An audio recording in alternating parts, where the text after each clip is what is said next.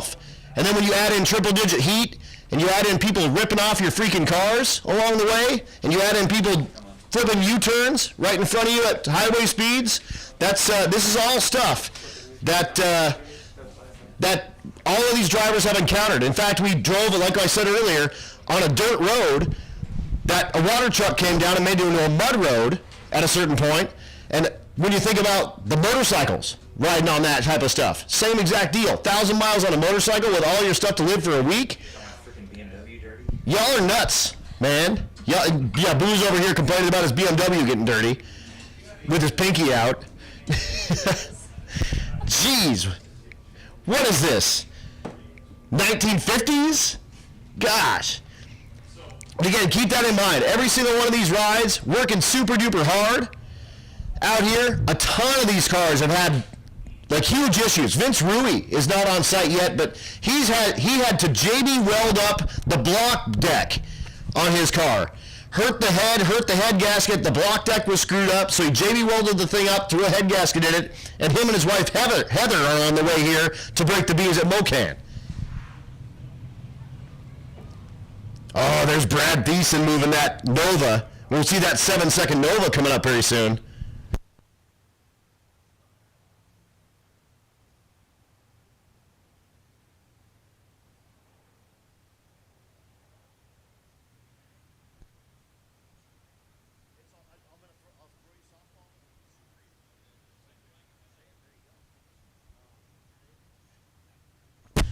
And I got Matt from Brian Tulie Racing up here, and we're gonna speak the gospel of Brian Tulie real quick. Tell us about being involved with Rocky Mountain Race Week and being a sponsor out here and helping all these racers get these cars down the road. Well, as you know, main reason for us coming is for the racer support here. Anybody breaking head gaskets, anything like that, that's what we're here for. We do have our valve covers here for sale. We're offering them 15% off.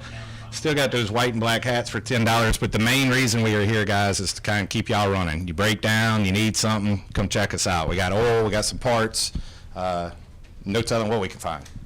Absolutely, and I mean, getting help from Driven Racing Oil as well, and just so many parts in the U-Haul trailer out there, and you guys are running the route as well, and you're kind of at everyone's beck and call. Like if someone calls you and says, man, I need LS9 head gaskets, you're flipping the dually around, you're going to run them head gaskets and keep them in competition. That is correct. We are running low on those LS9 head gaskets for that reason, but that's exactly why we're here. That is why we're here. We're on social media, keeping up, trying to make sure we can catch everybody that needs help. So absolutely, man. Running the routes with y'all, we try and hang in the back in case we see anybody stop. We'll pull over. Keep in mind, we do try and get to the track for the start of racing too, for anybody that needs to get going on the track. But that's what we're here for, man. Yeah, and really, like you know, it's putting your money where your mouth is. Like a lot of people can buy parts for a lot of different spots, but you're out here, you're doing it in the heat with everybody else. I mean, you guys are in triple-digit heat, slinging parts and helping people keep their stuff rolling. And I mean, on top of that, you brought like a fuel injector cleaner, so you're helping people do that. And the best part really is that I've seen you guys elbow deep in people's programs, and they may not even have BTR parts on their ride. You're just doing it for the love of the sport and to get these guys down the road. Well, that's awesome. Somebody went without saying, sees us and not our competitors out here. So it doesn't matter what brand you run, man. If we can help y'all out, it's all about getting to the end of the track as fast as you can. Well, at the same time, then people are going to remember the folks at Brian Tulie touched someone else's stuff to get me down the road and help me get going, and they'll remember that next time when they're clicking the Buy It Now button on BrianTulieRacing.com. When it comes to it, we're all racers at heart, man. Absolutely, man, and then obviously you're out here with Paul. Paul set you up here to do the dang thing and whatnot, but Paul Thornton, the sales manager over at Brian Tulie Racing, and what's your role over there? My name is Matt Brown. I'm one of the sales engineers, so I'm just one of the sales guys that answers the phone. Call, ask for me. I help with the tech as well. We do sales and tech. That is one thing that we do at Brian Tulie. We do make sure that everybody who you talk to is informed. If we don't know, we're not going to tell you some wrong answer. We're going to go find the answer for it. And what's really, really cool is you guys are based out of Bardstown, Kentucky, where you were originated, right? And how many Americans do you provide a living wage for there at Brian Tulie Racing, approximately? Roughly 60 right now. We're growing. I know that they hired some people right before we left. I can't tell you an exact number, but it's just north of 60 right now. Yeah, so and continuously growing. So 60 plus Americans earning a living wage by hanging out in Bardstown, Kentucky. I mean, how many people live in Bardstown, Kentucky, and you got 60 working for you? Not that many in Bardstown, Kentucky. It is a relatively small town. It is the bourbon capital of the world, but short of that, there's not much else. Right. So we got race cars, bourbon. We make horsepower and good flavors. I mean, what else could you ask for? Is it bourbon and race cars? I mean, let's get wacky. Yeah, I can't think anything other than maybe a big old honk and ribeye on the side of that. Attaboy. But again, Brian Tulie, one of our sponsors out here. We appreciate you guys a ton. You guys came out last year, kind of saw what this is all about, and jumped right back on the opportunity to come back for Rocky Mountain Race Week as well, and kind of tightened up the program. You got the smaller trailer to make it easier to get around and whatnot, which is a smart move. But all the folks that are out there on the live stream, folks that are out here watching the race, racers, co-pilot, everyone, if you can hear our voice right now, RMRW10 on the promo code at Brian Tulie Racing gets you 10% off all the Brian Tulie Racing branded products at BrianTulieRacing.com, and that's through the end of the month, I believe. And then they've got valve covers here on site. They're 15% off. You can get all three colors, with or without BTR logos, with or without coil mounts, and they're right here on site. You can walk away with them today. That is correct. We have a couple of cams up here as well. Lifters, everything you could possibly need, man. Absolutely, and I know you guys, you've been doing a lot of in-house stuff as well, and you guys have been doing a ton with the Spintron, and so you're doing a ton of your own work, you're Spintron your own stuff. This is stuff that, like, little bitty companies don't typically do, and you guys, again, put your money where your mouth is and put it, really lay it down. That is correct, man. We do more testing than anybody I'm aware of. And just to make sure that y'all are getting the best parts. And I'm going to shut up so we can watch this Fox body make a pass. Yeah, absolutely. That's Donovan Linwood. Linwood, the leader in the Rowdy Radial category. His average right now, 520 with that Fox Mustang. He's run as quick as 518. Unlimited, come on down lanes A and B, please. Unlimited, come on down lanes A and B. And we'll keep you up here because we got Brad Thiessen coming up, and he's got a big BTR logo on the back, and we'll talk about that ride when he makes his pass here very, very soon. Absolutely. But first, Donovan Linwood, the 660-foot Rowdy Radial class. You'll see the 410 tree come down. He'll spool the thing up. He'll let off the violence button, and he will look to put the thing in the low 5-second range in the 8th mile. And he does it, 520. At 142 in that Rowdy Radial ride, and he'll turn it back around, and hopefully we'll see him moving around later on. That'll bring up, I believe, Aaron Schaefer, because I see Stephen Willingham. Yes, sir, it is. Here's number 2 in the category. His average right now, 533. He just saw Linwood put the thing on 520, which is right on his average, so he's put it in like the 5 teens range. This has been in the 5.0s before, for sure. Not on Rocky Mountain Race Week, and not in this trim necessarily. But on that little tire, he has put it in the 5.0 range. He needs to do it now to put some pressure on Linwood.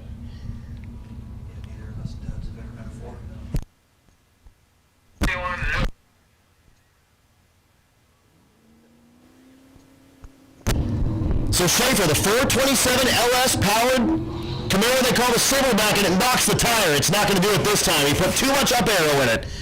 And it goes 585 at 133 if you're keeping track at home. It's a really respectable pass. I mean, with knocking the tire and going 142 to 60 foot, so he's a 10th off of Linwood at 60 foot, and still comes up, knocks the tire again, goes 399 to 330, and still able to manage a 585 at 133. That thing's making some stank. If he can get the thing hooked up, we will have a good set of passes. Attention to the plates, unlimited, come on down A and B, unlimited, A and B, and then hot rod, come on down 1 and 2, please. So Ben Wakeling's back, and then we will talk about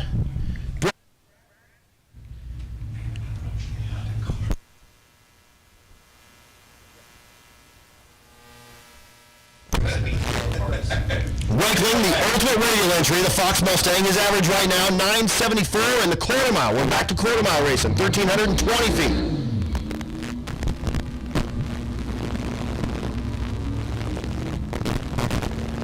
Wakeling is away. He's 145 to 60 foot, 564 in the 8th mile. and clicks the time clocks at 8:76. His best pass of the week by over a tenth. And at the brakes to the top end, exactly. Here goes Brad Thiessen. Brad Thiessen's going to be running an 8th mile here. This thing is wicked. His average right now is 774 in the quarter mile. Again, running 8th mile here at Mo-Kan. This thing, again, the BTR logo on the back. Twin turbo LS for power. And this thing is loaded full of BTR parts. And I'm glad you're here to watch it make its pass here because it's going to be sweet. I'd love to tell you all the top secret technology in that thing, but that man running by that front tire is a lot of that top secret technology. Absolutely, and that's his son, Blaine. And Blaine is helping with a bunch of the Gen 5 stuff out there with Brian Tulie Racing. He's got a Gen 5 motor in his Isuzu, and that thing lays it down. Yeah, that little Isuzu rips, man. It's a kick. So we're watching 8th mile pass here. The Nova twin turbo LS, and it'll knock the tires. So not what he was looking for. It was really trying to get the traction back while it was burning those radials off, and it just wasn't going to do it. It started doing the stanky leg, and he gets off the loud pedal, and he'll come back to race another day. He goes 985 in the 8th. Attention to the pits. Hot Rod. Hot Rod, come on down 1 and 2. Hot Rod, come on down 1 and 2. And motorcycles, come on down lane number 3. Go for it.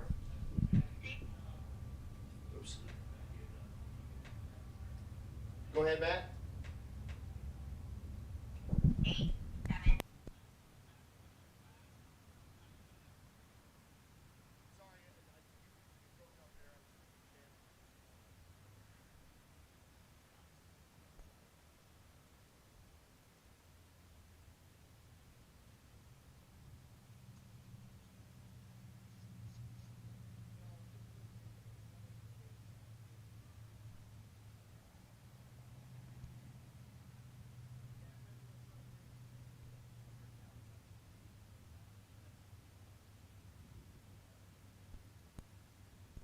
Well, again, thank you so much for cruising up and talking BTR with us, man. That was super cool. Thanks for bringing out the support trailer. Thanks for bringing out, Paul for doing his stuff, and he's over there slinging parts and setting you up here to talk on the microphone and again sing the praises, sing the gospel of Brian Tulie Racing. And you guys are doing all sorts of stuff. You got LS stuff, you got LT stuff, you got Gen 3 Hemi stuff, you got Godzilla stuff. You're working all the hot rod industries, and pretty soon, before you know it, everyone's going to have a BTR sticker on their car. That's the hope of it, man. We are big in the LS world, the LT world, moving along in the Gen 3 Hemi world, the Godzilla world coming around as well. And Paul thought he was throwing me under the bus, making me come up here and talk, but y'all can't see me, and he's in the heat. So I think I got the better end on that deal. That's right. That's right. So, folks, don't forget 15% off of all the valve covers here at the property that they have. They got all the colors with and without BTR logos, with and without coil mounts, available at the trailer, at the BTR trailer that's right across the way from the Rocky Mountain Race Week bus. And the rest of the month, RMRW 10 on the promo code there at BrianTulieRacing.com gets you 10% off of all the Brian Tulie branded merchandise, and that's good for anything that says Brian Tulie on it. So if you're interested in like LS9 head gaskets, you type in LS9 head gaskets, it'll give you the option to buy a Chevrolet Performance gasket, but you look one down, and it has the BTR gasket that's the exact same thing, and you can buy that one and get that 10% off. That is correct. And a little savings on the price tag before the savings, but definitely remember. Absolutely. And here's Jack Crawford. This is called the Yacht 1, the 72 Ford LTD. This thing ran as quick as 918. How about that? This is like the Uncle Buck car.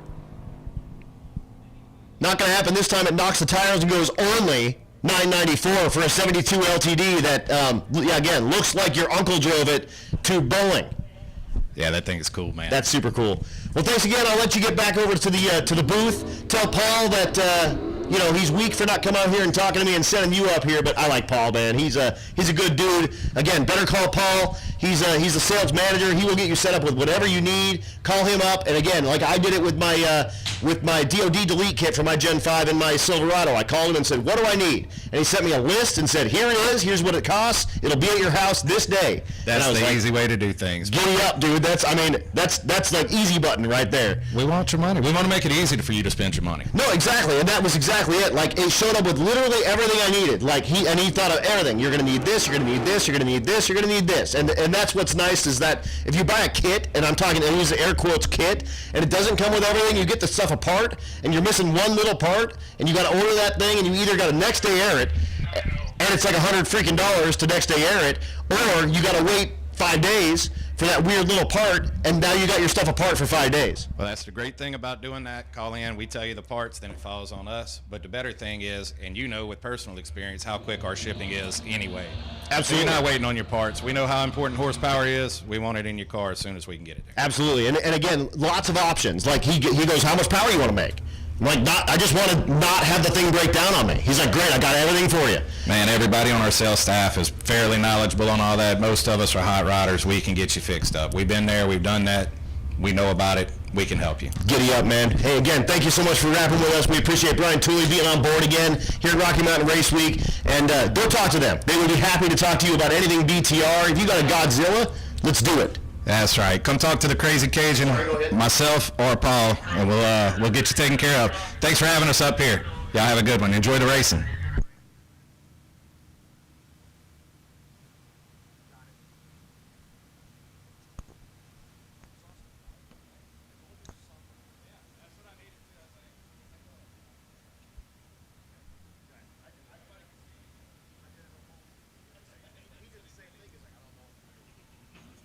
He's like, I get up.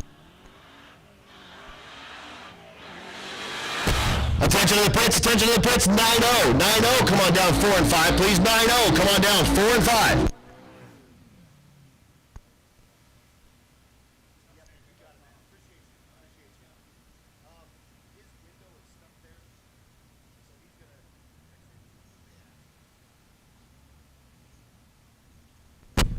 Here brings up Nick Thompson, the 49 model GMC pickup truck. Again, 9-0, 9-0, make your way down to 4 and 5. Hot Rod, you should be in 1 and 2. Motorcycles should be in 3. Look at all those bikes.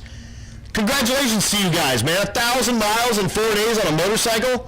Y'all are badasses and stupid all at the same time. Thompson knocks the tire.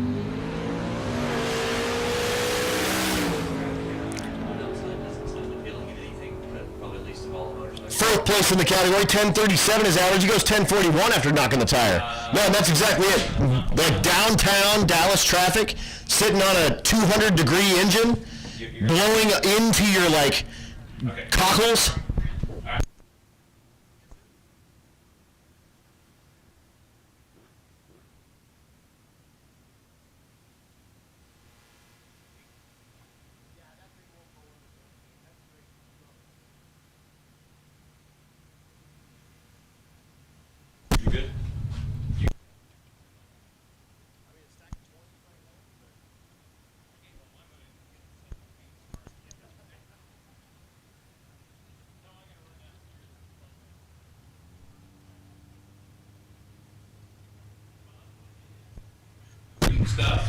Here comes Jesse McDaffrey. This is the Truckter. It's mostly tractor, but some truck. You see the John Deere front. The 76 model John Deere. Big block Chevrolet for power.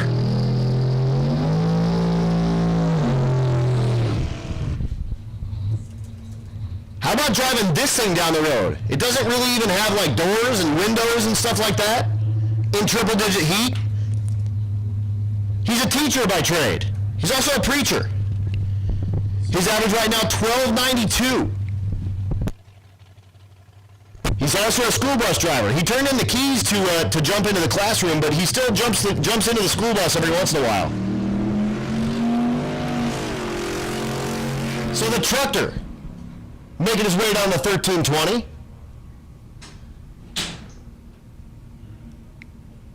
And he'll go 1409, exactly where he needs to be, because he took a passenger with him in that ride. Can't go quicker than 14 flat.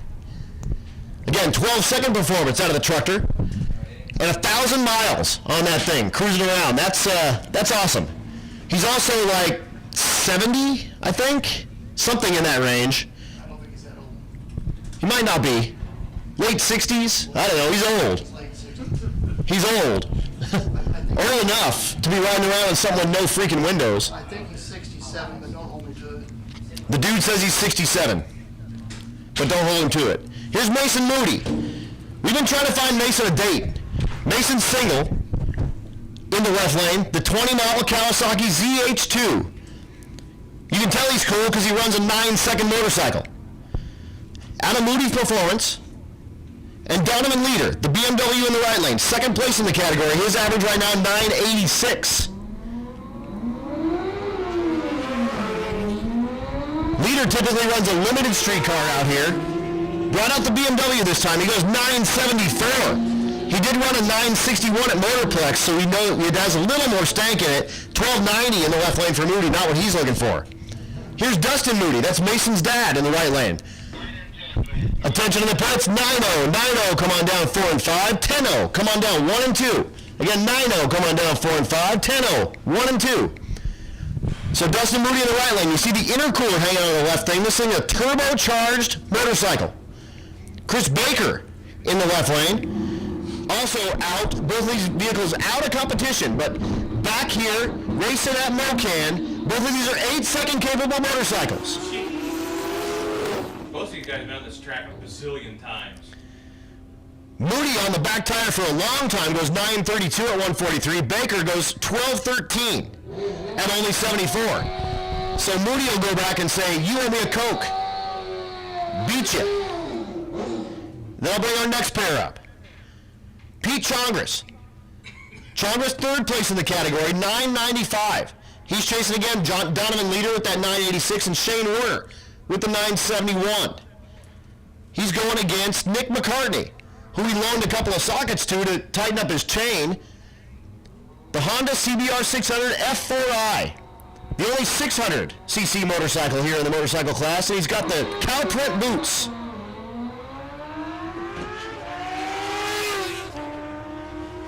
Chongris, again, looking to put something in the 980-ish range. Does it, 983. His best pass of the weekend by a bunch. Not by a ton. He went 987 in Tulsa.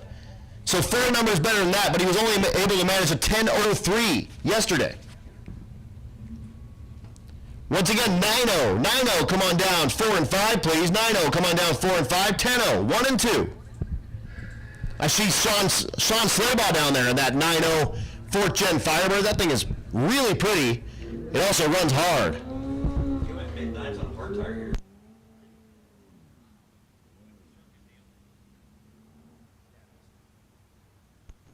Here's Daniel Lopez, the 11 model CBK. His average right now, 1096. He's looking to pick up about a second.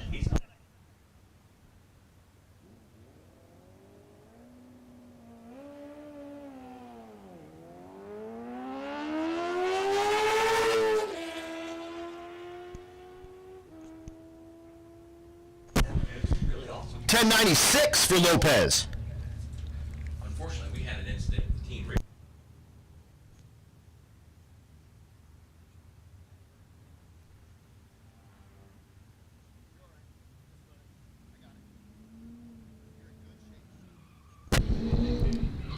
Here goes Sean McGuigan, one of our 2 wheelchair-bound racers. Sean was unfortunately injured in a motocross accident and lost the use of his legs.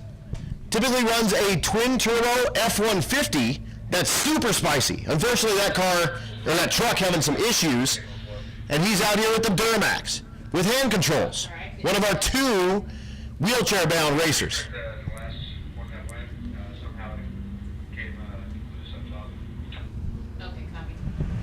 So he'll make his way down the 1320 with that Duramax powered diesel pickup truck. And he goes 1391. It's not bad out there. I think NA's coming up. That's his best pass of the weekend, or the week. And that brings up Sean Slaybaugh. Slaybaugh, your leader in the 9.0 category. His average 9.02. Looking to be kind of in the 902, 903 range to get a little bit of breathing room between him and Brian Walden and Jeremy Wilson. I don't even want to be outside at 90-degree weather, to be honest with you. I don't know what happened to me.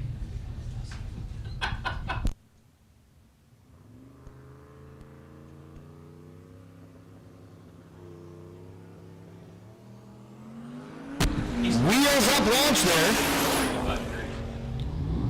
And Snowball will make his way down the 1320 here at Mo-Kan, and he goes 896, just that much too fast in that 9-0 category.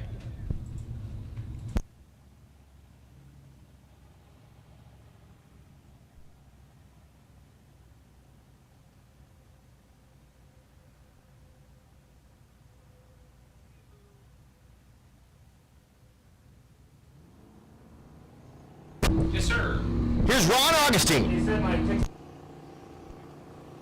29. Oh, Augustine bumps his way all the way through the beams, and Austin Mackey is going to get himself a fresh racetrack.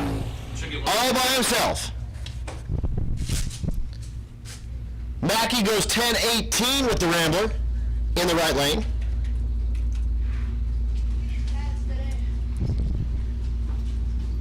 That's his best pass of the week.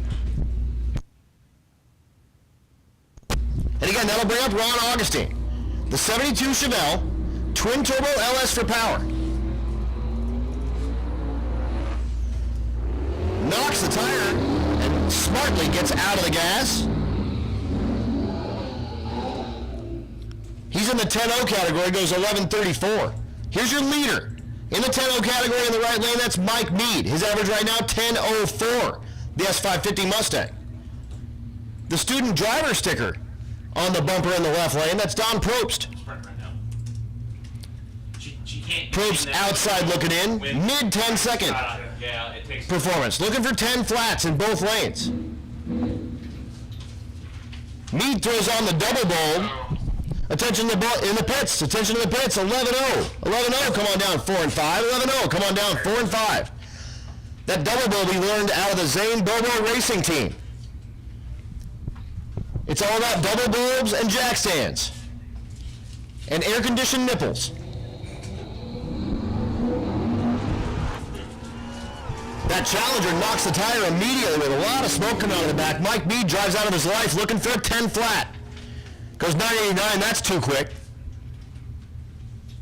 Probst will take a Sunday cruise down the 1320 here, and if you're keeping track at home, he goes 1932.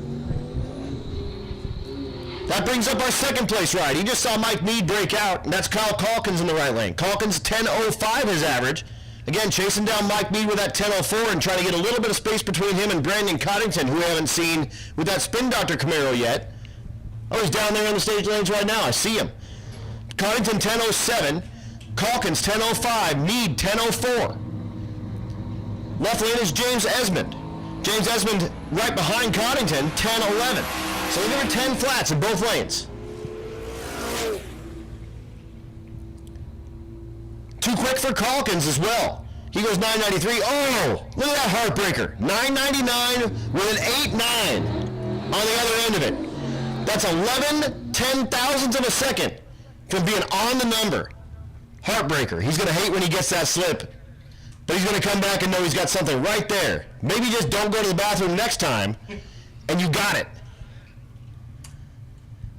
Ryan McFadden in the left lane. The G-Body Monte Carlo, the Super Sport Edition. Way outside looking in, mid 10-second performance. And again, in that 10-0 class, that puts you way down when you're talking about guys with 10.04s and 10.05s. And he knocks the tire as well, about 80 feet. He'll go ahead and make his way down the quarter mile. He goes 10:47. It's actually not that bad for spinning the tires. He's gone as quick as 10:35, but knocking the tires goes 10:47. That's not terrible.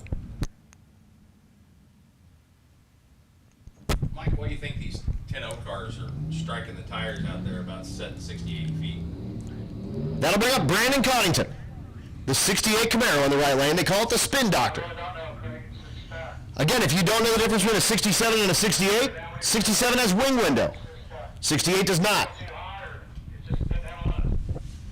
Coddington, fourth place in the category.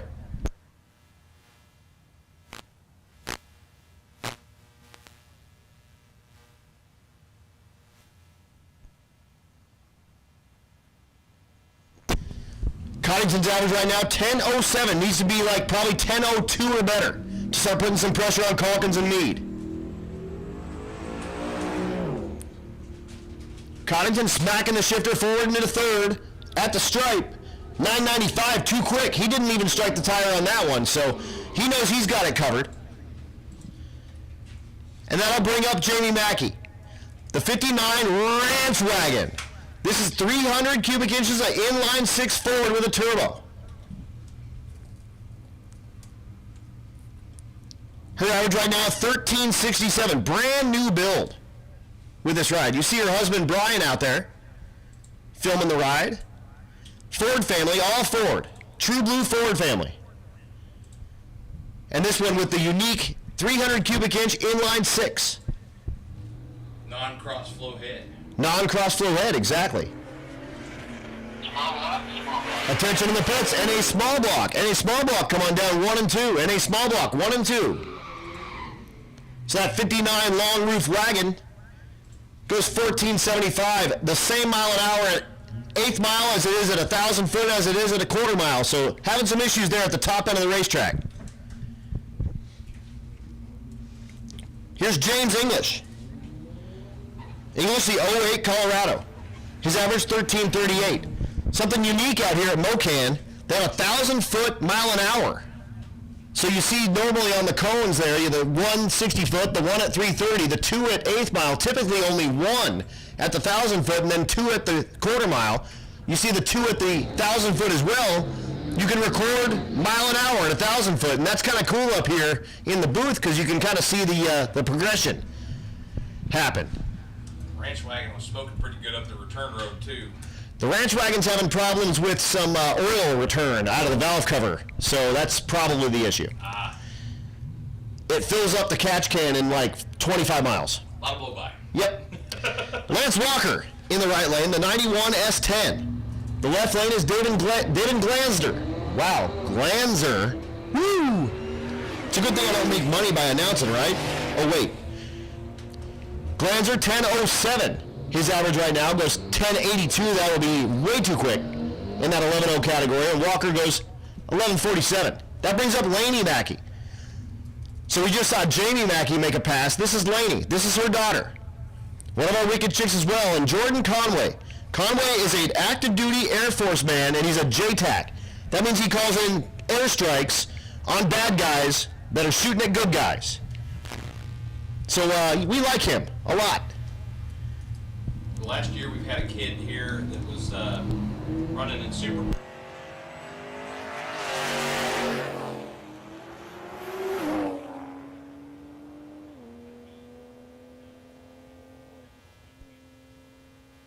Lainey Mackey goes 11-12. Is that her best pass of the week?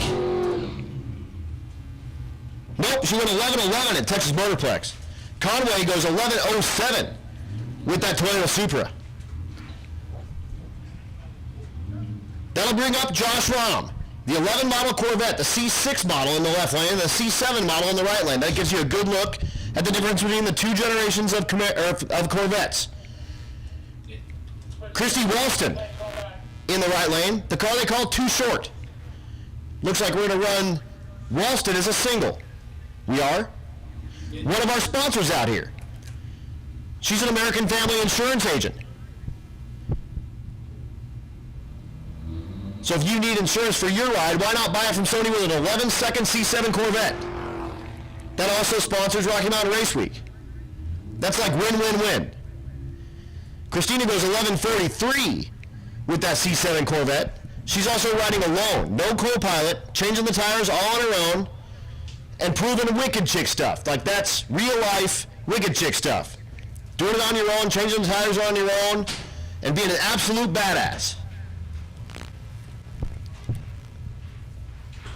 So Rahm looks like he's having some issues with that C6. So we'll get him turned around. Little bit of starting line cleanup here, and we'll bring you our next pair. The big square body truck is back. He's going to try to put that thing back in the mid-11s. How far did they spray before Rowdy Radio? They go all the way to 8. Speaking about folks in the military, there's Max Croning down there. Croning going to boot camp in no time. A few weeks, 10 days. 10 days he's going to boot camp. Fresh, and I'm using air quotes, off of that Big Sky race week. They left Big Sky, came directly to Rocky Mountain Race Week. They haven't even been home yet, I don't think. So Max will be going off to serve our country in 10 days, but first needs to complete Rocky Mountain Race Week. Tell you what, boot camp is going to be an absolute breeze after this. This has been a torture week. But you know what they say, rigor is not a bad thing. Landon Jensen, your leader in the 11.0 category in the right lane, the Nova. His average right now, 11.02. The left lane is Matt Cartwright. The 17-model Corvette goes 11.42. 10.96 is too quick. Here's that big square body truck. It's Mike Weiss. The 80-model Chevy. Mid-11-second performance out of a square body lifted Chevy on mud tires. That's solid. I'd dig on it. That's super solid. I think I offered him $3,500 for it yesterday. He didn't even find me. All right, we'll go $37.50, but you got to fill it up with gas. Lee Watkins, the G8 in the left lane, outside looking in that 11.0 category, 11.27. There's that square body working. It's like pushing a barn door through the air. 10.95 is too quick. Still 12.23. Not really the performance that thing is typically capable of. Only 232 to 60 foot. I was going to say, the mile an hour is there, 123. It's making the stank, for sure. Just having some issues getting the thing off the starting line. He does run it in four-wheel drive, and normally when he launches the thing, it jumps like a bunny hop. Kevin Mays in the right lane, the Shelby GT500. 5th place in the category, 11.10. Looking for 11.0 out of that Shelby in the right lane. The S550 Mustang in the left lane, that's Chris Fetcher. Fetcher in the 10.0 category, looking for 10 flat in the left lane. 10.35 is no help, 10.92 is too quick. Zach Fletcher in the left lane, pulling up to the light. I didn't have his driver information the first day, so I just said, well, it's Fletcher, because he's got his name on the back. And it turns out I was right. So, again, if you're not sure if I can pronounce your name or anything like that, just write it on the tailgate of your truck. And I got you. Carter Snell in the right lane, the 94 OBS truck. Looking for 11 flats in both lanes. At the stripe, 11.32 and 11.22, that'll be no help. Again, this is our last track to get those averages tightened up. So you need to be kind of like 10 or better on every one of these passes to start moving up those ranks. Here's Melvin Verdon. Verdon in the right lane, the 1970 Ford Pick-em-up.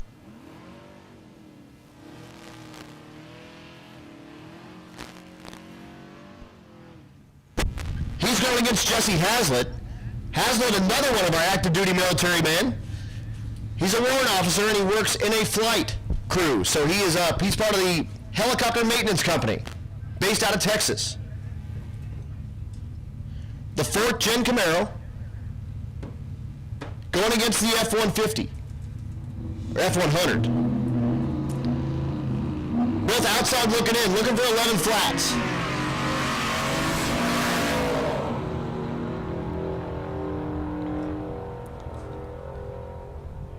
$11.30 and $11.42. No help for either.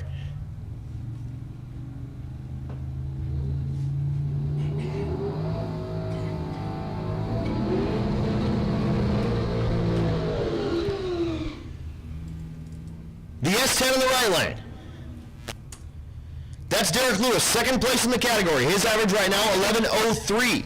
Again, trying to chase down Landon Jensen with that 11.02, so he needs to be 01 or better with that S10. Left lane is Lynn Holman. Holman outside looking in, 11.28 sort of performance out of the 6th Gen Camaro, so looking for 11 flats. So what?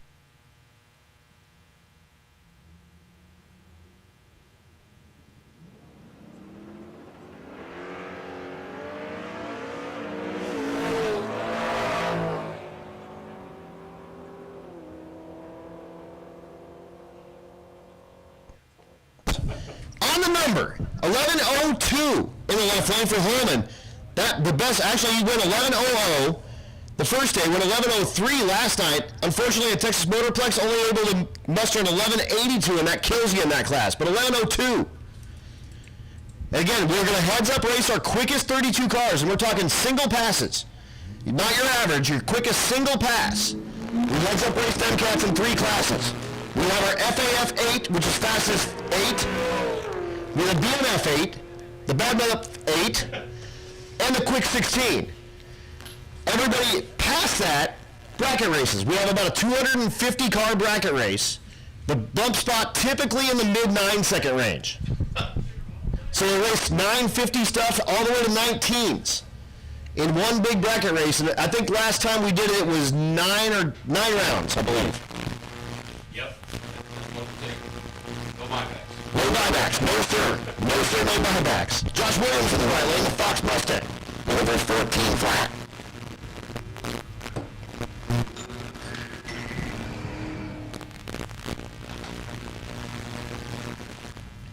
That FAF 8 running for $7,500. The BMF 8 running for $2,500. Quick 16 running for $1,000, and the bracket race running for $1,000 as well. Next year we're doing Mega Week. So we're doing 2 at the same time.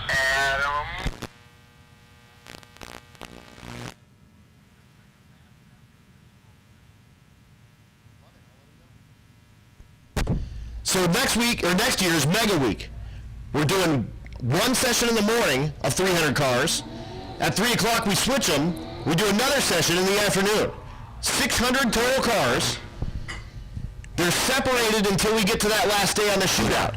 So still, the quickest 64 cars are going to race in the quickest 16, 16, and 32, and we bracket race everybody else. It's going to be a 400-car bracket race. And the bracket race on that, $5,000, the payout. Here is Max Croning. 10 days he's going to boot camp in the right lane.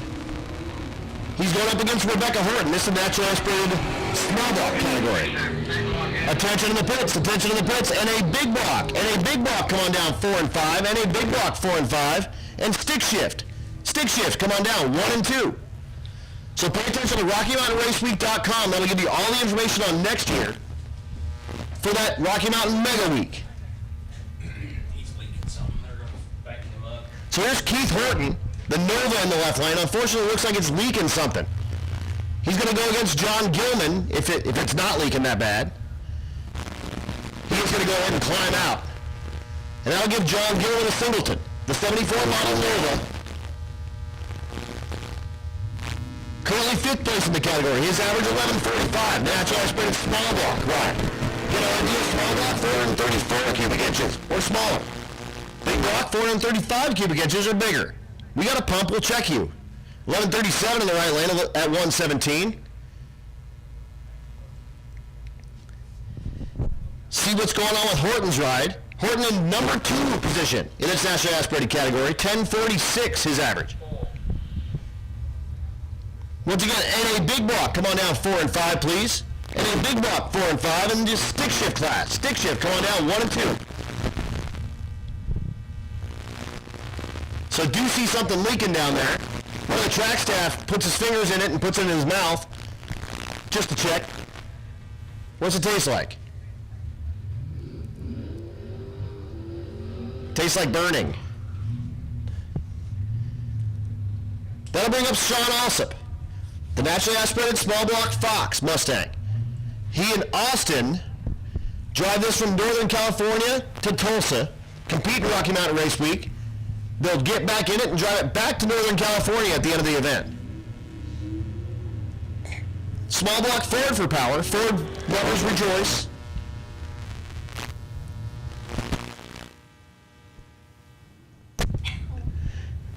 He goes 13:30 at 101. That brings up Eric Gurlio with the Sophia Super Tune in the ride. Out of Mahle Motorsports, one of our sponsors out here. Mahle's Pistons, they got those Power Pack Pistons, and he's giving away a set of those Pistons here at Rocky Mountain Race Week as well. The Nova's nationally aspirated small block with a stick shift. He's going to line up against James Hemmel. Hemmel, the 32 model pickup.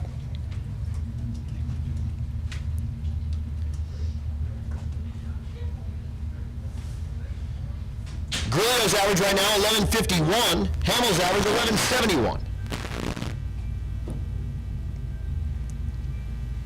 Molly does have a tent set up down there as well. He'd be happy to talk to you about pistons for your next ride. Oh, this pickup truck does a crazy wheelie. It was like a weird, like one wheel, like twisted the thing up wheelie. The Nova, off the gas, goes 1336 at only 113, and the pickup truck is going to idle his way down the 1320 after that crazy launch. And if you're keeping score at home, he goes 2125 at 50 miles an hour.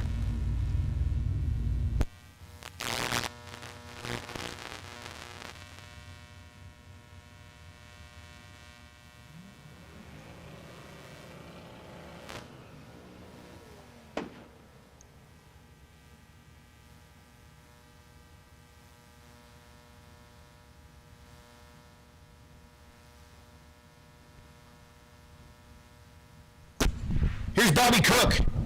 Cook, the 86 Mustang in the left lane. And Aaron Fetter. Fetter driving the Factory 5 Coupe. This has got an LS3 with a cam in it and a TKX transmission.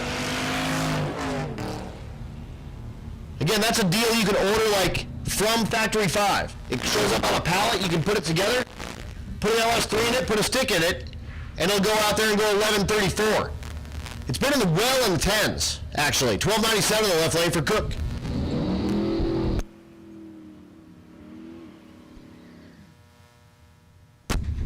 That brings up the Olds 442. That's Cole Meyer in the left lane. Jeff Trotta in the right lane. Trotta is out of competition. Unfortunately, had some issues that had put the car on a trailer, so if you can't drive here, you're out. But brought it here, fixed it, took it off the trailer, and we're letting him make passes because we like drag racing.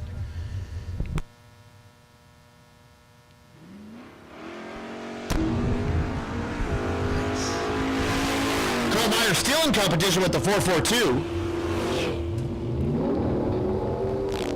1279 is average. No time for Trotta in the right lane. Left before the tree was active, it looks like. 1230 in the left lane for Meyer. Attention to the pits, Outlaw Street. Outlaw Street, come on down 4 and 5. Outlaw Street, come on down 4 and 5, please.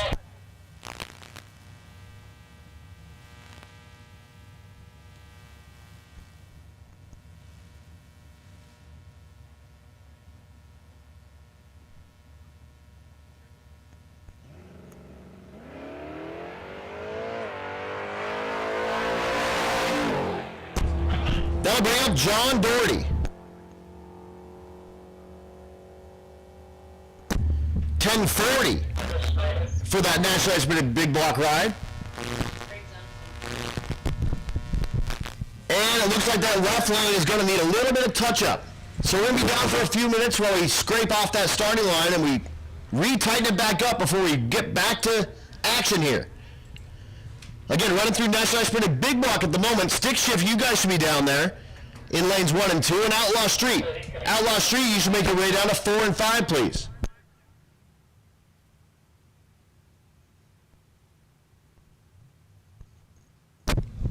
So again, down just one moment, and we'll give you a chance to go over and check out the concession stand and get yourself something good to eat. Make sure you're staying hydrated. I know it's cooler than it has been, but it's still warm out there. Here's Aaron Schaefer. He's got 2 corn dogs, and he's got himself what's a lemonade. That's awesome, man. You make sure you're eating and drinking. You got to stay hydrated. I know it's not 104, but it's still in the 90s. So, well, maybe high 80s. So stay hydrated. I know it's been a little bit nuts this week. So make sure you're eating and drinking. And I know that's been a hard thing for folks. It's been so hot that you don't want to eat, but you have to. But again, we'll be down just a moment, and I'm going to catch up with Mr. Schaefer. I'll talk to you guys soon.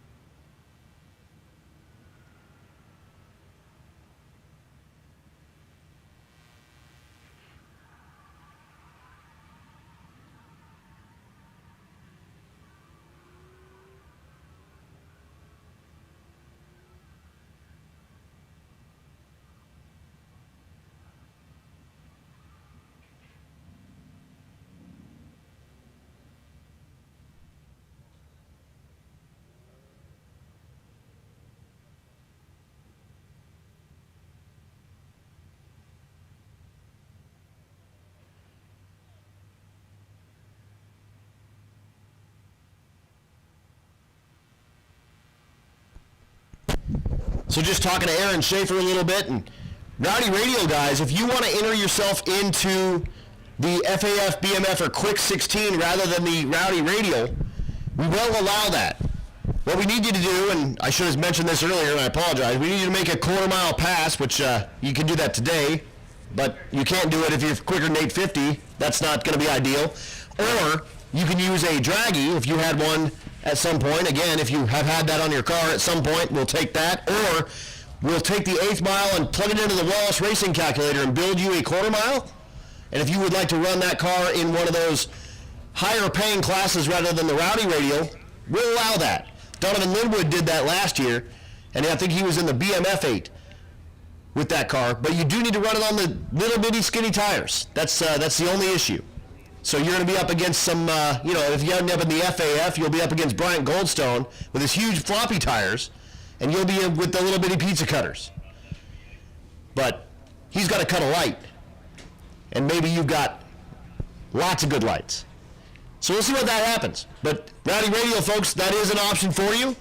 Let the ladies know when you turn in your slip if you're planning on doing that, and we will make sure we get it set up when we get the spreadsheet built for that, when we get around to that shootout.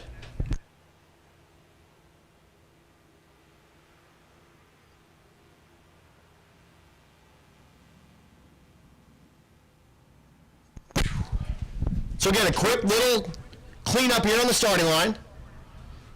See the brush and the drag going on out there. New bristles this week. New bristles this week. Man, new paint, new bristles. Mo-Kan laying it down for Rocky Mountain Race Week. Spending all the money. That's right. We appreciate you guys a ton. And again, this will be their second of 3 dragon drives here at Mo-Kan. They had the circuit earlier. Rocky Mountain Race Week now, and later on in October, SICK 66. Check out the Mo-Kan website for all the information on that, and check out all that they've got going on here in the future as well. Lots and lots of cool stuff here at Mo-Kan, and they've got something for you. Grab it, talk about it, do it. You got a microphone next to you. Yes, I do. Hey, tomorrow night, Fun Drags at Mo-Kan Dragway. If you're a Ford fan, this Saturday is all Fords invade. Just has to be Ford bodied or powered. If you put an LS in it, sure, we'll let you run, but you might get a few snide remarks. Yeah. So again, check that out. That's happening tomorrow here at Mo-Kan. Fun drags tomorrow. Fun drives tomorrow, Fords on Saturday. Yep. So check that out. If you're out here spectating, support this racetrack, y'all. We appreciate you guys so much coming out and watching street cars, but drag strips are closing all over the country in like record fashion. We don't want that to happen here at Mo-Kan because these guys are awesome. They lay it down, and they are absolutely hospitable to us absolute idiot streetcar dudes that come out here and try to get the best show that we can out here to the folks here at Mo-Kan. And again, we appreciate all you coming out and checking this deal out. 1,000 miles and everything you're seeing, keep that in the back of your mind. When you're like, man, that car's kind of cool, but it only runs 1040. Well, it runs 1040, but it ran 1,000 miles in 4 days. Here's Bob Ruppel, second place in the big block naturally aspirated category. His average right now, 10:55. You see his YouTube channel on the back, Big Block Bob on YouTube. Check him out. He's trying to chase down John Doherty.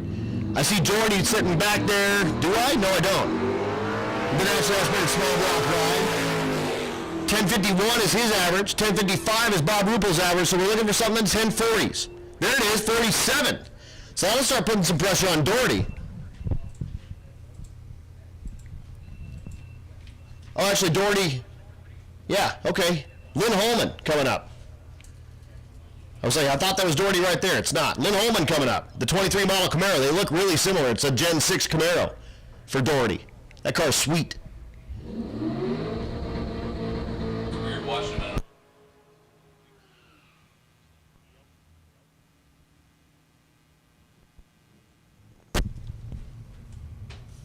Holman, in the 11-0 category, uses his Fast Pass. This will be your last shot to use that Fast Pass if you're in any of the classes that aren't Junior Street. You can use one tomorrow in Junior Street if you'd like.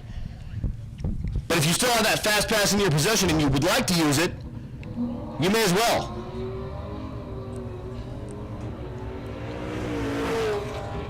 Holman's car making her way, I apologize, down that left lane, goes 11:01. Beautiful use of that fast pass. Put the thing on the number. And then we go stick shift racing. Alex Davis and Matt Farrell. Farrell, the 4th gen Firebird in the right lane. Again, the rules in this class, 3,000 pound minimum with a V8, 2,600 pound minimum with a 6-cylinder, 2,400 pound minimum with a 4-cylinder. Has to be clutch activated start, so you have to actually run the thing with your foot, and an H pattern went away, so you can actually have a V-gate in the thing now. But you have to be able to lower the gears. It's no like planetary type transmissions. You can't have a Lenko or anything like that in them.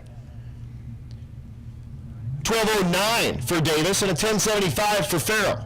That might be Davis's best pass. Let me look. No, he went 12:06 last night. That'll bring up Andrew Lloyd, the 03 Lexus IS 300, 2JZ for power. Wow. David Delshemut in the right lane, the 93 Fox. Fox's average is 13:22. Lloyd, his average 11:94. Survey says 11:44 in the left lane and 13:35 in the right lane. That brings up Nate Curran. Our first look at Nate Curran this session. The stick shift Fairmont. Brand new combo in this thing. Second place in the category. 9:57 his average. But he put up a 9:15 last night with this stick shift ride. This thing a former Rowdy Radial car. Single turbo LS for power. So he typically ran that small tire over the off season. Decided I'm going to go full nuts and put a stick in it. The right lane is Jeremy Mason. Mason 14.0 sort of performance. Curran banging the gears, goes 9:20 at 152. Attention to the pits, Limited Street, come on down 1 and 2. Pro Street, come on down 4 and 5. And here's Bill Armstrong. Bang shift Billy Badass. His average right now 9:39, but that's not indicative of the performance of this thing. It's been 860s at 165. The stick shift Fairlane 427 Ford for power with 2 turbos. Brian McCutcheon in the fit that I've called the Hissy fit. Its average right now 1298. But Bill Armstrong trying to put a little bit of breathing room between him and Nate Curran. Nate Curran just ran that 920. Can Bill put something up on the board?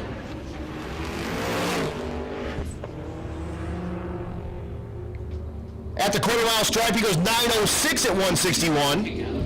The other thing to think about with this car, he doesn't even own a truck and trailer. He drove this from Colorado to Tulsa. I'm officiating what?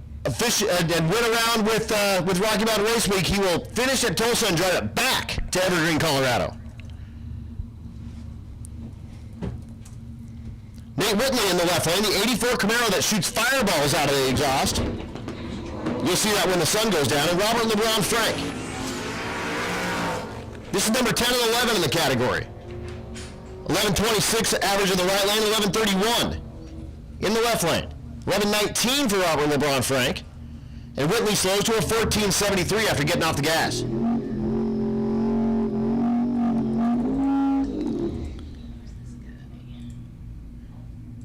This brings up a fast pass ride. This is Theodore Pearson in the Limited Street category. His average 11:42 with that Impala SS. And we've got the Camaro in the left lane. That's Kyle Pate. Kyle Pate's average right now an 11:01, and when he launches this thing, watch the back end of it. It jumps all up and down. It's got a soft shock in the back, and I've been calling it doing the stanky leg.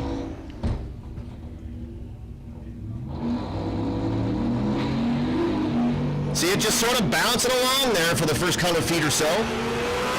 Ooh, maybe some death smoke coming out from underneath that Camaro. Hopefully it's not too hurt. The Impala SS in the right lane, 1087 in the left lane, 1108 in the right lane.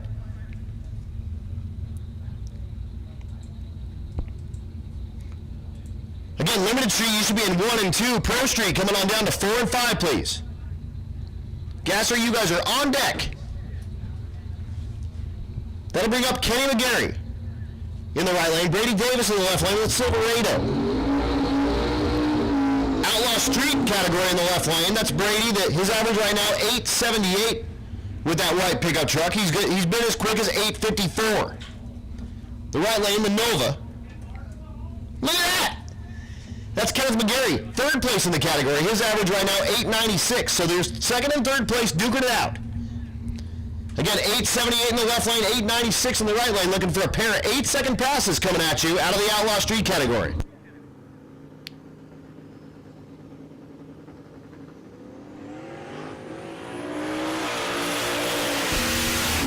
The Silverado knocks the tire immediately. The Nova drives out of his life and goes 875, 896 in Davis. How about 896 on a totally aborted, like pulling the, knocking the tires off the thing? It's crazy. It's, all these guys are nuts, and I'm here for it, and I love it. That brings up Sean Slaybaugh. Slaybaugh in the left lane with the F-body Firebird. In the 9.0 category, your leader right now in that category. The right lane, that cool pickup truck that did like the weird wheelie on his last shot down the track, and then sort of meandered on down the racetrack at a 22nd ET. And the reds are flashing. We're going to go check out that racetrack real quick, and I'm going to talk to Mr. Chad Ehrlich real quick, and we're going to catch up. I'll be right back.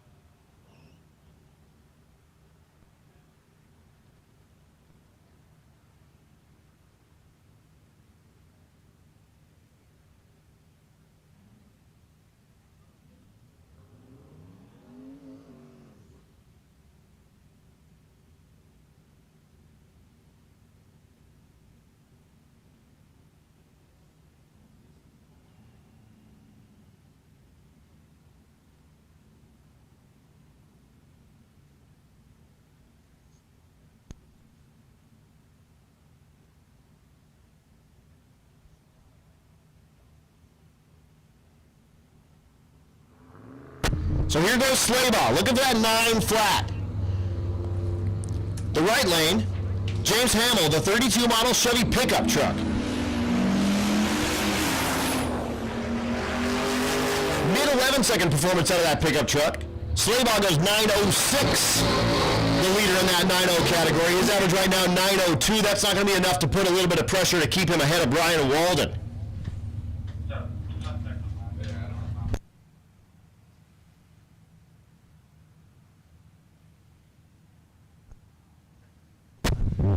I got a racer in need. Stacy Streeley is looking for a 3/8 2-inch bolt. If you got a 3/8 inch 3/8 of an inch, 2-inch bolt.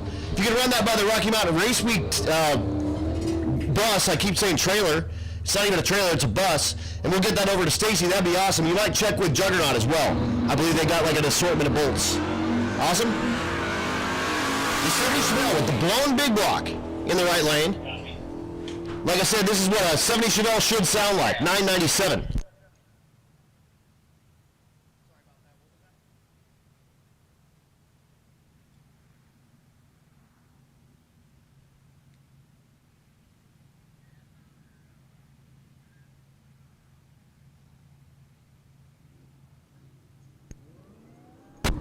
That brings up Liz Smith, one of our Wicked Chicks. You see all the Wicked Chick stickers on the side of the cars? Those are all of our female racers.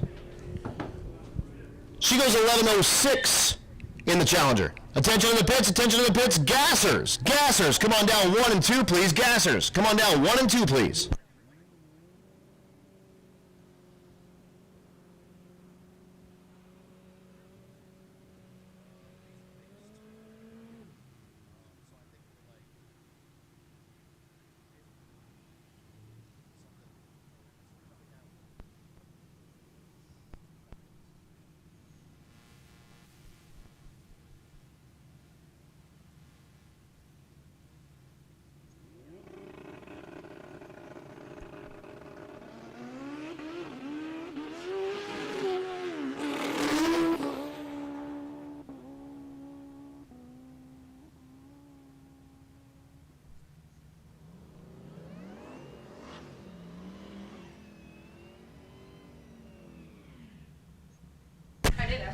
Attention to the pits, attention to the pits. Let's get 12-0. 12-0, come on down 4 and 5. Again, Gasser, 1 and 2. 12-0, 4 and 5.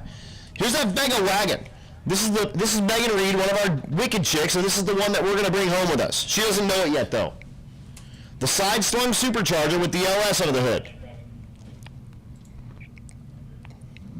Left lane, the long roof G-body. Wheels up time for the G-body, and it starts into some G-body shuffle. It's a little bit out of the groove. And he'll make his way down to 1320. He goes 928. Reed goes 1109.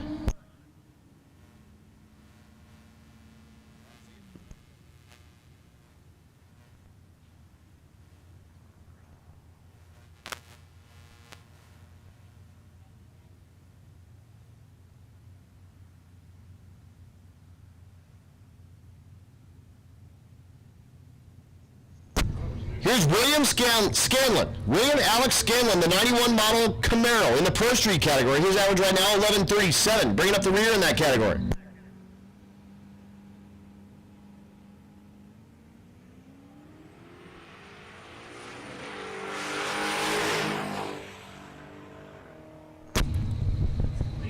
Scoreboard lights up with an 1146. That'll bring up Adam Krigo, the Pro Street Nova. The first time we're going to see it here this afternoon. Big block with a Pro Charger. Krigo the leader in the category. His average right now, 879. He's run as quick as 871.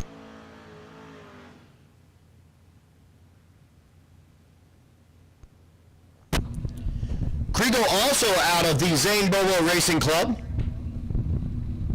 All jack stands all the time.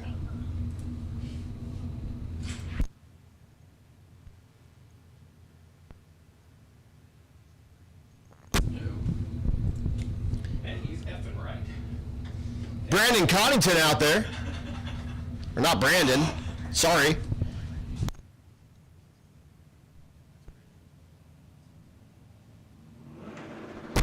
Sorry, Brent Connington. Brandon's out here as well, but Brent, good tuner. They say it's Connington. He goes 874 in the quarter mile. His second best pass of the week here in the heat at Mo-Kan.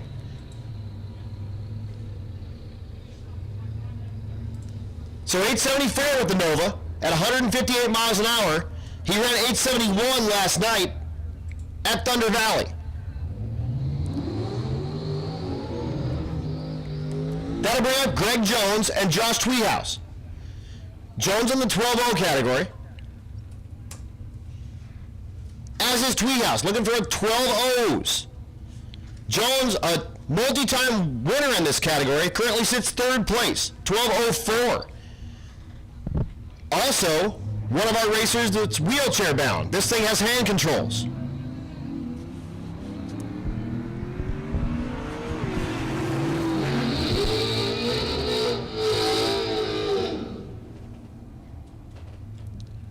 Survey says 12:03 for Jones, 11:93 for Tweehouse is not going to be any help for him.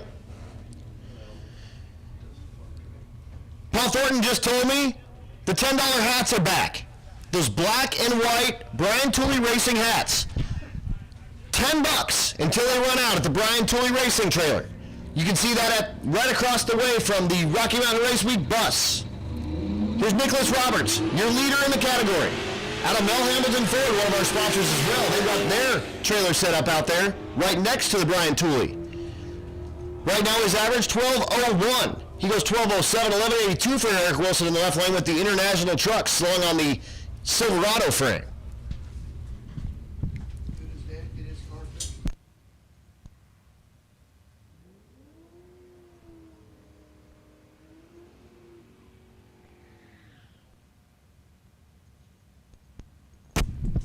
That'll bring up John Long Jr. in the left lane.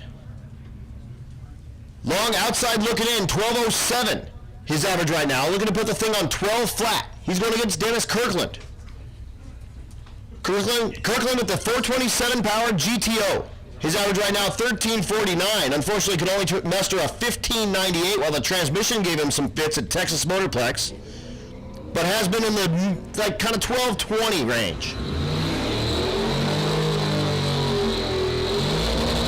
John Long looking for that 12 flat. Does it. 12:00 with an 8. Puts it on the number. Can only do 8 thousandths better than that. And Crystal Long walks back with a smile on her face. And clapping. They've done this in the past with a Chevette, and I've always talked about them, congratulating them staying married after being in 25 square feet with the Chevette. But thumbs up from Crystal Long watching John put the thing on the number, 12:00 with an 8. Stephen Thompson is back. The Monte Carlo. Mid 12-second performance in the left lane. Going against Joe Lamastra.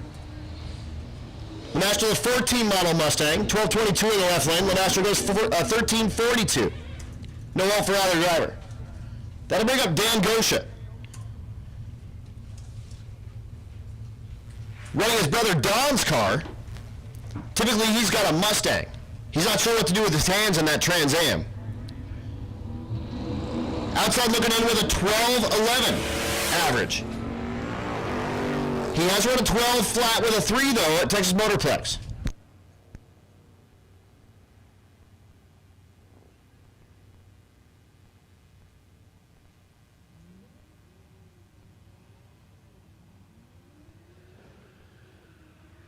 Anyway, 11:94 in the left lane, 12:20 in the right lane.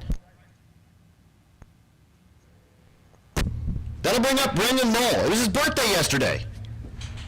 Happy birthday to you. Left lane is Randy Wilson. The second-gen Camaro. His average 12:22. Looking for 12 flats here.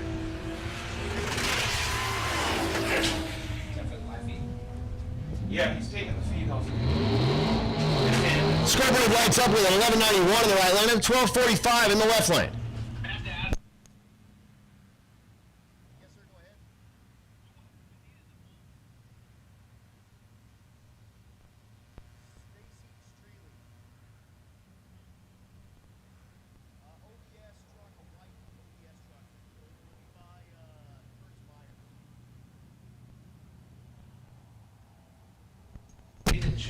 Bringing up Kyle Garapy in the right lane, the nitrous-assisted Gen 5 Camaro in the right lane. And David Witt. Looking for 12 flats out here. 12:26 and 11:97, just that much too quick. That brings up Clint Cantu, the 97 model S10. His average right now, 12:04, sits 5th place in the category. Jason Sereno in the right lane. The long roof G-body.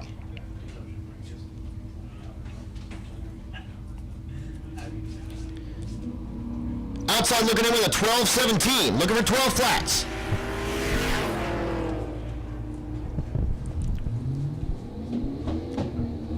Scoreboard glide up with 11.95. That's too quick. 11.97 for Serrano in the right lane is also too quick.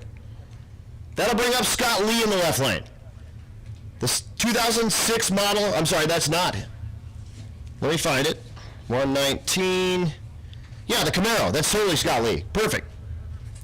12.24 is his average right now. He's going against that F-150 of Chris Allen. Allen's currently number 4 in the category. His average 12.04. Looking for 12 flat with the F-150. This one also drives down the road with those ET Street R's on all 4.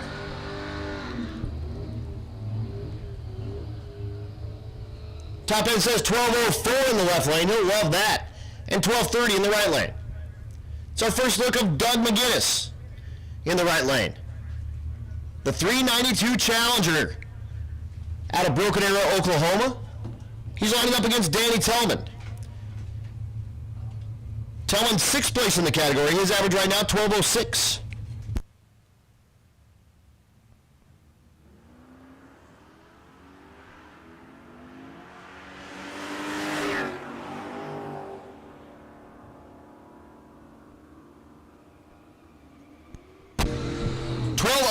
For Tillman in that 12-0 category. He's going to love that with that Chevelle. That's going to help put some pressure on Clint Cantu and Chris Allen and Greg Jones and Derek Keeler and Nicholas Roberts ahead of him. Speaking of Derek Keeler, here he is in the left lane. The 04 Silverado. His average right now, 12.01 with a 9. Needs to put it on 12.00 to start putting some pressure on Nicholas Roberts. Right lane is Adam Weilhaber. Attention in the pits, 13-0. 13-0, come on down 1 and 2. 13-0, come on down 1 and 2. 12.000 for Keeler. He does it, puts it on the number. 000 with a 6. You can do no better than that. He'll turn that in, and hopefully that's enough to get ahead of Nicholas Roberts. Awesome. What a pass. Dave Sanderson in the right lane, the 62 model C10. What a cool truck. Outside looking into that 13, or the 12-0 category, way in the 13s. Left lane is Nico Christofori. Nico broke the spider gears out of this thing last night. Found a set of spider gears, put them in it, made the drive, and he's back here racing in Mo-Kan. He's average right now 12.20. He goes 12.09 with that nitrous-assisted LS Mustang. That brings up Robert Young in the right lane. They call it the Boost Hoe. 300,000-mile Tahoe. Decided to put a turbo on the thing. He bought this new. The owner and proprietor of Force Performance Turbochargers, one of our sponsors. He's lined up against Luke Newolf. Newolf out of Florida, but by way of Australia. The Sick the Mag Hellcat Charger. Tom Bailey's car. It's Tom Bailey's company. It's Dodge's car. But, yeah. Dodge gave him the car. He stickered the thing up and brought it out here. 11.87 in the left lane, 11.93 in the right lane for Robert Young.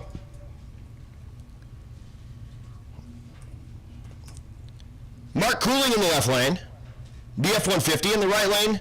That's Caleb McGregor. McGregor way outside looking in, as is Cooling.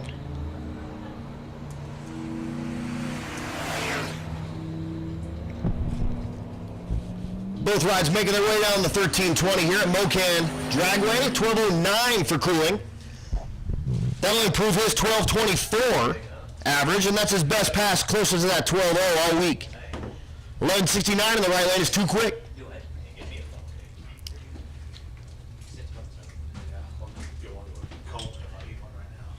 Chase Scholl, the Kia Stinger. He'll be going up against Rich Thorpe. Rich Thorpe with the G8. Craig did. He said they were good.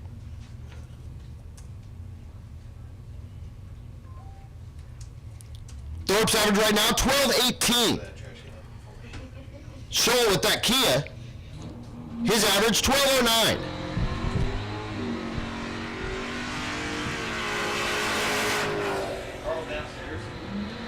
I guess so. Scoreboard say 1185 too quick, 1212 for Rich Thorpe.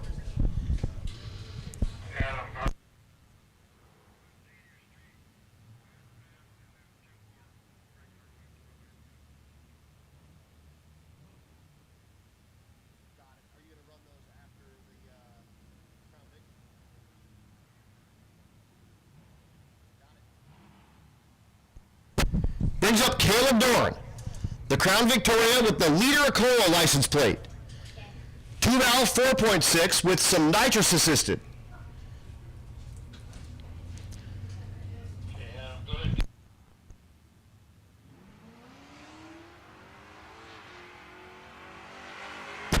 Attention to the pits, 14-0, come on down 4 and 5. 14-0, come on down 4 and 5. And Junior Street, come on down to the A and B lanes.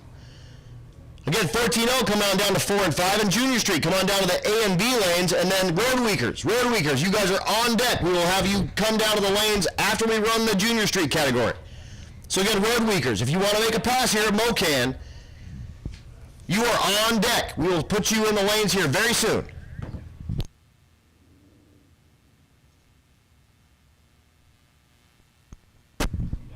That brings up Evan Urey out of Junior Street.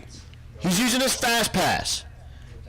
Junior Street's running for consistency, so whatever they turned into that at the first track at Tulsa, they're trying to run all week long. Evan Urey turned in an 1183, then an 1189, then an 1191, and we're looking what it'll do today.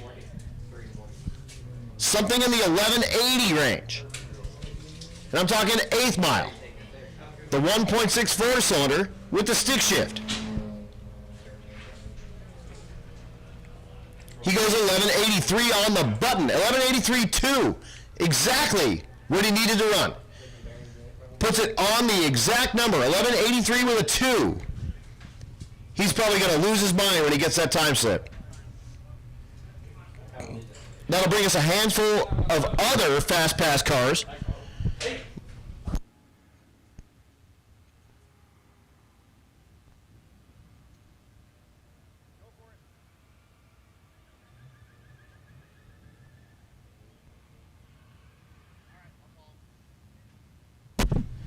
Stacy Streely, we found that bolt. Come on down to the Rocky Mountain Race Week bus and we will get you that bolt. That'll bring up Joe Lamastra. Genie, you're out of mustard. Lamastra in the 12-0 category, looking for that 12 flat. Oh, okay. That's my last hope. The beer fridge. Oh, and unfortunately, he rolls through the beams, so the time clock's going to be all off for him. The 60-foot of 4.7. So not what he was looking for there. He'll go through the quarter mile at a 16:51. And that's going to bring up your leader in the 12-0 category. Nicholas Roberts, the S197 Mustang out of the Mel Hamilton Racing Stables. One of our sponsors out here. His average right now, 12:01.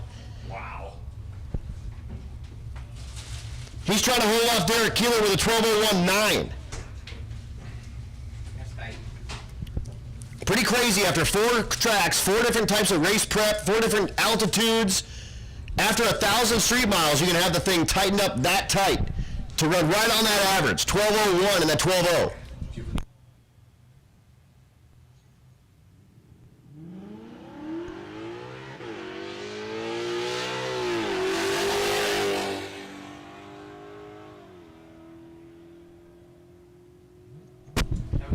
At the stripe, 12:14.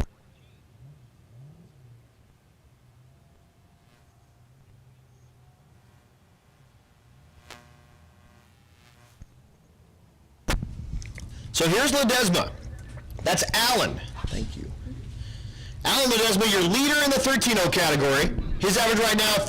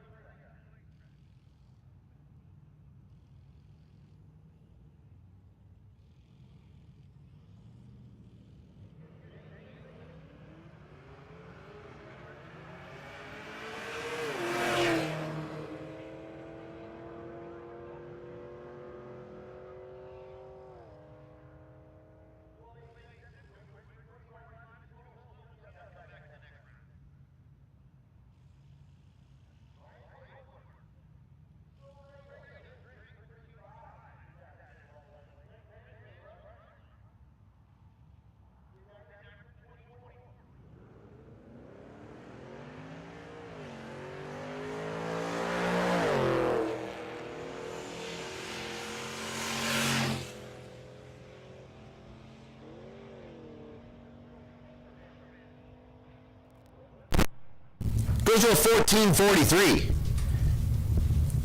Zachary Krakauer in the left lane. That Dodge Challenger. The right lane is Cody Hansen. Hansen with the Durburb. It's a nice job here.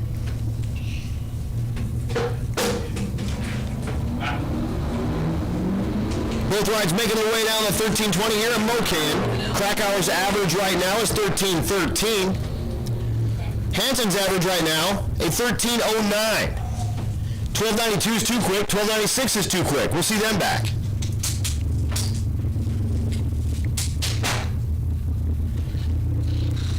That'll bring up the GTO in the right lane and the Tahoe in the left lane. Tahoe is Mike Gonzalez. The Turbo Tahoe. Connor Lewis in the right lane with the GTO. His average right now at 13:22.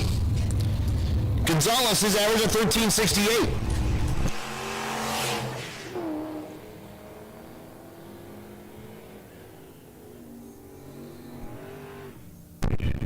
Scoreboards say 13:11 in the right lane and 13:68 in the left lane. Here's Larry Armstrong. I call him the 14-0 King. He's here in the 13-0 category. He's lined up against Zach Armstrong. They're kin. Not exactly sure like what it is. I think grandpa and grandson. Armstrong in the 39 coupe in the left lane. Well, Larry. Zach in the right lane with the Disco Nova. Zach in the third place position in that 13-0 category, trying to chase down that Mach-E Mustang. 1298 is too quick.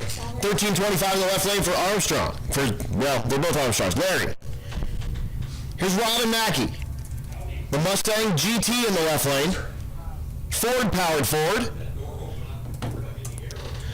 Right lane is Josh Odom. Odom, the second place ride in this 14-0 category. His average right now, 14:06, chasing Jennifer Burst with a 14:05 average.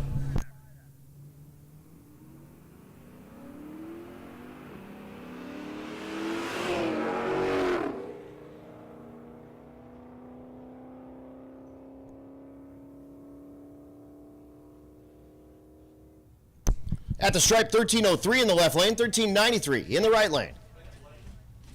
Thanks to Rich Guido for the tip. The microphone is super loud. That's great. It was really not loud last night, and I'm used to rocking that mic at Thunder Valley. Well, we changed the... Yeah, we changed around the cables and stuff. I'll just hold it further away from my face. That's fine, easy. No, you were fine on my end. I am fine. You're right. Douglas Kinnaman in the left lane. The 99 Model S10. Maybe Rich just needs to turn down his speakers or turn down your hearing aids. 13:00 with a 9 on the button for Kinnaman. His best pass of the week by a ton. Turned in a 13:08, a 13:32, and a 13:03, but puts the thing on a 13 flat with a 9. Dan Willoughby in the right lane, 13:96. Here's Katie Jones. It just clicked off. It said it like 75. The G8 in the left lane, 13:14 her average. Going against Cody Wilbur. Wilbur in the SRT8 Jeep.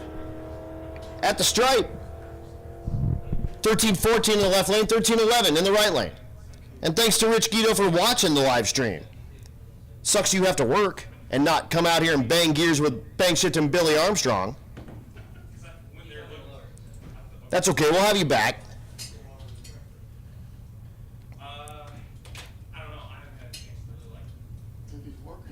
Chad says just talk normal. It was their adjustment. We're good now. Okay. Thanks, Chad. Chad out of that MacFab Performance Beadlocks van. Don't forget, racers, MacFab RMRW 2024.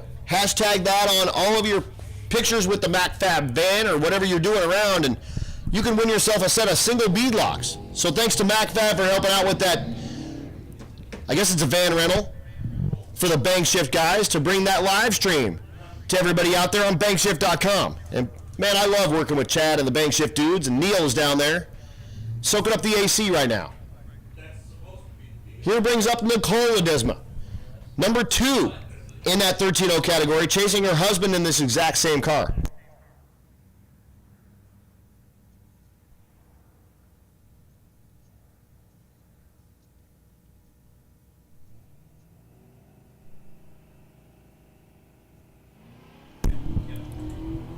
So Nicole Ledesma, the Mach-E Mustang, right behind her husband Alan, 13.034, 13.030. She goes 13.21, 13.28 in the right lane for Holmes.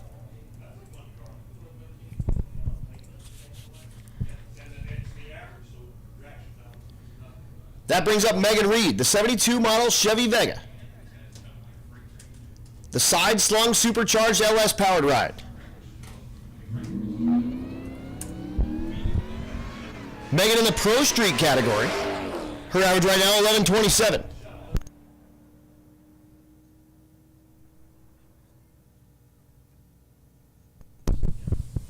She goes 11.05 at 125.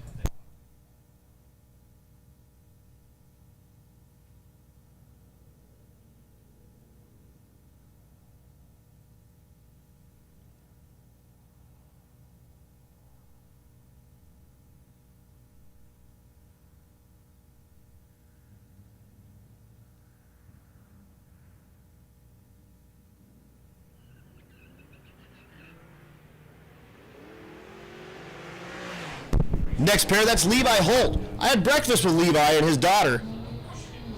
We had a good conversation. He wants me to come out with a book. $13.91 for Levi. Dominic Gonzalez goes $15.21.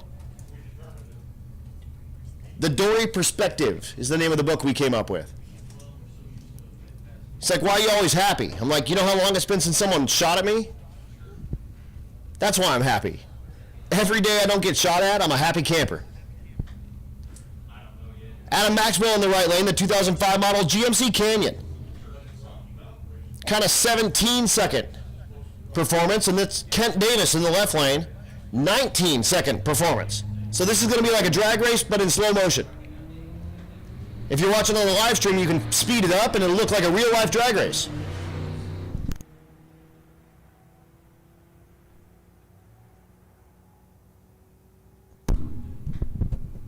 At the stripe, 16.88 for Maxwell. I think that's his best pass of the week. And then 19.20 for Kent Davis. That'll bring up Waco Davis, the only 55 Chevrolet I don't try to buy. This was Waco's dad's car.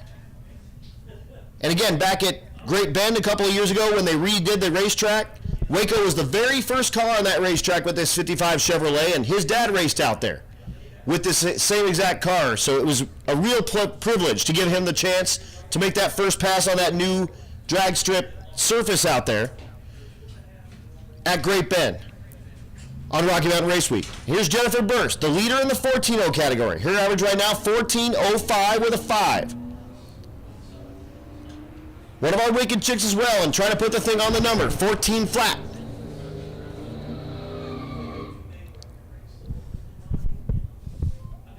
Scoreboard says 14.20 and 14.09.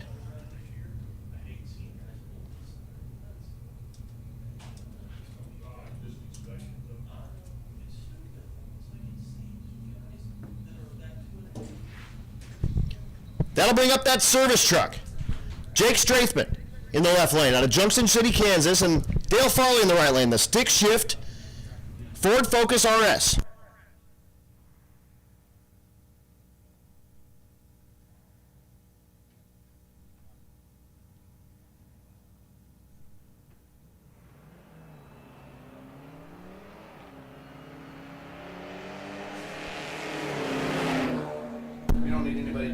No, that for sure.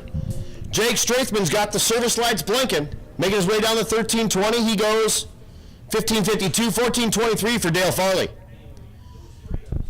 Matt just came up and gave me some news. So racers, when you guys get good news, everyone, when you get back to Tulsa, looking at the weather, it's going to be a hot one again. So what Matt says that he's wanting to do is let you guys bring your trucks and trailers down into the pits. He's going to let you guys pit out of those trucks and trailers so that you can get out of the heat and out of the sun a little bit. So when you get to Tulsa, go ahead and pull your trailers into the pits and you guys can work out of your trailers.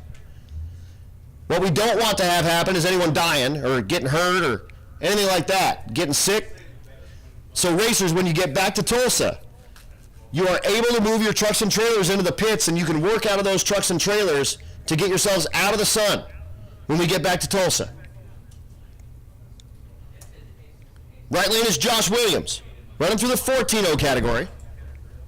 Again, Road Weekers, you guys are on deck. We're going to run you guys very, very soon, so if you want to make a pass, I'll be calling you down to the lanes very soon. There goes Neil. We're going to set up a Neil cam. Jennifer Gilliard and Josh Williams. Left lane is Jennifer Gilliard. She was our leader after day number 1. 14:09 for Williams, 14:48 for Gilliard.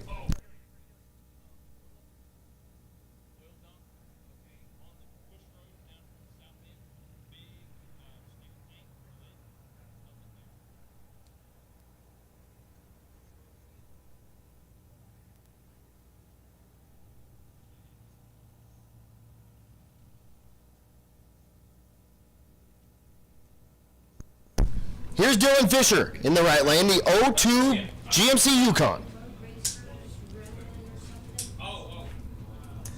Left lane is Ethan DeFalco. Oh, the drive shaft spits out of the bottom of the OBS truck. Bang! Just like that. Dylan Fisher in the right lane, the Yukon. Goes 14.92. The OBS truck rolls about 10 feet. Just enough that I can see the drive shaft spit out of the bottom of the thing. Luckily, it's a truck, so you throw the drive shaft right in the back. And we will be probably having a parts call looking for a drive shaft for an OBS C1500 very soon.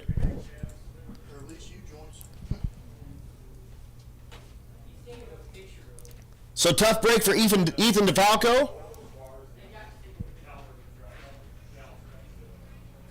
And again, hopefully that's not too dang bad. We will get it fixed up.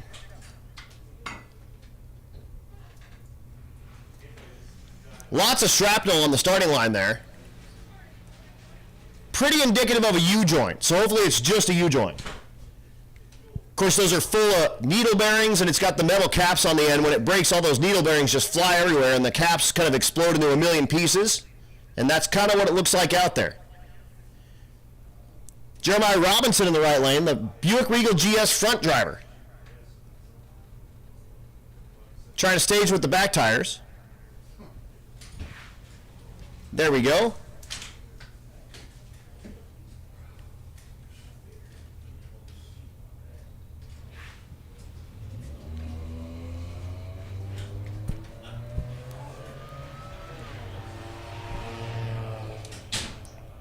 The Regal making its way down the 1320 here at Mo-Kan.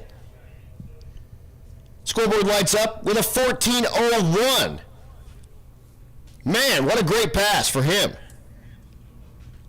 He's turned in a 14:19, a 14:10, a 14:22, and puts the thing on 14:01.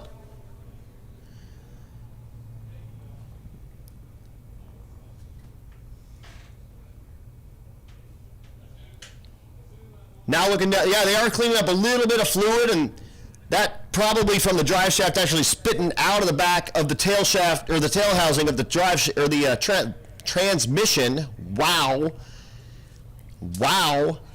So when it broke that U-joint, it popped the whole drive shaft out of the back of the transmission, and there's a seal back there that rides on the slip yoke on that drive shaft, and without the seal in there, well, the fluid just kind of flies right out.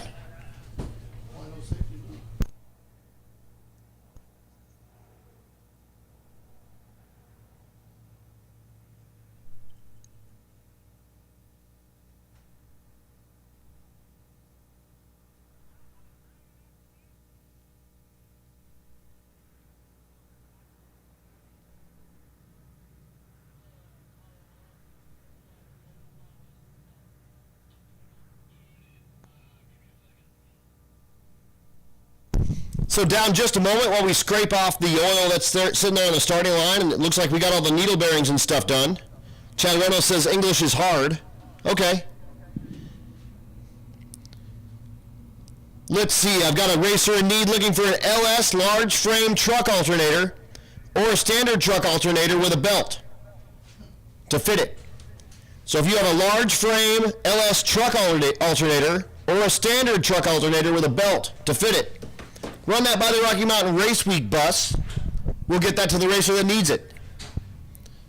Again, road weekers, you guys are on deck. We're going to call you very soon. So if you want to make a pass, we'll get you out here, and we'll get you a pass here at the historic Mo-Kan Dragway. And then racers, don't forget, at the bottom of the tower here, you can get yourself an I Raced at the historic Mo-Kan Dragway sticker, and then check out what they got for shirts down there. They got some super cool shirts, and this place is awesome. They're laying it down for us out here. Day number 5, race day number 4 of Rocky Mountain Race Week 2024. Again, we're here till 11 o'clock. So call your friends. Have them come here after work. We know it's Thursday, and all you that called in sick to come out here and watch streetcar racing, we appreciate you all a ton. But call your friends. Tell them to come out here and watch this stuff go down, because as the sun goes down, so do the ETs, and we are going to see some bad, bad stuff. Bryant Goldstone is on the property with his Javelin, 6-second streetcar. And that's no joke. Also, Brian Tulie still has those $10 hats, those black and white hats. I look at the dude wearing his. I'm wearing mine. It's a good-looking hat. $10 gets you a Brian Tulie Racing black and white hat. Go down by the Brian Tulie Racing booth, see them about those, and talk to them about those 15% off LS valve covers as well.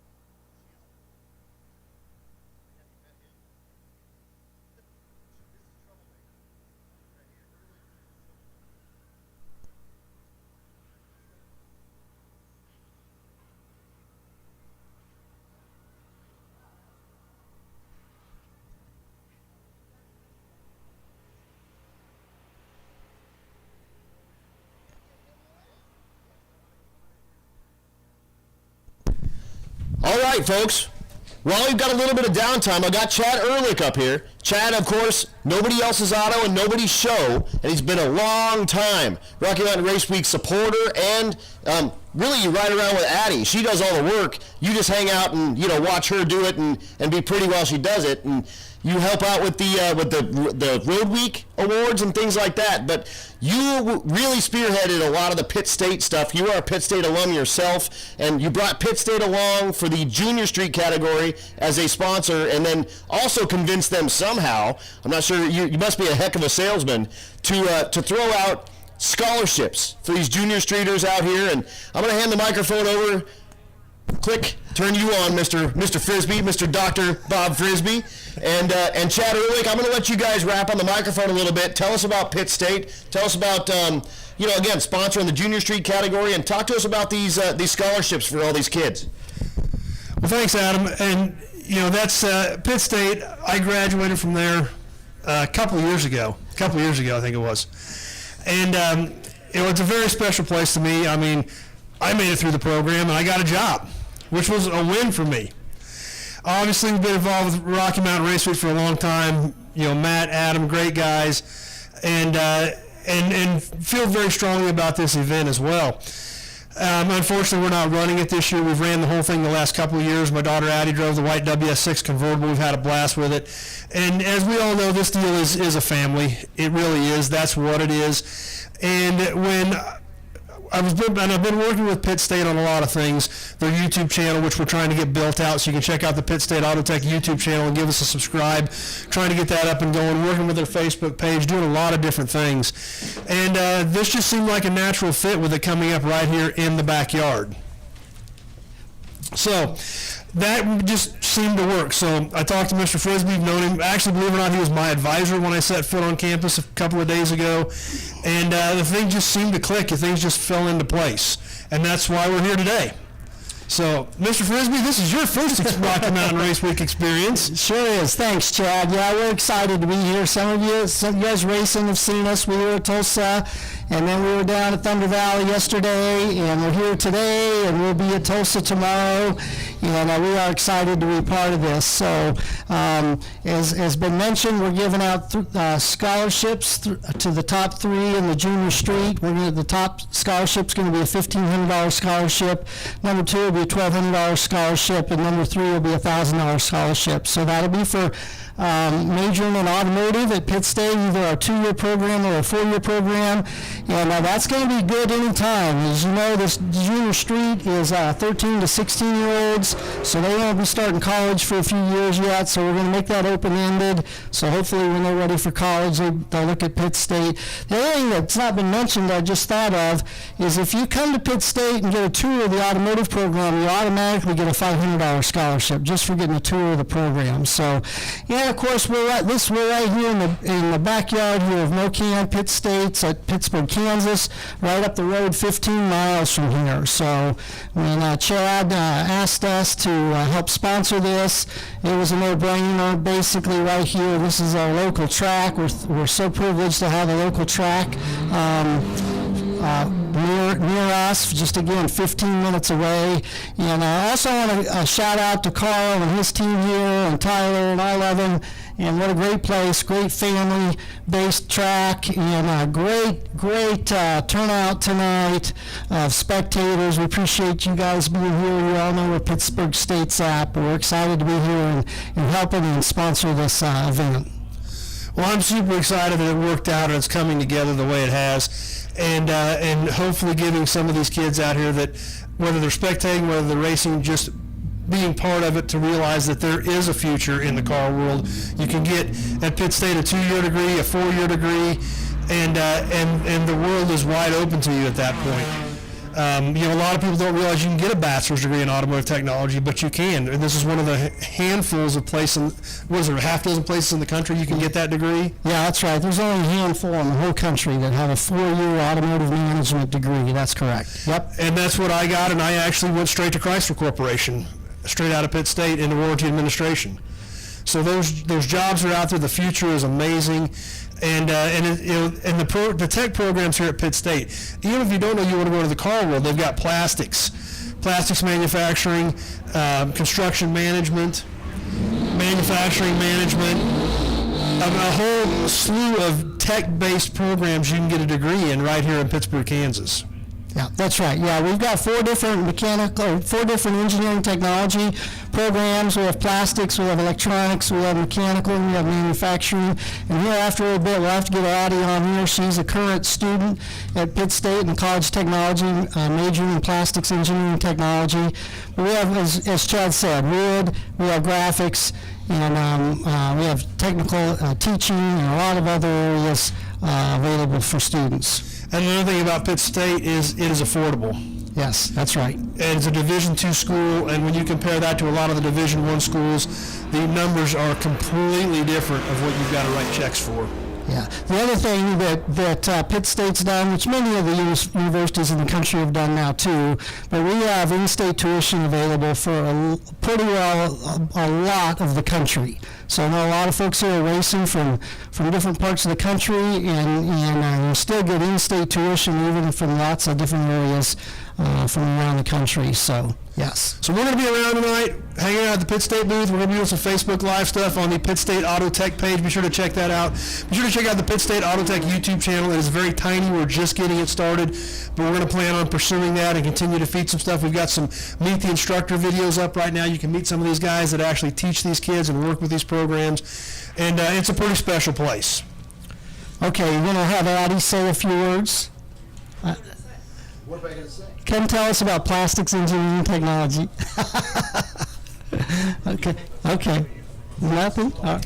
No, they for sure care about plastics. Get over, everything's plastic. Come on, Addie. You tell them about the College of Technology. So Addie, what grade, what year in school are you right now? I am going into my senior year, so I'm almost done. Almost done. And talk to us about your experience at Pitt State. I mean, obviously you're in the plastics technology, but talk to us about the college. Talk to us about what it's like to be a gorilla. I have really enjoyed my time there, since it is a smaller school. You don't have the intimidation of a bigger school with a lot of people around. I still have really I have a small group of friends that I keep close. But we really hang out and do everything together, and Pittsburgh is a little bit bigger than my hometown, so it's really comfortable. But yeah, the College of Technology is really great. I have a job on campus that work with me really well. I'm this has been mentioned, I'm in the plastics program, which teaches you about different aspects of the plastics industry, like injection molding, blow molding, thermoforming, rotomolding, just a lot of different aspects about it. Absolutely, and like one of our racers, Rich Guido, it works at a plastics manufacturing plant in Canada. So he makes the raw plastics materials that you then create into other stuff. So, I mean, these are racers that do stuff in this. So again, you say like, man, no one wants to hear about plastics, but Rich Guido, like the Canadian Chuck Norris, is steeped in plastics. He's the VP of this or part of the VP, the group of a huge plastics company, and they provide plastics all over the world with that. And again, that's what pays for his bills to have a Pontiac to come out and race Rocky Mountain Race Week. Like, and that's Canadian Chuck Norris. Yeah, absolutely. So yes, everyone is involved in everything. And if you look around, there's plastics everywhere. Everyone's got plastics in something. So yes, it's important, and we think that's cool. Attention in the pits, real quick. Attention in the pits. Road Weekers, come on down 4 and 5, please. Road Weekers, come on down 4 and 5, please, for your pass here at Mo-Kan Dragway. Also, how cool is it to be right here in Pittsburgh, Kansas, when you can come race at Mo-Kan, like just a few miles away? Yeah, no more than 15 minutes. It's real quick. You just take the highway down, you're right here. I mean, and it's a beautiful track. Absolutely, and talk about like how cool it would be for a junior streeter, 13 to a 16-year-old, to drag race, to earn college money, to earn whatever degree they want. I mean, automotive technology is kind of where we would like them to go because that's the folks that are helping us out. But if they want to go into plastics, they can use that stuff too. But talk about that, like drag racing to earn college money. Like, that's, how crazy is that? I think it's a no-brainer. I mean, all you got to do is run your car and win. But yeah, it's a great school to go to, and the tech programs are really a secret that should be shared. Absolutely, really, really should be. And I'm just hearing that the next cars that we're going to see are the junior street cars. So these are the cars. This is the class that Pitt State has sponsored here at Rocky Mountain Race Week. And then 3 of these racers are going to end up with scholarships from Pitt State, and we're going to talk with them very, very soon at the awards ceremony when we start going through all of the awesome sponsorship opportunities that they're going to get. So they're not only racing for some cash, but also racing for some college. And again, could you imagine being a 13-year-old and knowing that 5 years down the line, you got money waiting for you to go to Pitt State University, and you can hang out with, like I was talking to Bob, like at some point he's going to need to retire. So one of these cats is going to maybe, graduate and take his job. Exactly. I mean, that's just part of it. And, it's such a cool deal. And here they are getting ready to run 13 to 16-year-olds racing for not only some money and some bragging rights with their friends, but also racing for a college education. And for the first time ever on any drag and drive, and as far as I know, on any real race series. Like, as far as I know, there's no place that you can drag race to earn yourself college money. And who's going to support drag racing from a school? Exactly, and you're right in the backyard here at Mo-Kan. So Just come test your car. I mean, how perfect is it for us to be here at Mo-Kan talking about Pitt State University and watching junior streeters run down the racetrack? This is pretty much, this is simpatico. It's very cool. Absolutely. It's awesome. And Addie, you're one of our Rocky Mountain Race Week racers. We've had you for many years with that WS6. Yep. And talk to us about that, again, the camaraderie, the stuff you learn. I was talking to Bob yesterday about, like, we start these kids on a different rung. Like, you learn so much out here on the road with all these people, perseverance, resourcefulness, living in 100-degree heat, with someone, like your dad for 30, in 30 square feet of a WS6 Camaro or Firebird, it's a Firebird in that thing, and not killing each other. While he, you're eating, gas station food and farting in the car together. Hey, Casey's Pizzas. It's great. Absolutely, I love absolutely. But what we were talking about is we take a kid that's maybe on the first rung of the ladder, we bring him up 2 or 3 rungs, and then we provide a better kid to go to college for Pitt State to then create a better product by the end. Oh, you're going to be miles ahead of anybody else going through that door. 'Cause as my father has told me, that a lot of people going in really don't know anything about cars. I feel like I don't know much about cars, but after some people that you see there, I mean, it's really square one. Yep. This is only going to give you a head start.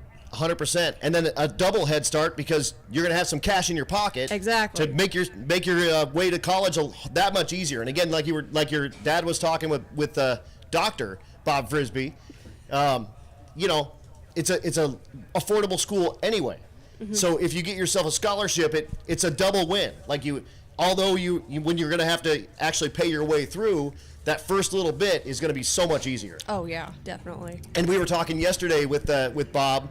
You have the chance to maybe earn an additional scholarship down the line, or maybe get yourself a grant.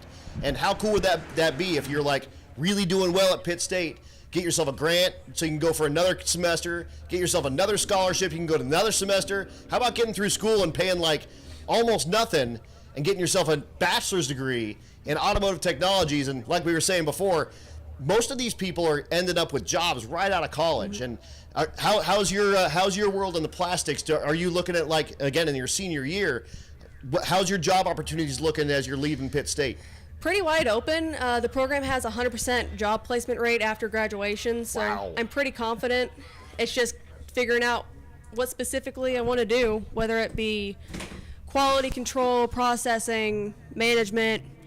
There's almost endless opportunities in just the plastics program alone. But and 100% placement rate out of the plastics department. And so I mean that's amazing. Yeah. I mean, you leave college and you have yourself a job, and like we were talking before, that'll turn into a career.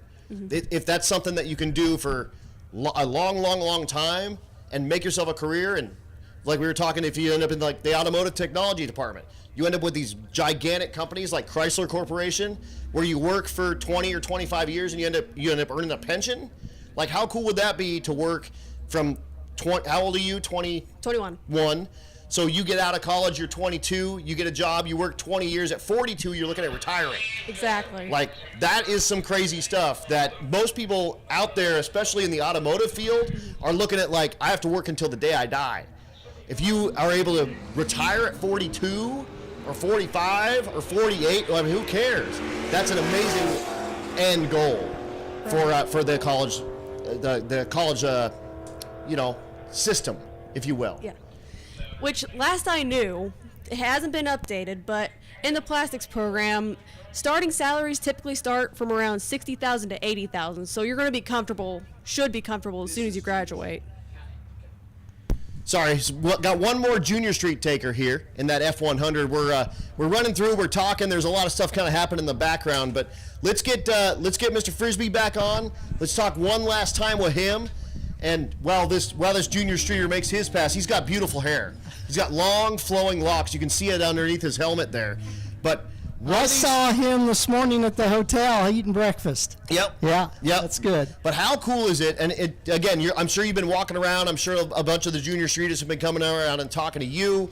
How cool is it for you to be involved with these teenagers and watching them do this stuff and knowing that, again, one of these cats is going to show up at your place a few rungs ahead from everybody else, and you're going to know that you're going to send out an amazing person out into the industry. Yeah, again, it is super exciting. It's so fun to see these young folks doing this, and we all have such a passion for cars and trucks and racing and rodding, and it's a lot of fun. And it has been said before, this Rocky Mountain Race Week family is amazing. I've had lots of folks come by and express their support of Pitt State and the sponsorship that's going on, and appreciate that a lot. So absolutely, yes. And one last time, pittstate.edu, PITT state.edu.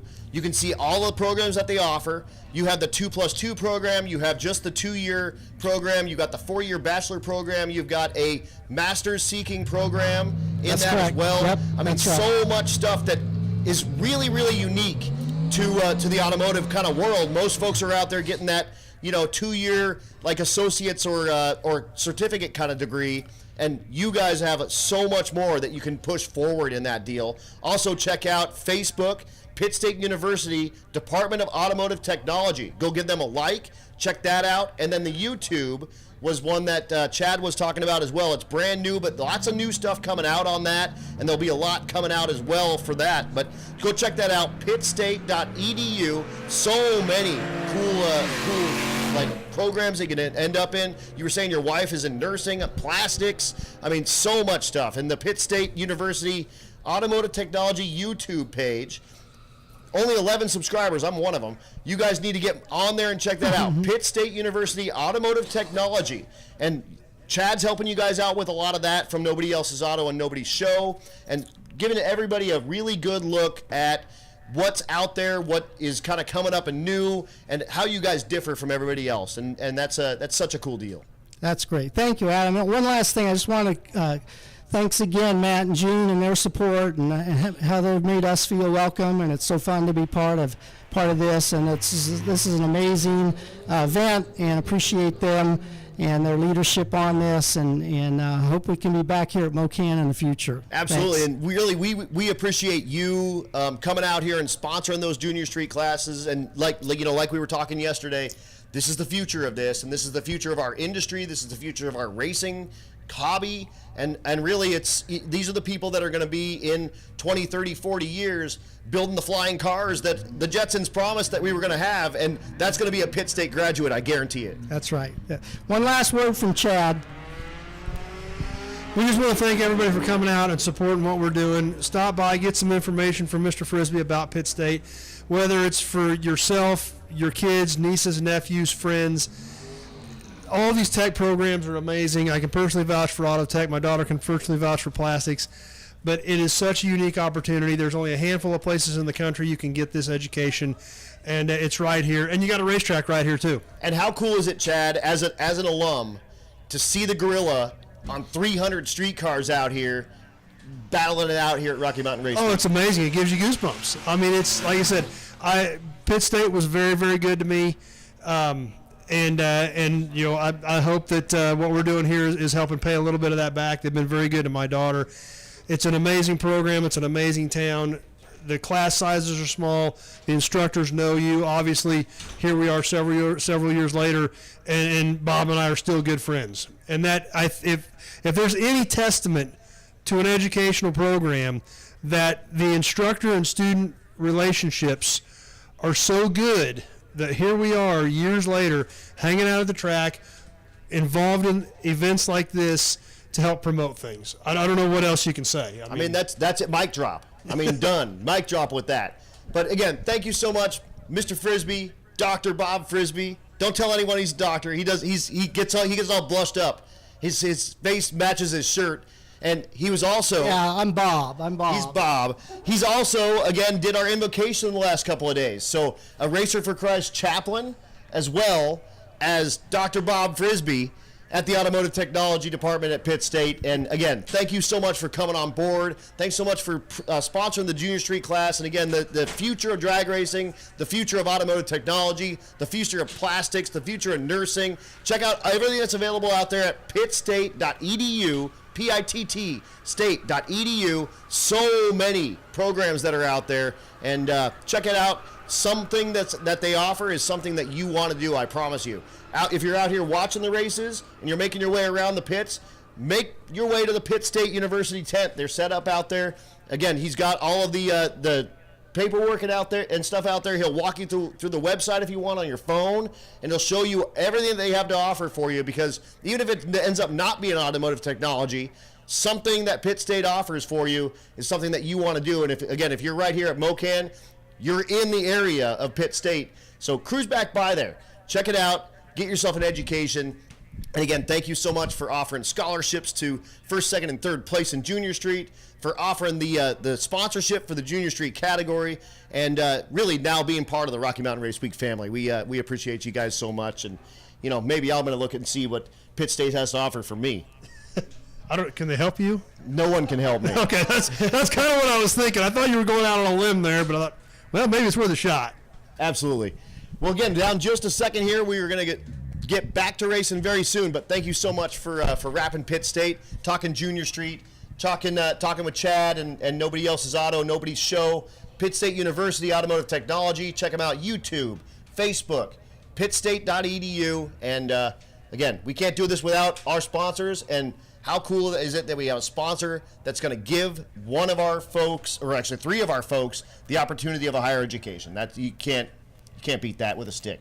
No, doing what you love, having a future in what you love. I mean, I think that's what's always been said. If you find something you love, you don't work a day in your life. Well, if you're out here amongst cars because you like racing, you like cars, you like this family atmosphere, and there is a future in that.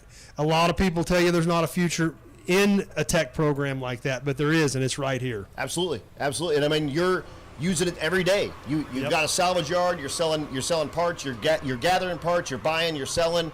You have all your knowledge that you're using along the way, and you use that every single day. Absolutely. So again, the gift that keeps on giving, college education, going to three teenagers here at Rocky Mountain Race Week. It's a very good time. So thanks so much for coming out to Mo-Kan. We appreciated having Bob Frisbee out here with us. We appreciate having you, Chad, and Addie talking to us about her program and her. She's a senior now. I know. I mean, you blink and bang, she's on her own. Oh, tell me about it. It's crazy. It is crazy. Well, the next thing that we need to do though next year. We're going to have to get Bob back with Pitt State on the Junior Street deal, but we need to get him into a car. Well, see, I actually kind of gave him a bad time about that, because about 20 minutes from here, he's got a purple Challenger sitting in his garage. Is it a Scat Pack? A Scat Pack Challenger? I think it's a Scat Pack, like 20 minutes from here. Yeah, he's gonna bring that next time for sure. You know that sponsors at Rocky Mountain Race Week get a free entry, right, Bob? He's not paying attention to us. I think he's trying to ignore us. He's done now. You know sponsors get a free entry into Rocky Mountain Race Week, right? And apparently you've got some Challenger? I got a Scat Pack, 392. Sitting in the garage 20 minutes from here. Yeah, plumb crazy. I had my eye on that Hellcat out there. There's a plumb crazy Hellcat I've been watching. That's right. Absolutely. So maybe next year, not only we'll bring you back for sponsorship of the Junior Street category again, and we'll see if we can get some, scholarships out for those folks. But let's get you on the drag strip out here, and maybe you can teach them youngsters a little something about how Pitt State Auto Technology does drag racing. Maybe. Well, thanks again for rapping with us again. Thanks, Chad. Thanks, Adam. Addie. And thanks again to Pitt State University for jumping on board this year. It's a symbiotic relationship. It's definitely a two-lane road.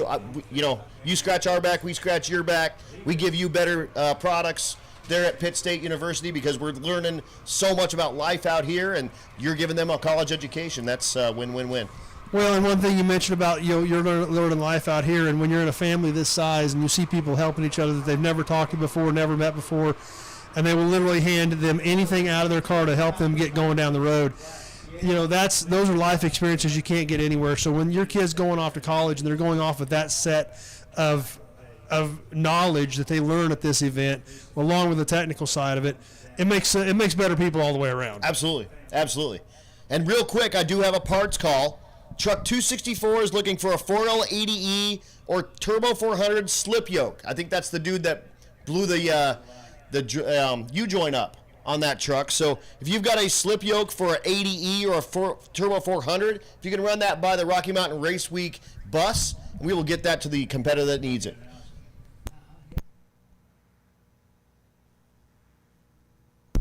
But With that said, we're tightening up this racetrack, and then I'll be calling cars right from the top of the order one more time, getting ready for our next round here of Rocky Mountain Race Week 2024. So Rowdy and Ultimate, you guys are on deck. I'll be calling you very, very soon. And in the meantime, I'm going to shove a taco in my mouth. Yeah, your taco's getting cold, Adam.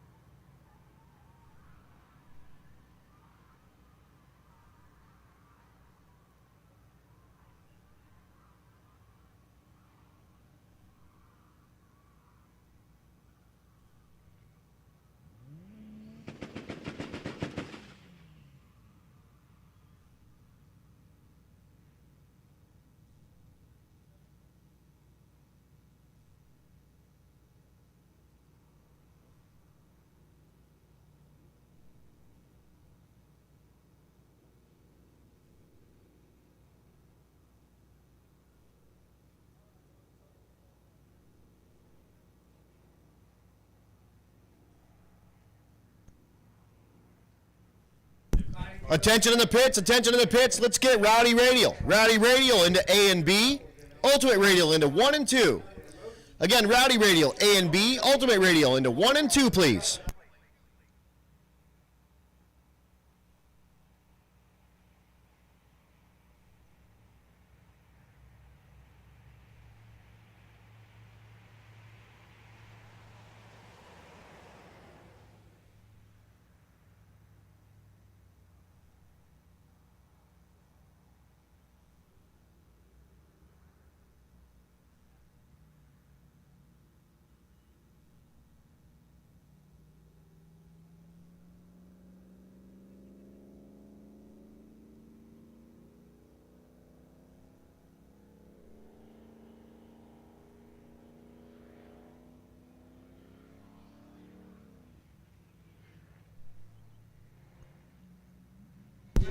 Once again, attention in the pits.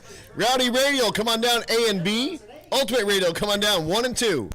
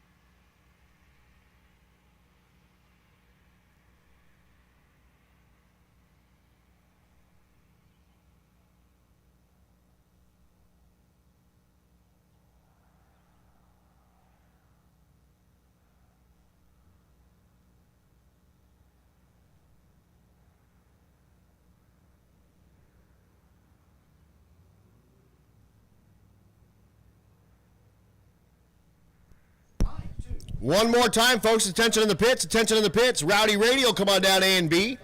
Ultimate Radial, come on down 1 and 2 for your next round here at Mo-Kan Dragway.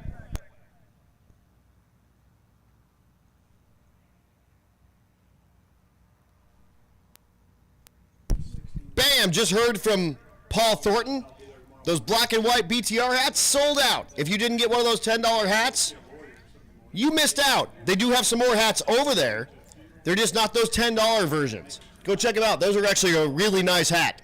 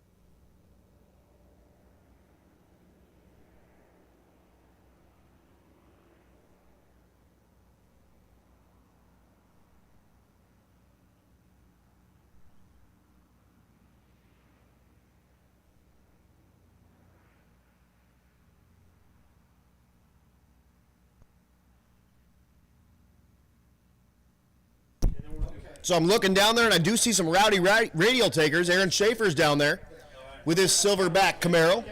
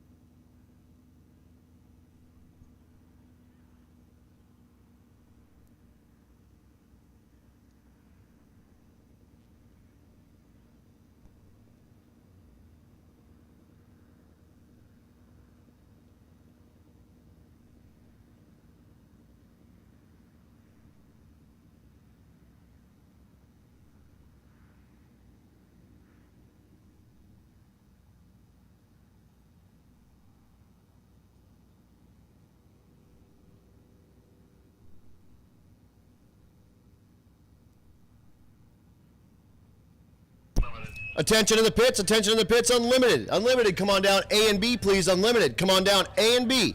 And that'll bring up Aaron Schaefer. Schaefer's second place in the rowdy radial category. His average right now, 533. Again, needing to put it kind of in the 5 teens range to start putting a little bit of pressure on Donovan Linwood.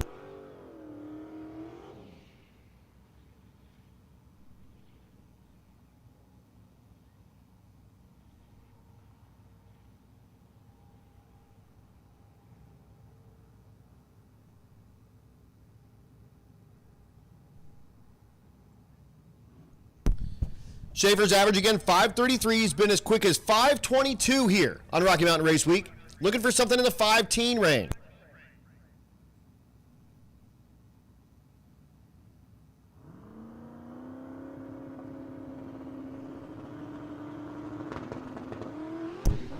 Schaefer knocks the tire, unfortunately, right at the hit. He'll pour the coals on it at about 300 feet, and he goes 680. Not what he's looking for. He came up and talked to me and said, I think there's something broken in the suspension or something. It's just not working the way it should. And that's maybe a good indicator that he definitely is on the right track, that there's something going wrong with that ride.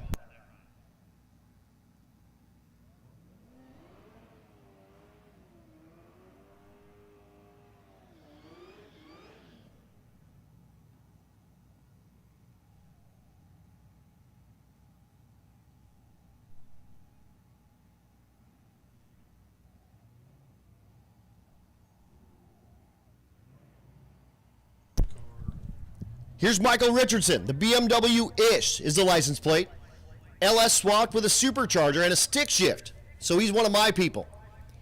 He'll drop the clutch with the BMW M3. His average right now is 651. Looking to put the thing in the fives. Banging the gears. Third gear. Goes through the 8th mile traps and goes 7 flat. That will not help him with that 651. He's been as quick as 648. Actually, I'm sorry, 646 he did last night.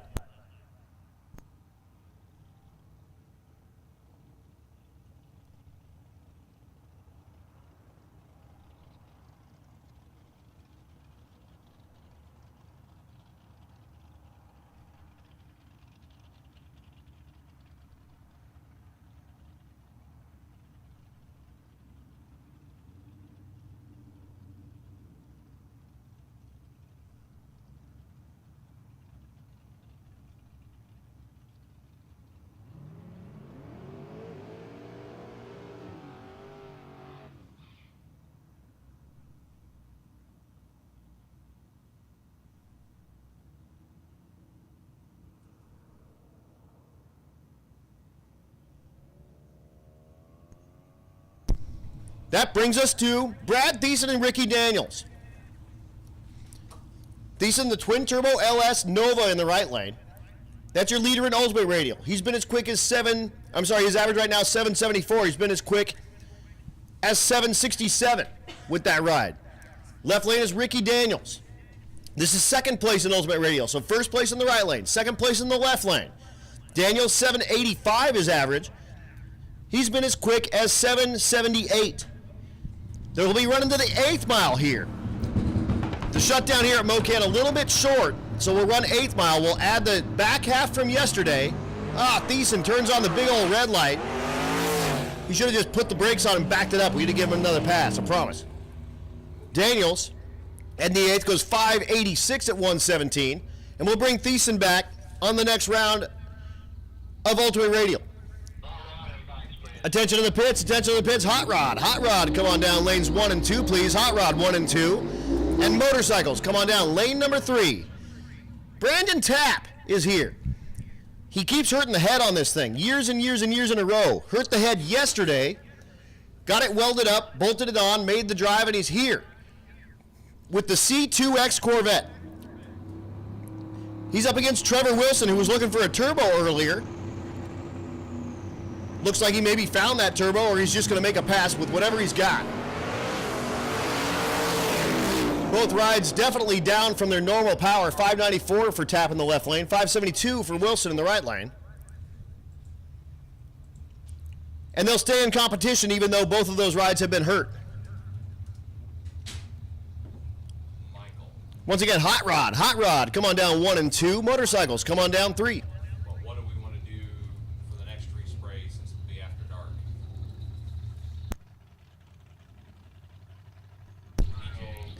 Attention to the pits, 9-0, come on down 4 and 5, please. 9-0, come on to 4 and 5, please. There's Jesse Medafrey, the trucker. He's lining up against Scott Guthrie with the supercharged small block. That's the pumpkin vet motorcycle. Wow. Yikes. English is hard, Chad. Guthrie's average right now 1117. That Corvette. Jesse Medafrey, his average 1292 with the trucker. It's mostly John Deere tractor, and it's on a S10 frame. Big block Chevrolet for power in the left lane. Small block supercharged in the right lane.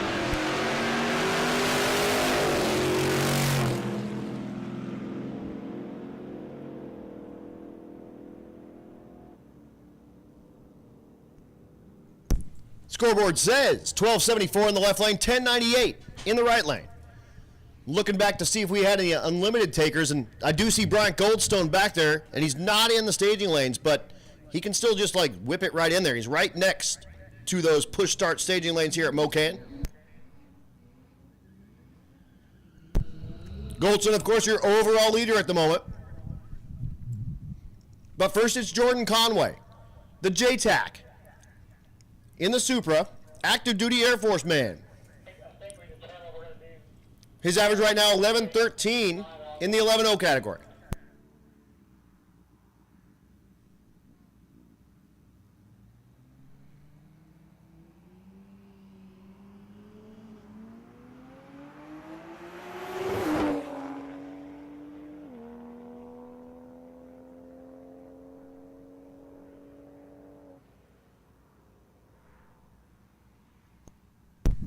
$10.75 for the Supra is way too quick in the 11.0.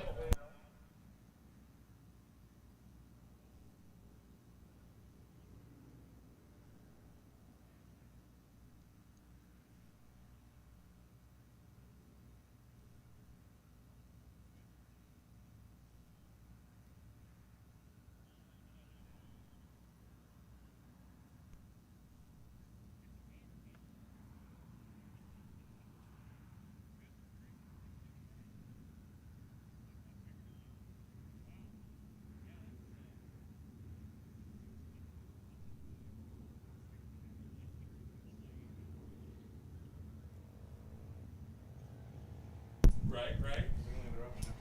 So we'll 10 to something on the racetrack here. We're not just racing the ATV, I promise you. This will give me a second to thank all of our sponsors. Motion Raceworks, our title sponsor. Sick the Magazine, our presenting sponsor. Bang Shift, hosting that live stream. Chad and Neil working hard out of that Mac Fab Performance Beadlocks van. FM Fab Speed Shop, the Bang Shift Billy, Portable Car Hoist, Juggernaut Welding and Fab, High Speed Media, Male Motorsport, Hot Carl, War Performance, Circle D Specialties, Nobody Else's Auto, Disorganized Grime, Edge Welding Supply, Dive Bombers Garage, American Family Insurance, Christina Walston Agency, got it, Plumbing Specialist of Oklahoma, More Race Chassis, Precision Inc., tuned by JP, Rocky Mountain Plumbing Hydro Heat, 4-Ride Performance Tuning, Leading Edge Technology Partners, Safer Automotive Specialties, Safer Automotive Specialties, Moody's Performance, Force Performance Turbochargers, Mel Hambleton Racing, Pitt State University Automotive Technology, Goat Rope Garage, and Valley Homes. We appreciate all of our sponsors, all you guys. Make this happen. And again, racers, spectators, folks on the live stream, support companies that support racing that you like. It absolutely matters. If you're ordering something from one of those places, tell them you heard about them at Rocky Mountain Race Week. Give them a little bit of return on their investment out here. And again, let them know that you appreciate them doing the thing, and that's Bryant Goldstone pulling in the water. This is your overall leader at the moment. A 6-second streetcar. It's a 74 Javelin. 683 is his average.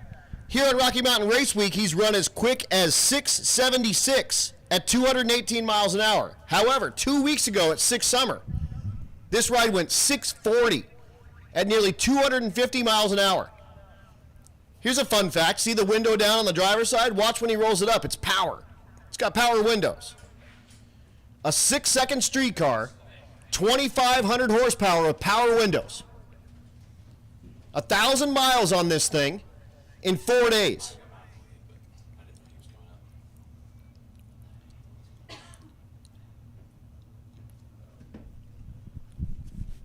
Twin turbo big block Chevrolet for power.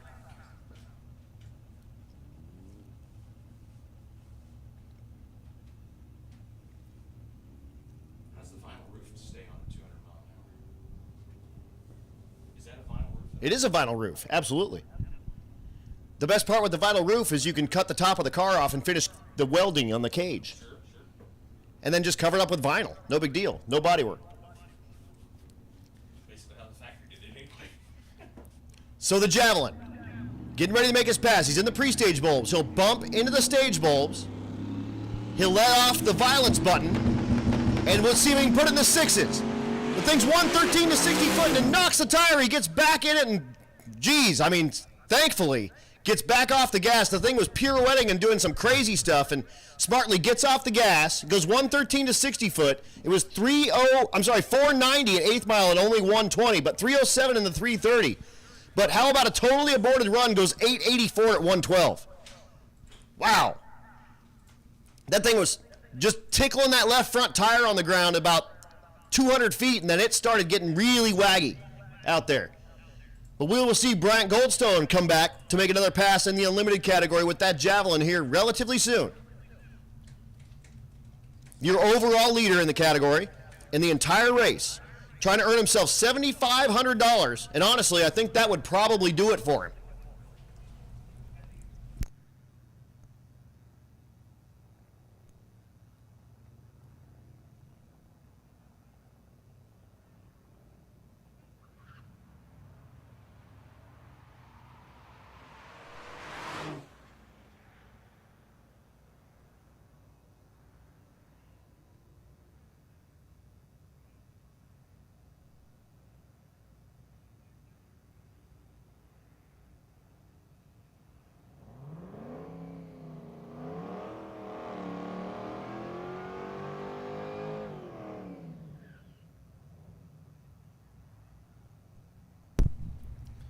Here goes our next pair. Just looking through my phone, see if I had any racers in need calls or anything like that, and I don't. That's Jason Schaefer in the right lane. Schaefer, the 29 Ford Model A. They call it the chicken coop. Jamie Mackey in the left lane, the 59 Ford Ranch Wagon. 300 cubic inch inline 6 Ford with a turbo.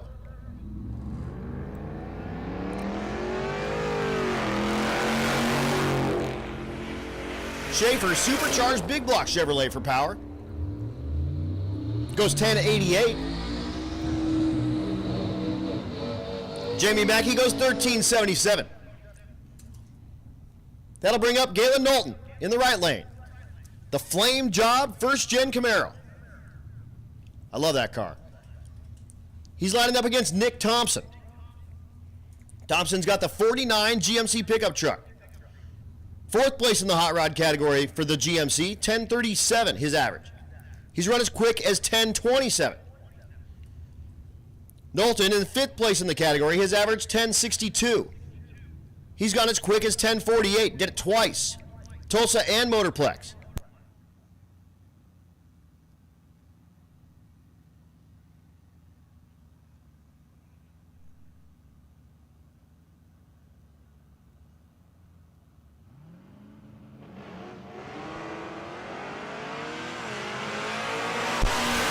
Knowlton and Thompson making their way down Mo-Kan 1320 here. 1094 in the right lane, 1010 in the left lane. That brings up Dave Weeks. Weeks with the 66 Caprice. His average right now, 1310. Woo! Danny Romansky. I got tacos stuck in my throat there. We're good. It's all good. These tacos are great. Wow. Danny Romansky, single turbo LS for power. Currently third place in the category. His average 989. Also had to put head gaskets in this with his co-pilot. That's his wife. Did that yesterday. So the 67 Chevelle goes 973 and Dave Weeks goes 1055.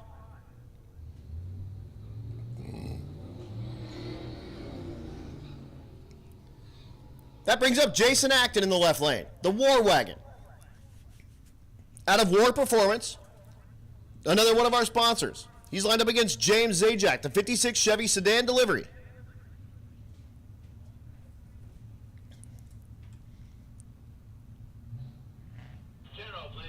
Attention in the pits, attention in the pits, 10-0, 10-0. Make your way down to 1 and 2, please. 10-0, make your way down to 1 and 2, please. Zajac 13.15 his average. Jason Acton, unfortunately, out of competition. The War Wagon turned in a 26.57 last night, and he'll go ahead and break the beams and back the thing up. Zajac goes 12.72, and we'll give Acton another shot here. Acton has run as quick as 13.10 with the War Wagon.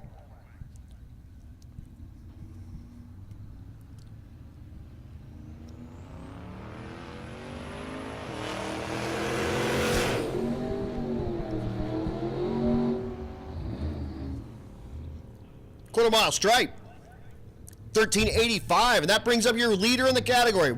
That's Walter Doyle. They call him Big Walt.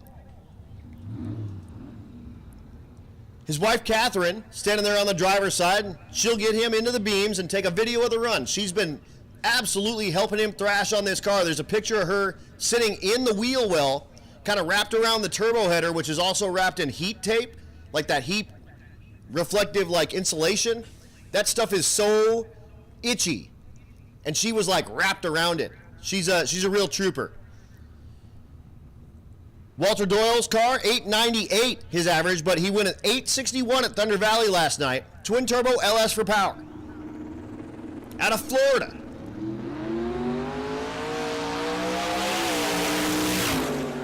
It's on a rip. 562 in the 8th. He goes 870 at only 146, so off the gas to an 870 here at Mo-Kan. That'll bring up Shane Werner in the motorcycle class. This is your leader in the category. The GSXR. Jessica Werner, his wife, runs in that 12.0 category. I'm sorry, 11.0 category with the 335 diesel BMW. The right lane is Mason Moody. Again, Moody, single as a Pringle.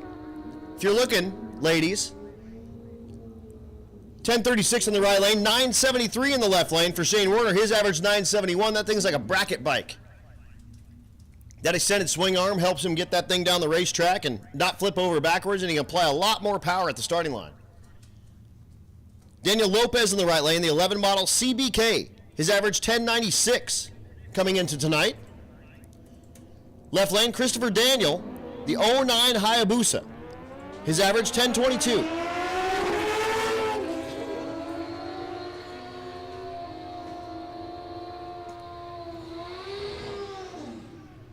$10.46 in the left lane, and $11.04 in the right lane.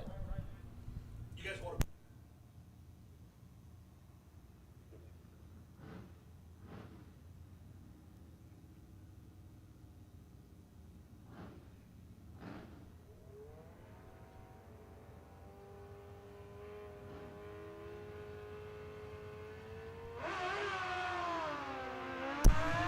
Pete Chongris in the left lane, and Nick McCartney in the right lane. The CBR 600 F4i in the right lane. The GSXR 1000 in the left lane. 987 for Chongris. Third place in the category, has average 995.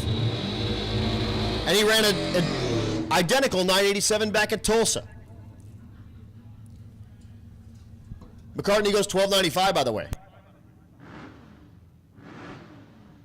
Here's William Patton. He's in the 3/4 ton burb. Supercharged big block for power.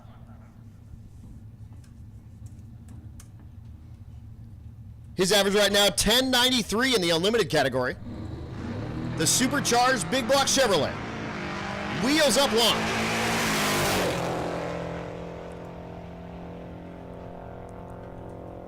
Quarter mile stripe says 1094 in the left lane for that big old supercharged Suburban.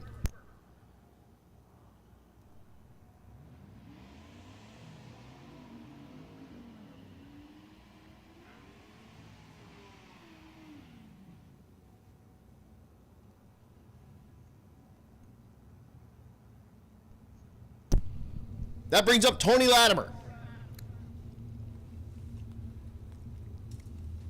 Latimer, the 6th Gen Camaro, 417-inch Gen 5 LT for power with an F1 Pro Charger. Right lane is Lance Walker, the S10. Ooh, just keep it together there, Latimer. He got the thing way sideways, almost took out the cone. And then he gets back on the gas, and 11.09 in the right lane. Latimer goes 11.94, and he needs new underwear. Attention in the pits, 11.0. 11.0, come on down lanes 4 and 5, please. 11.0, come on down lanes 4 and 5, please.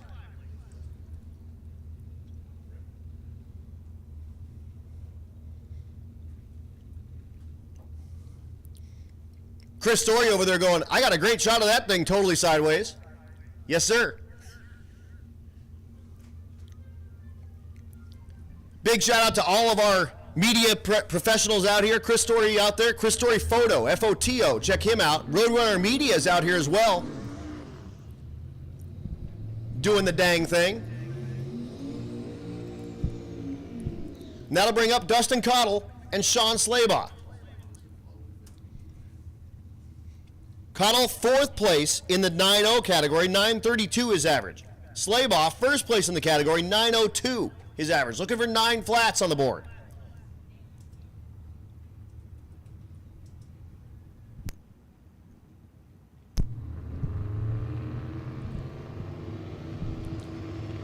Again, 11.0, 11.0, come on down, 4 and 5, please.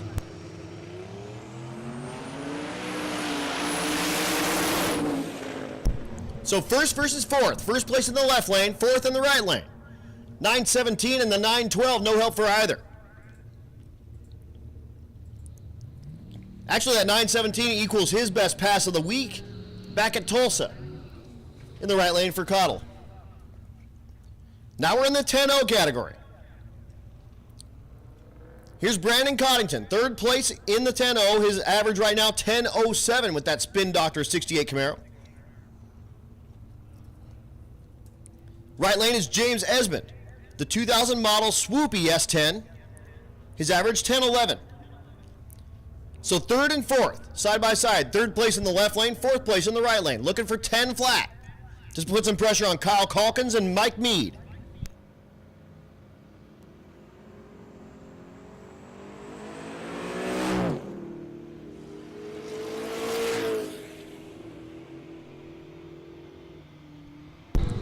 $10.07 for Coddington and $10.06 for Esmond.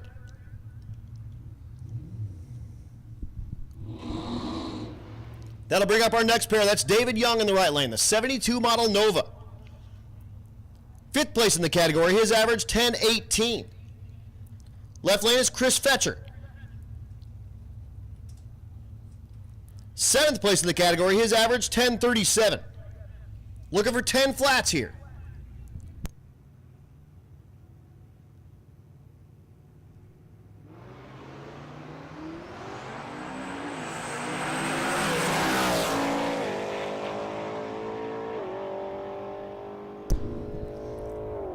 $10.02 in the right lane for David Young. He'll love that. He's got a 10.12, a 10.19, a 10.24, and now a 10.02.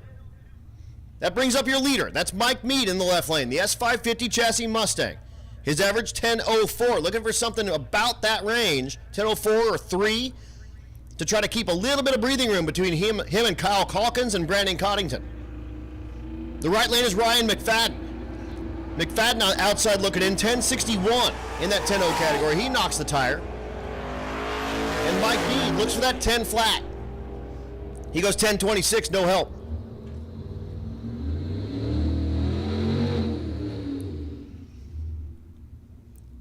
Don Probst does his burnout in the left lane, the 392 Challenger with the student driver sticker on the back. That's how you know it's good. The right lane is James Chance, the 84 model Buick Regal. Working. Yeah, on that back shelf there. Chance outside looking in, 11 flat in a 10 flat class. That ain't gonna do it.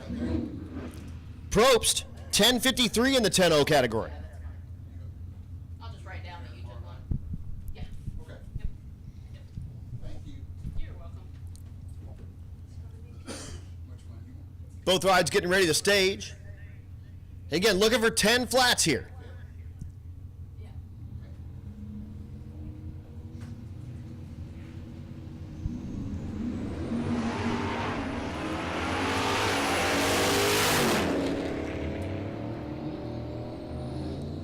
Both rides making their way down at the stripe, 10:34 and 10:50. No help for either driver. Here's Kyle Calkins.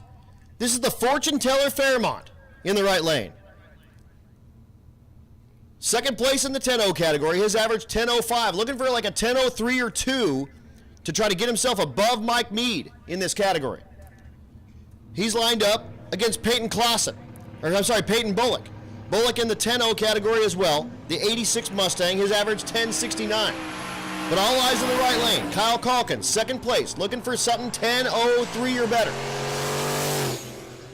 Goes 9.99 with an 8. I mean, heartbreaker in that Fortune Teller Fairmont. Tough break.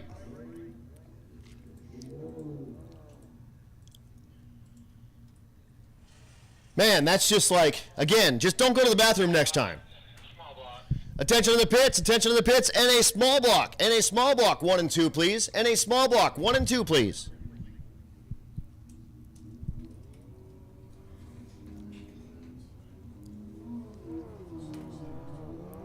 Moves us on to Christopher Daniel. The 09 Hayabusa, his average 10:22. He goes 10:30.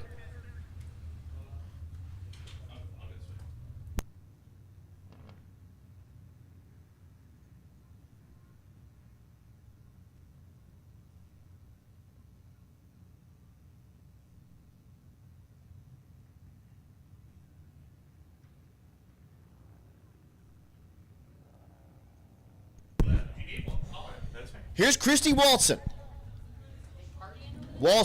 I messed it up. Christina Walston. And David Glansner. Hartford, South Dakota. In the left lane. 11 flat on the number for Glansner. Gina was snooping people on Facebook to get their hometown. Gonna love that. That third place ride, 11:07, his average, puts it on the number, 11:00 with a 2. Here comes Landon Jensen in the right lane, the Disco Nova. Your leader in the 11:0 category, his average right now, 11:02. Left lane is Lee Watkins. Watkins, the G8, his average right now, 11:27. Jensen looking for an 11 flat. Way off, goes 12:65. That'll bring back Lynn Holman. The 23 model Camaro in the left lane. Lynn's average is at 11:28. Kevin Mays in the right lane. The fifth place ride in the 11:0 category, his average 11:10. The Camaro takes off before the tree is active, and he's going to go ahead and make his way down the racetrack. His 60-foot time is 6 seconds. Kevin Mays in the Shelby goes 11:42. 15:73 in the left lane for Lynn. Brings up a little pickup truck on pickup truck crime. Stephen Economacos in the left lane. He actually found me in the lanes. I messed his name up like crazy last year. He found me at registration and said, all right, I'm going to tell you how to say my name. Economacos. It's not that, it's Econom. Okay, got it. Done. And I think I've gotten him all week. Melvin Barrett in the right lane. Messed his name up for a couple of years too. With the 70 Ford pickup truck. Looking for 11 flats. Economacos average right now 11:14, goes 11:02. Puts it on the number, 12:10 in the right lane for Vernon. And we got a lot of smoke in the left lane from Economacos after that 11:02 run. So we're going to back him out, and we're going to go check out that top end and make sure that A, Economacos is good, and B, the shutdown area is also good.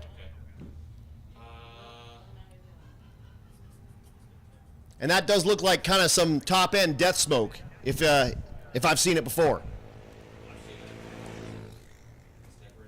That's where the engine is at its most RPM on the racetrack, and it's already got done getting wrung out down the 1320. And if it's going to let rods go and stuff, that's right where it does it. Hopefully that's not the case, and Economacos just has like an oil leak or something we have to worry about. Or not even that. tire rub or something, but that didn't look like tire rub smoke to me. Especially after the 1102, that's going to be a tough break for him.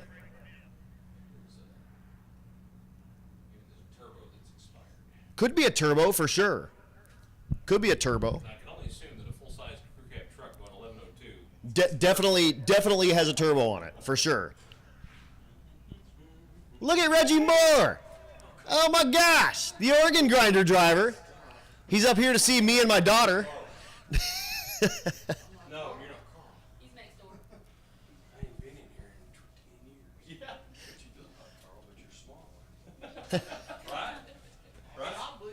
Compact Carl. Oh man. Yes, he is. About 8 of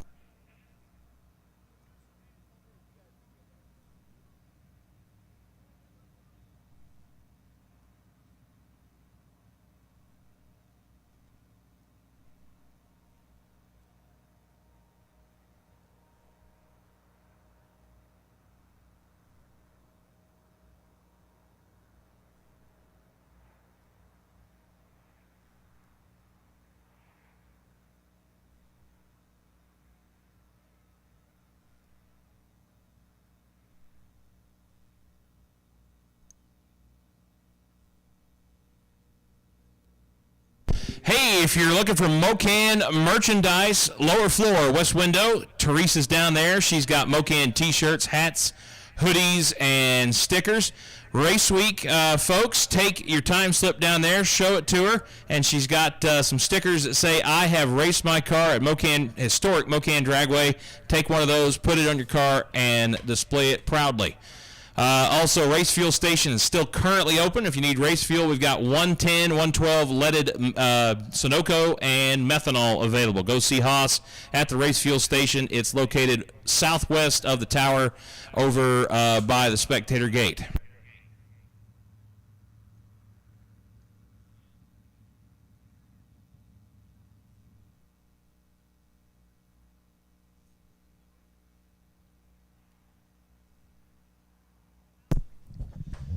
So we got one cat on the return road coming back and another guy coming back here down the center lane, and they're not in much of a rush, so I would guess that means that the racetrack is in good shape.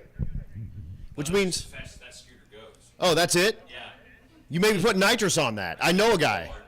You go, yeah? It's a Coleman. Okay. All right. Yeah, put some nitrous on that thing.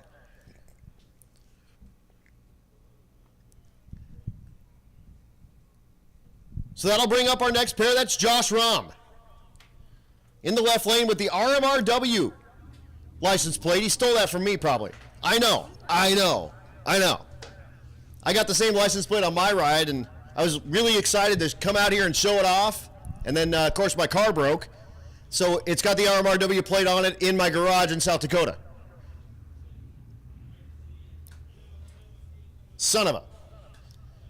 So we'll back him up and we'll get him fresh burnouts, because burnouts are free and they're fun. Carter Snell in the right lane. Again, the OBS truck. Josh Rahm, the C6 Corvette. You see a trailer hitch on a C6 Corvette very often? Well, he's got one. Well, yeah, if you see it this week, you do, but like, cruising down the street, not a really common occurrence there. Snell's average, 11:22. Rahm, fourth place in the category. His average right now, 11:07 with a 6. Looking to put 11 O's on the board.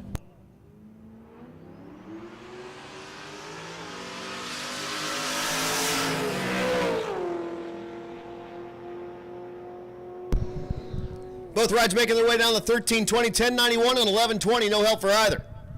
Tom Bagley. If you haven't heard all week, this cat is from the UK. He bought this car on Facebook Marketplace, sight unseen. Flew over. It's a turbo 5.3 LS. Competed on Rocky Mountain Race Week last year. Left it in the LA area so it could get a little bit of work done. He flew out to LA, drove the car to Tulsa, and he's competing here on Rocky Mountain Race Week. He'll fly back to the UK later on after Rocky Mountain Race Week ends. He's against Mark Weiss, that big square body truck that runs in the middle 11s typically. Yeah, just not launching like it typically does. Typically it just leaves like a bunny hop, and then it's just going.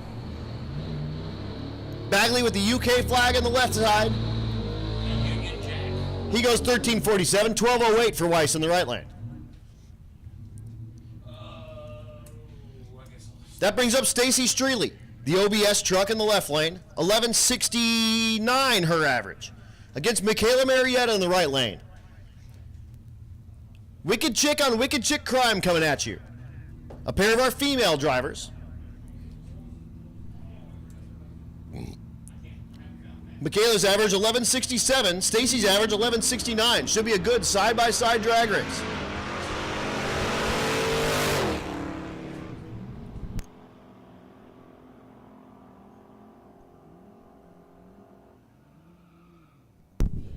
Oh. Well, sorry. No, it's Christy. Yeah, Christy's driving it. Yeah. Stacy's, yeah, exact. So Stacy's her husband, I believe. Christy's driving it. Unfortunately, in my deal, I have Stacy, and Christy's on here. Okay. Hey, whatever.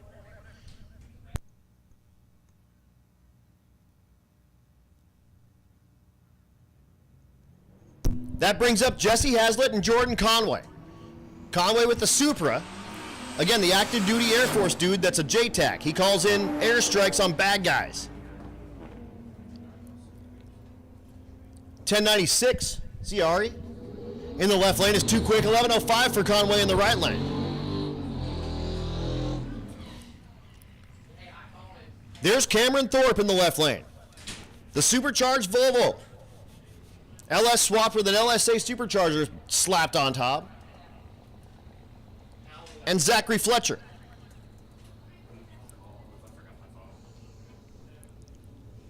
Thorpe currently top 10 in the category, 11:13 is average, looking for 11 flat.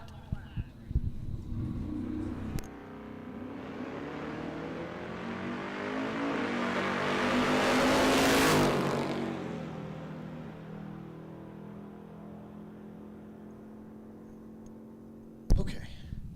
Cameron goes 10:91, that's too quick, 11:30 for Zach Fletcher.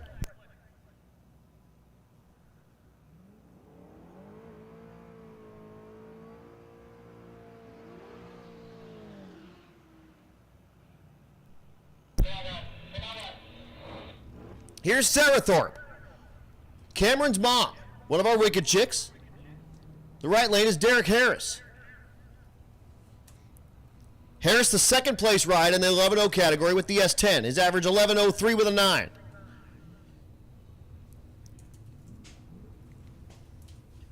Sarah, mid-pack with an 11.43 average.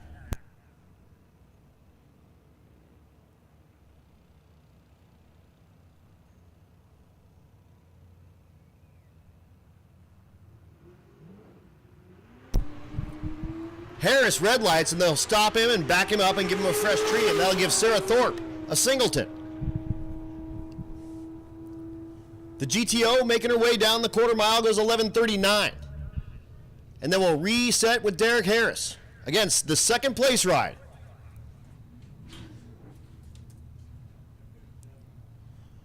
Looking for something like 01 or 00.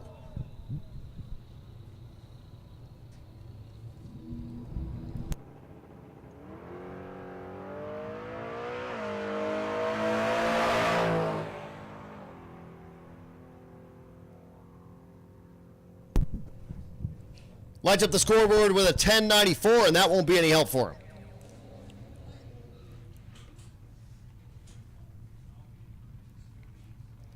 That brings up Jessica Werner.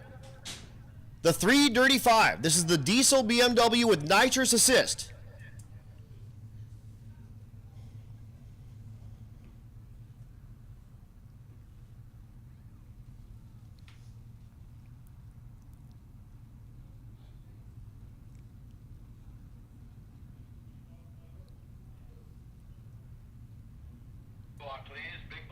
Attention in the pits. National Spread big block. And a big block come on down 4 and 5. And a big block come on down 4 and 5.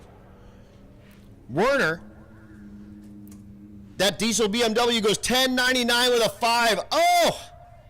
Heartbreaker. 5,000s from putting it on the number. And Shane Werner stomps back and says, baby, you're right there. Oh, so close. That'll bring up Mason Moody. Again, if you're a single lady, he's looking. The 2020 model Kawasaki ZH2 out of Oklahoma. 4th place in the bike category. His average 998.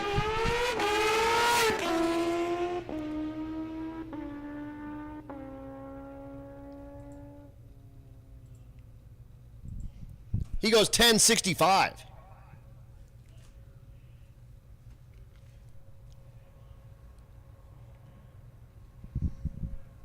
That'll bring up Anthony Watson.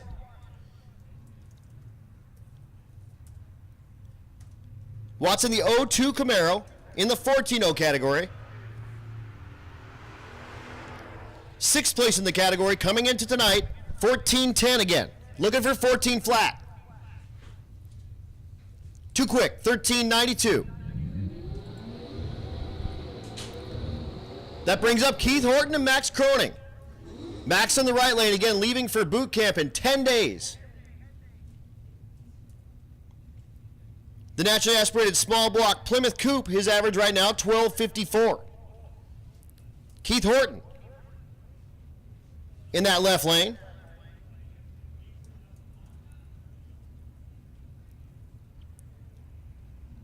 His average right now, 1046 in 2nd place in naturally aspirated small block.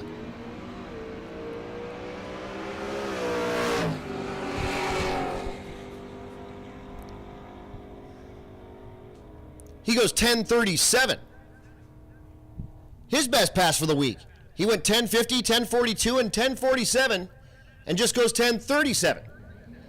The right lane, 1208 for Max Croning. That brings up Boo Quamzo. Quamzo in the BMW in the left lane with the LS swap. Right lane is Rebecca Horton.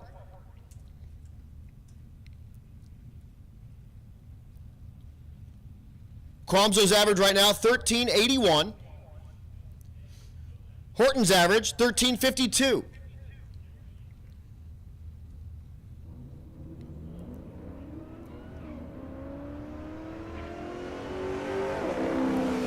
Quamzo banging the gears in the BMW.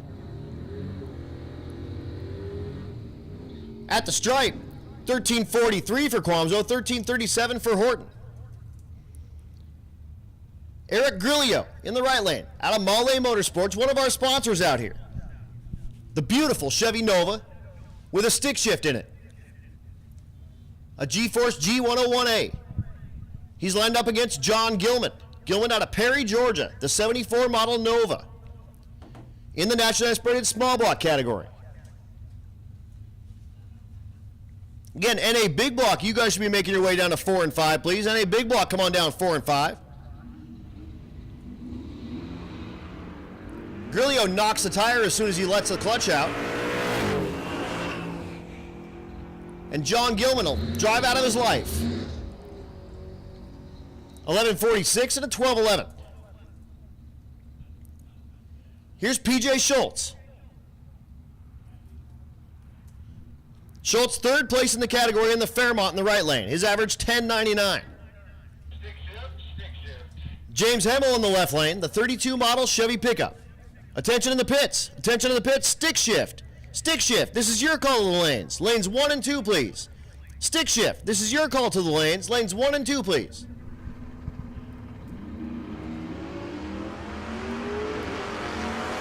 Hemmel, top 10 in the class. 1171 his average. Again, Schultz, number 3, 1099. He goes 1084. That's his best pass of the weekend as well. 1128 for Hemmel.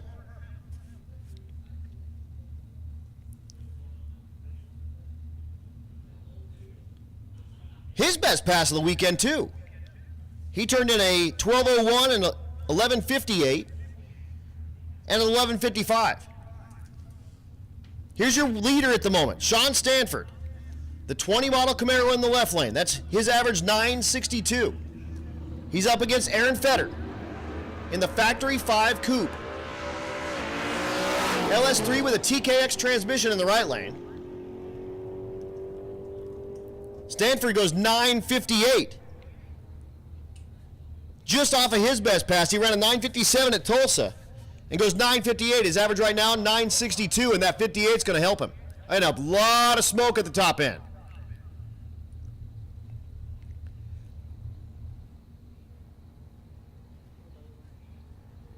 He's pulled over too. So that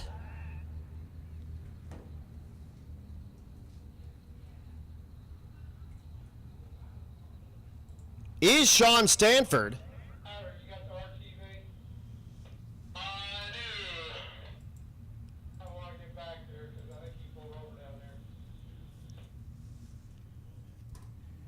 He's got Aaron Fetter next to him, and he's got the thing parked in the grass.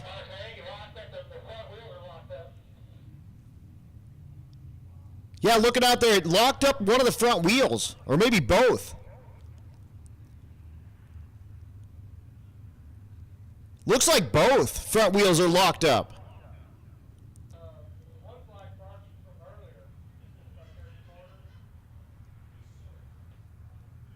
And again, he's got the Camaro parked out in the grass there at the top end.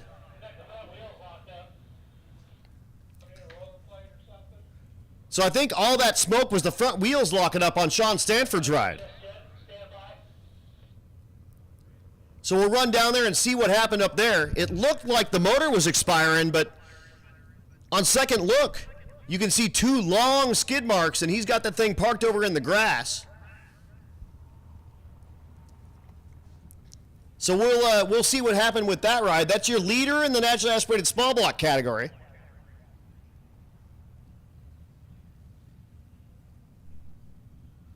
If for some reason he's hurt too badly that he can't make it back to Tulsa Raceway Park, that's going to move everyone up in the naturally aspirated small block category one spot. But hopefully that's not the case. The thing did go 958 at 144 miles an hour. And then a lot of smoke at the top end.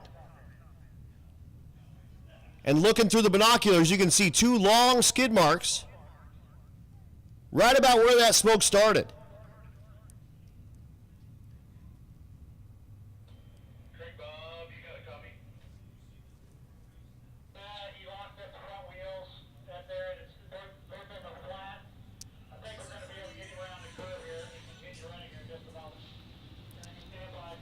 So it did lock up both front wheels, and both front tires are flat.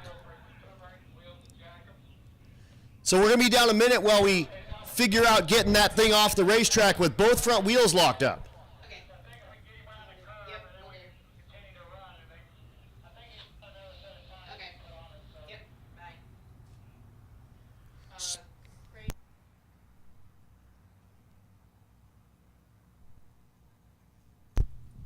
Also, folks, want to let you know that Mo-Kan does not allow anybody under 16 on anything with wheels on it. So if you have wheels on something and you're not 16, you're wrong.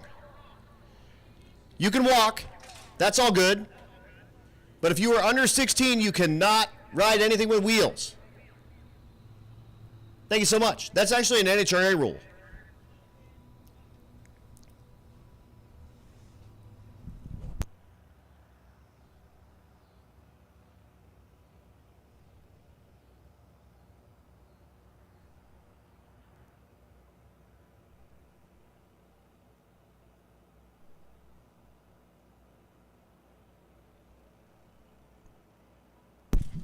So again, that'll give me a chance to thank everybody for watching A, that live stream on bankshift.com, and B, look at all the folks out here in the stands watching Thursday night drag racing at Mo-Kan. Y'all are the real heroes out here. Look at the entire line of folks along the fence with the easy ups out. You guys are great. We appreciate you so much for coming out here and watching Rocky Mountain Race Week. While you've got a second, and while you got a little bit of downtime, while you're making your way around, cruise around to the Rocky Mountain Race Week bus. You can buy the official Rocky Mountain Race Week shirt. That's the same exact shirt that all of the racers have gotten. That's over there at the tent. They got hats. The hats are super awesome. They got koozies, they got keychains, they got hoodies. Go see the ladies over there and see what they got over there. Pick yourselves up something real nice. While you're running around there, check out our manufacturers Midway. Of course, Brian Tulie Racing is down there. Appreciate them coming by and hanging out with us and helping us out. We got Mel Hamilton Ford down there doing the thing.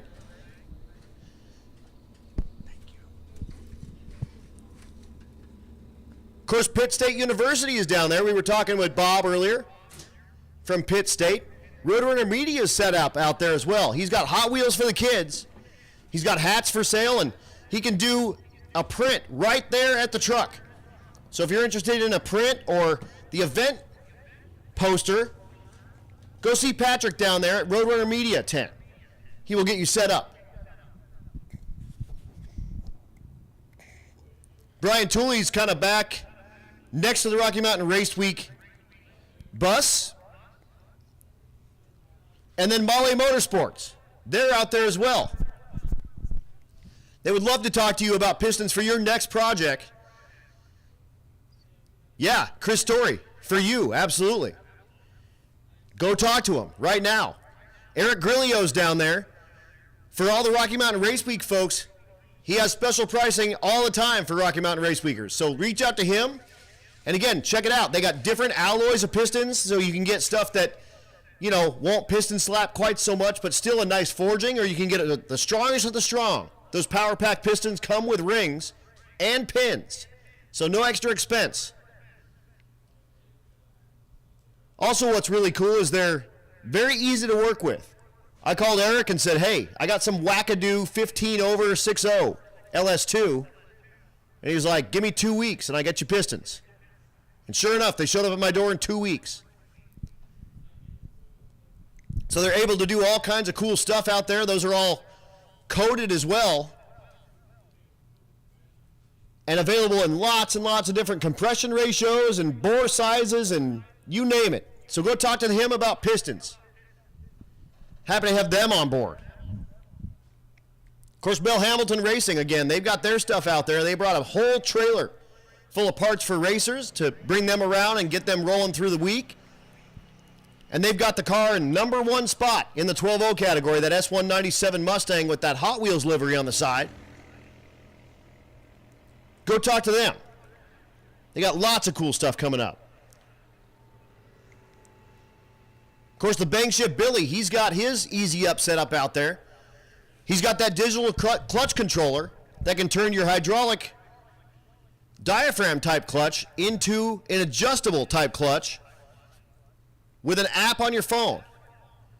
And he's also got the brand new Billy button. That's a wireless button solution for your steering wheel. So if you're sick and tired of those coiled up cables on your steering wheel, go see him. He's got a solution for you. He's also got the Billy bar. That's a 4-button bar that you can put on your car or your trailer. You can put it on really anything that you want to control, anything 12 or 24 volt. It's got 4 buttons that are either momentary or switch on and off. So go see him to check out that stuff. Again, if you got a clutch in your car and you want to make it more consistent and launch better, talk to him about that digital clutch controller as well. He sold a huge number of those things and they're out there winning races every weekend. He's got one on his car. He'd be happy to show you. I hear cars running. That means we're about to go racing. That's Jeff Trotta in the right lane doing the burnout with the 67 Barracuda, with the 2 4-barrels hanging out of where the hood would be. And John Doherty. Doherty in the lead in this naturally aspirated big block category. His average 10:51. He did run like somewhere in the 40s on his last pass. Let's see if he can put the thing in the 4.0 range. He did put up a 47 last night at Thunder Valley, 10:47.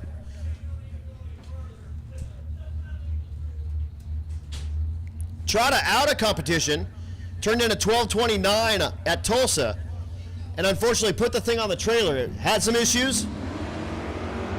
Brought it back out here to Mo-Kan to put on a show for you.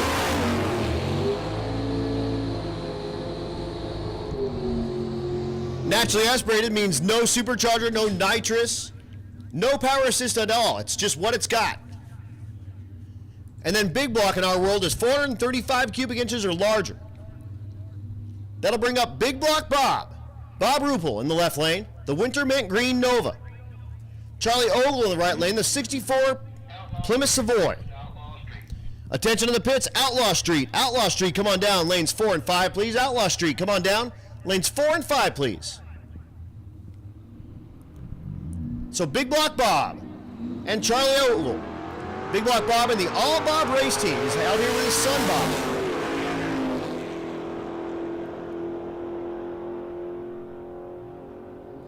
Bob goes 10:32, 11:60 for Ogle. So 10:32, his best pass of the week by a lot. That's going to put a lot of pressure on John Doherty. They were only about 4 numbers apart. So I think that's going to move Bob Ruppel, wow, it is Ruppel, into the number 1 position. It's going to put pressure on John Doherty. He's going to need to come out here and lay down some gauntlet passes. That'll bring up Zane Ogle, the 71 Challenger in the right lane. His average right now, 11:48. Knocks the tire on the 71 Challenger.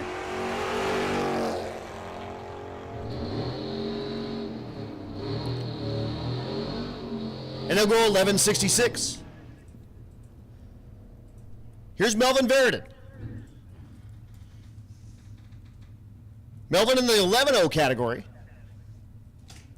His average right now, 11:58.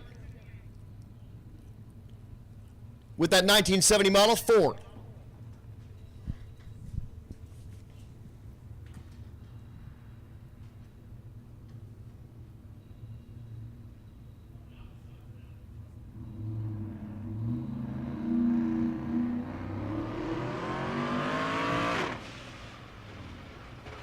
Verdon has some issues with that Ford. And he smartly pulls over to the right against the wall.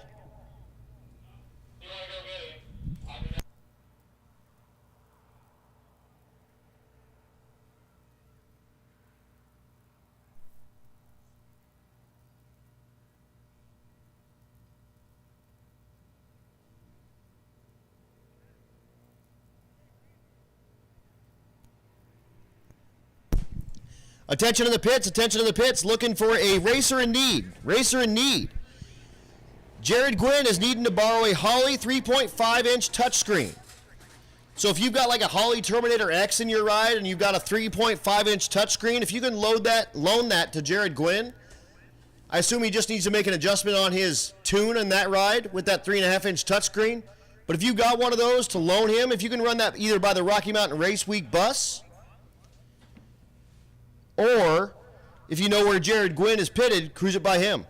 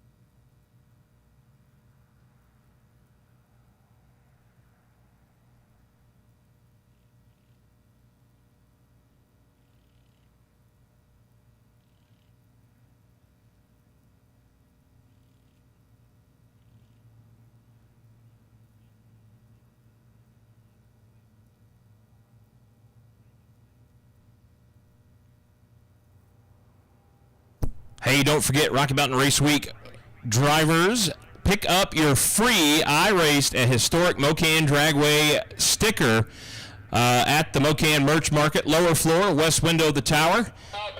send somebody with a ET slip and from today, and she'll be happy to give you a free sticker. Also, while you're there, we've got Mo-Kan t-shirts, hats, hoodies, and all sorts of other good stuff for you to purchase. Do appreciate everyone being out here at Mo-Kan Dragway on a Thursday night for Rocky Mountain Race Week 1.0. A lot of cool cars here. Track's going to start cooling off. We'll re-prep ahead of Radial for next round, and should start seeing some cars really moving out there.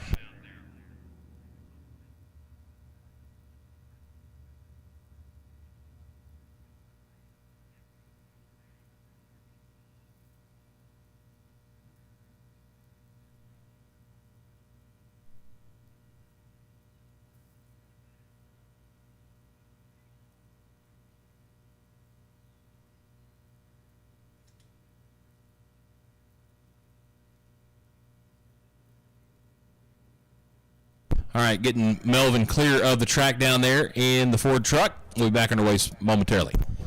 And I'm over here just answering parts calls and stuff like that.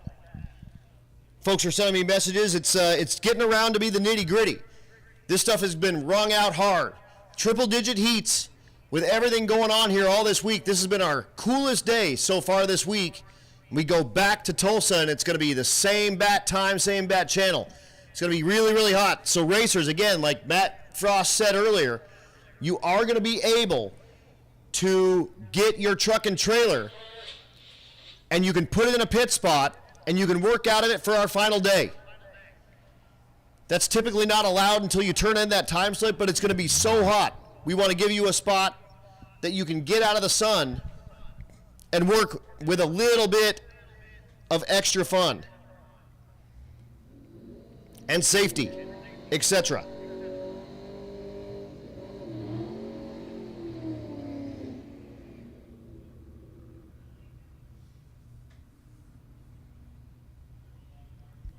And that'll bring up our next parents, Robert LeBron Frank, the Plan B Camaro in the right lane. How about your Plan B being a ZL1 supercharged Camaro that runs in the 1130s? Dig on that. Andrew Loy in the left lane. Loy, the 2003 Lexus IS 300. His average 1194. LeBron Frank again on the 1130 range.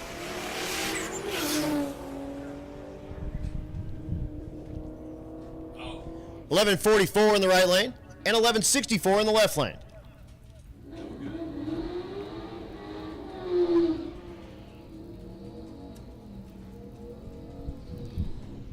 That'll bring up Kyle Pate. Pate out of Louisiana in the left lane, the 15 model Camaro ZL1.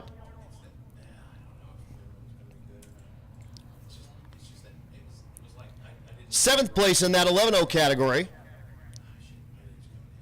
Oh, I'm sorry, the stick shift category. His average 11:01. That's why I thought it was the 11-0. Matt Farrow in the right lane. The 94 Pontiac Trans Am, his average 11:46 with the stick shift 4th Gen F body.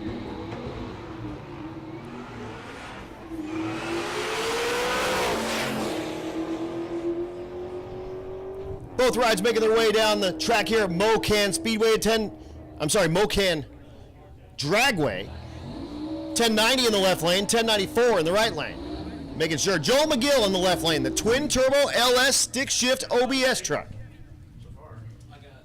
The right lane is Jonathan Laird, the 88 model Toyota Supra. McGill third place in the category, his average 972. Hope that's fuel. it seems to be evaporating. Maybe they left the cap off. McGill's truck is leaving a little trail of something behind it, so we're going to check that out before we send him down the racetrack. Arrested.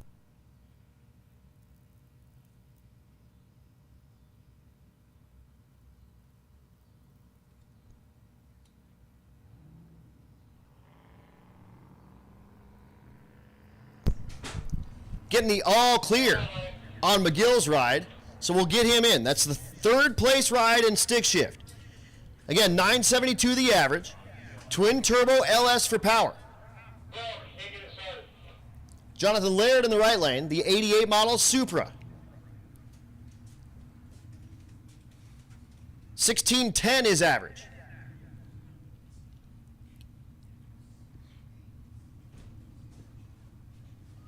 Now Laird has some problems, and we'll have to push the Super off the starting line. We'll have Joel McGill go as a single.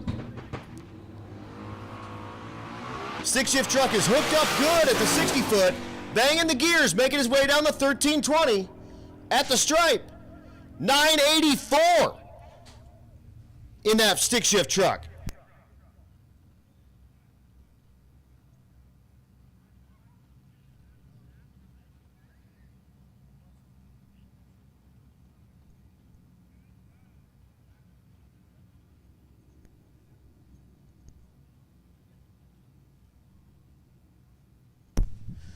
So McGill's truck on a rip. Unfortunately, a little off his norm. He did go a 942 at Texas Motorplex. But that 984 not going to be any help for him. Bring up Miles McCullough, the 14 model GT 500 in the left lane. Right lane is Eric Carroll. Carroll in the Silver Baboon Lexus IS. Spectators are hanging in there. 637 spectators over here. Yeah.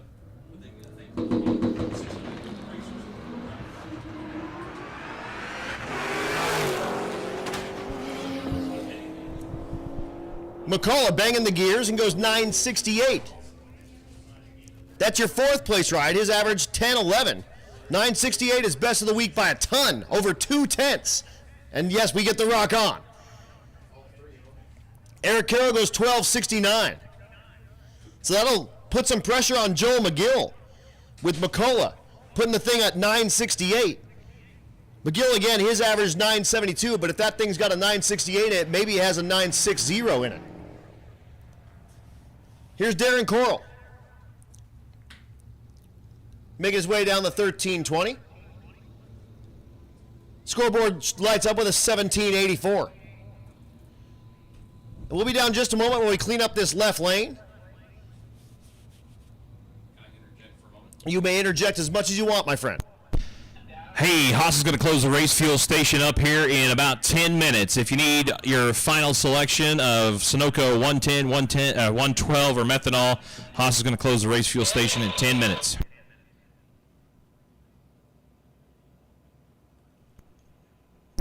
All right, and I've got a racer in need, and this is likely for that naturally aspirated small block ride, needing a 26 by 6 by 17 front runner. If you have a 26 by 6 by 17 front runner, if you can run that by the Rocky Mountain Race Week bus, that would be awesome, and we will keep that gentleman in competition. I guess 22 by 2.5 by 17s over there. 22 by 2.5 17s are not going to work for Sean Stanford's ride. Thank you so much for the offer. Came off a dragster. I mean, a dragster's awesome, but dragsters are light and they don't drive down the street. Depending what state you're in, you might get away with it. I mean, if you want to bring a dragster and put it in the Unlimited, it's got to weigh 3,000 pounds. Cool. We'll have to tape 2 of them together. So yeah, just tape 2 of them together, weld 2 together, put one upside down on the other one, and then bring it on 1,000 miles for 4 days. Here's Brian McCutcheon. This is the Honda Fit that I call the Hissy Fit. The stick shift ride, 1298 his average. He's run as quick as 1249 with this ride. I have questions about it. It says K24 on the license plate. It does say K24 Fit on the license plate, so it's a K24 with a turbo. Still front wheel drive? Still front wheel drive. Yes, sir. You can tell by the burning the tires all the way through first gear. I didn't know if they could all-wheel drive swap or something. Civics. So the K swapped Fit goes 1324, way off his average of that 1298, and again his quickest of a 1249 with that Hissy Fit. The K24, the LS of the import world. The K24 is the LS of the Honda world. Here's Phil Balmaceda in the right lane. The ZR1 Corvette. This is the one he drove all the way to Alaska to compete in Alaska Speed Weeks. He's lined up next to Nate Whitley. Whitley, the watch it shoot the fireballs out of the hood. Well, where the hood would be. His average 11.26 with the stick shift 3rd gen. Scoreboards light up with a 10.05.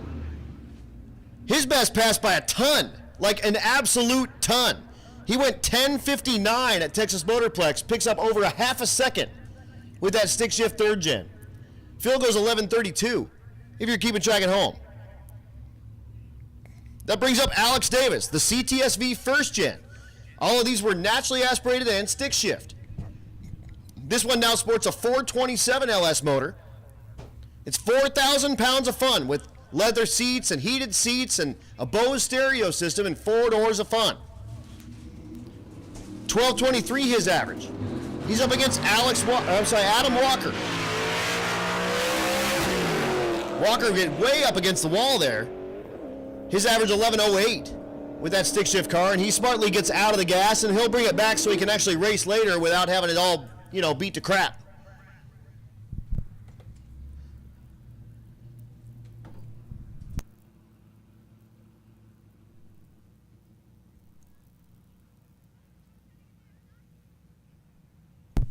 That brings up Nick Ball, the CTSV Coupe. He had a big problem with his trailer. It tried to fall off of the frame of the trailer and had to get that welded on, and then had bad gas in the car as well, so he had to get that all pumped out of the car, get some fresh gas in it, and he's out here banging the gears. He's next to Jeremy Mason, the Challenger. The Cadillac goes 11.50. Mason goes 13.57. Bad gas. Did he eat Taco Bell? He did eat Taco Bell. Yes, sir. Attention to the pits. Again. Oh, Limited Street. Limited Street, come on down 1 and 2. And Pro Street, come on down 4 and 5. Limited Street 1 and 2. Pro Street 4 and 5. This will bring up Bang Ship Billy. Billy Armstrong in the right lane. Ford fans rejoice. The 66 Fairlane is Ford powered, 427 cubic inches of Windsor with 2 turbos under the hood. The car has been in the 860 range, having some issues this week, and has been kind of low 9-second range. His average right now 9:39, has run as quick as 9:16, but the mile an hour 164. This thing makes some stank. T56 transmission in it. And again, he doesn't even own a truck and trailer. He drove this from Evergreen, Colorado to Tulsa, about 800 miles, taking it on Rocky Mountain Race Week, about 1,100 miles, and then he'll drive it the 800 miles back home. He's up against Matt Horner. Horner, and Bill's car does not sound like it's super duper happy. Horner's 70 Mustang, his average right now 17.37. And Bill's car is unhappy. That thing does not look good, does not look happy. He's been fighting it all week long. He had to put a axle bearing in it along the route. At one point thought he had no oil pressure, and it turned out to be the sensor.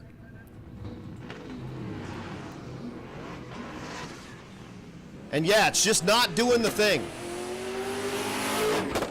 The 66 Fairlane unhappy as he'll idle on down, and he'll watch that 70 Mustang go past him at a 13.78.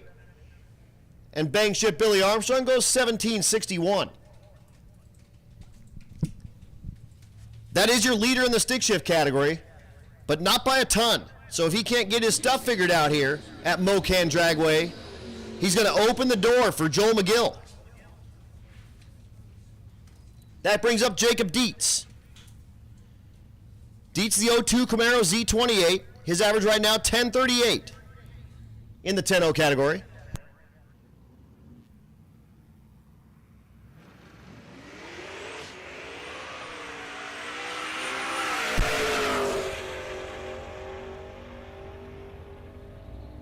And it's getting to be about that time, racers, 10:32 for Dietz. Getting to be about that time where we need to have your taillights on. So racers, if you can go ahead and have your taillights on from here forward. And the best part about this is I know you got them because we checked them. Because you need those to drive down the street. Duh. Street cars, right? Here's Brady Davis, second place in the Outlaw Street category. His average, 878 with the 2000 model Chevy Silverado.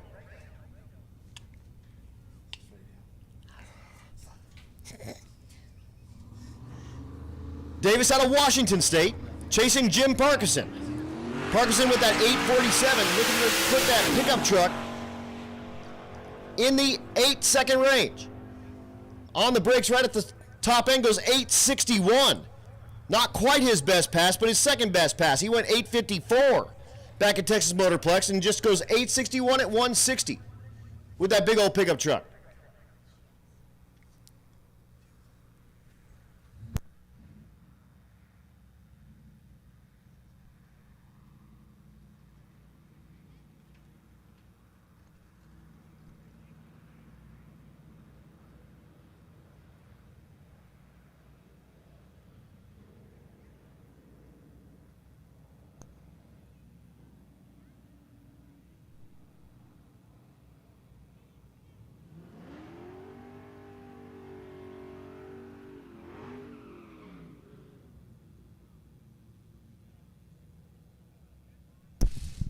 Here's Larry Armstrong out of the 13-0 category using his fast pass. The 39 Ford Coupe. His average 1327.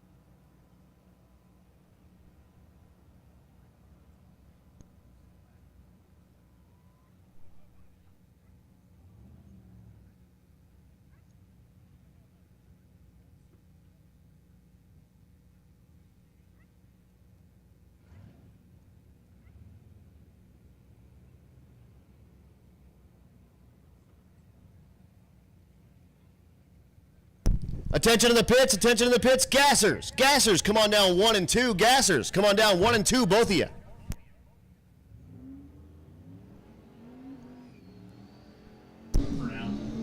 Here's Stephen Willingham. Willingham, the Grand National in the left lane out of New York State. Liz Smith in the right lane, the Challenger out of Kansas. Willingham's ride earlier went an 8.5 and change, like 8.5X. 857, actually, at Thunder Valley. Looking for an 850, 850 out of that car. That's as quick as it can go with the cage that's in it. Twin turbo LS for power. Right lane, Liz Smith, the Challenger, 1109, her average.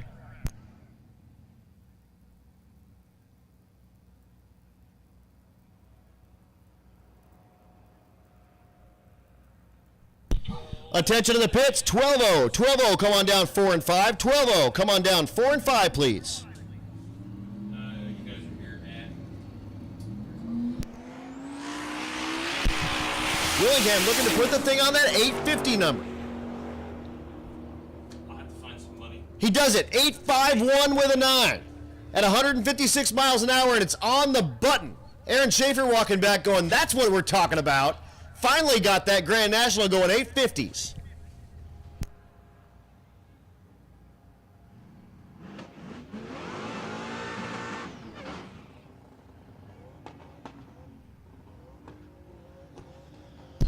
That'll bring up Tom Nelson, the 70 model Chevelle with the blown big block under where the hood would be.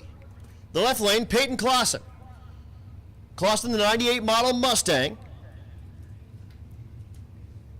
His average right now, 1306. He's run as quick as 1289.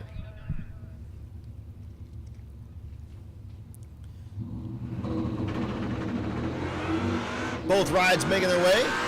Attention to the pits, I do have a racer in need. Racer in need, Joel McGill, with that awesome OBS stick shift truck, is looking for a shifter ball or handle. Shoot, I may have one of those actually. Nelson in the Chevelle goes $9.99. When Stevie gets back up here, Gassers, final call. Gassers, final call. 1 and 2, please. Gassers, final call. 1 and 2, please. Joel, I think I've got a shifter ball for you. It's just a regular, everyday T56 shifter ball. Come see me up in the tower. I will get you in touch with Stevie, and I will get you that shifter ball.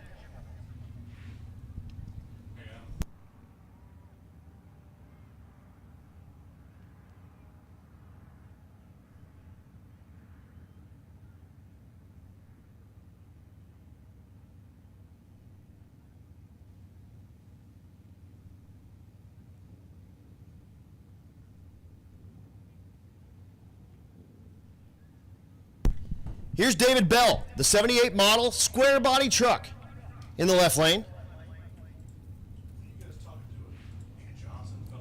913 is average in the Pro Street category, that big square body. William Scanlon in the right lane. Oh, David Bell gets the thing sideways, and I don't know if he touched the wall or not. Man, he's got the shootout, but that thing was wiggling all over the racetrack. And if he didn't touch the wall, he was within like millimeters of the wall. Whew! So David Bell goes 14.45 and needs new underwear. Wow.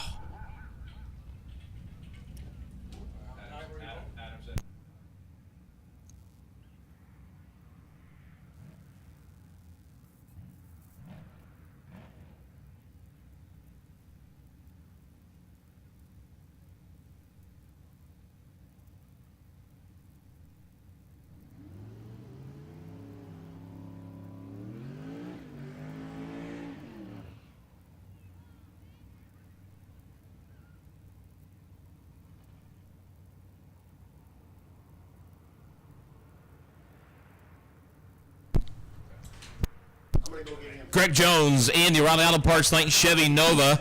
Josh Treehouse, not a name I'm recognizing. 80 Fairmont sedan. It's my favorite car of the event. I love me a Fairmont. I've had a couple. 1222, 112 for Jones in the Nova. Treehouse in the Fairmont sedan. 1195, 115 brings up Eric Daniels. He's out of Oklahoma with the Durango SRT Hellcat. O'Reilly Auto Parts side. Nicholas Roberts from Wichita. The Mustang Redemption Motorsports side.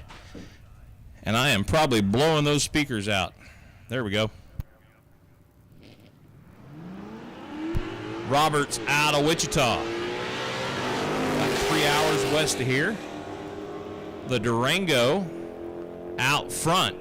Runs 11:22, 121, 12:08, 115 here in the 12:0 index.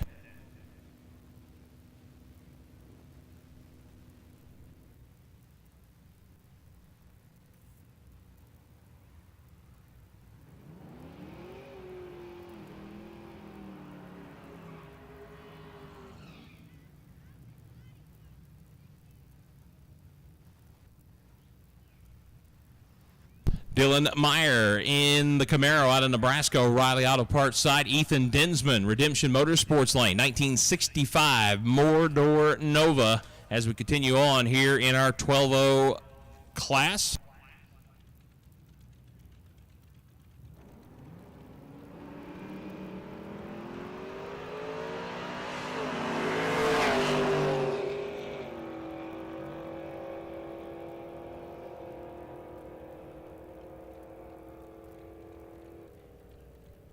.1203, 113 for Meyer on that 12-0 index. Dinsman in the Nova is 12:59, 105. Chase Shaw, the Kia Stinger, O'Reilly Auto Parts side, taking on Brendan Mall out of Texas with the Lexus IS 300.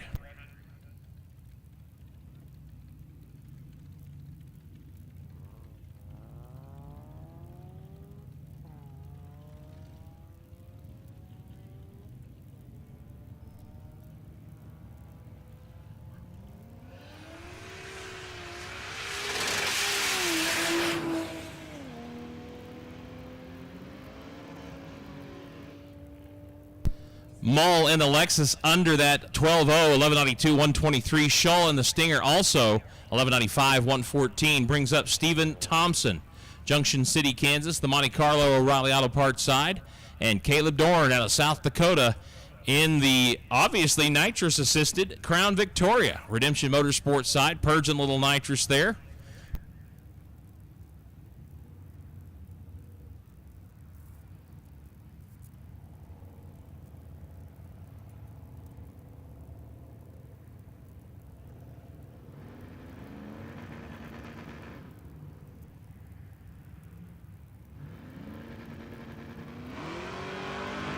It's Thompson doing the G-body shuffle there in the full Monty. Hiking that left front up, carrying it out there. He'll run 11:19, 112. A little fast for the 12.0 index. Dorn in the Crown Vic, 12:77, 105. Dan Gosha, 99 Pontiac TA in the O'Reilly Auto Parts lane, taking on Jason Serrano. And I'm sorry, I don't know most of these names. I'm doing my best with them. He's out of Arizona with that good-looking long roof Buick Regal wagon.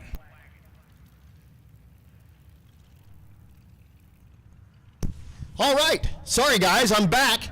I thought I had a shifter ball in my car, but I didn't bring my tackle box that had a shifter ball in it. So Joel McGill still looking for a shifter ball. Jason Serrano with that long roof Buick. I was wrong. I pronounced it like the pepper. Actually, that might be right. Because when I said Serrano, and I was like, is that right? And he went,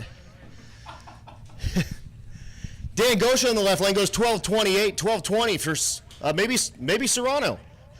I'm gonna pull that up. We're gonna say that. Luke Newwolf out of Australia in the left lane by way of Florida. The editor of Sick the Magazine. That Dodge Charger. Robert Young in the right lane, the owner and proprietor of Force Performance Turbochargers. Young goes 12:16. Newwolf goes 12:27.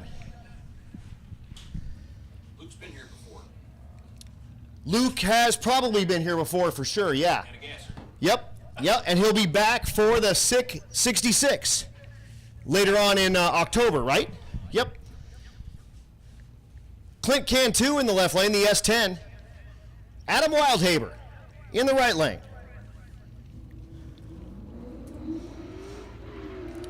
Thanks so much for taking over for me while I went over to go try to find shifter ball.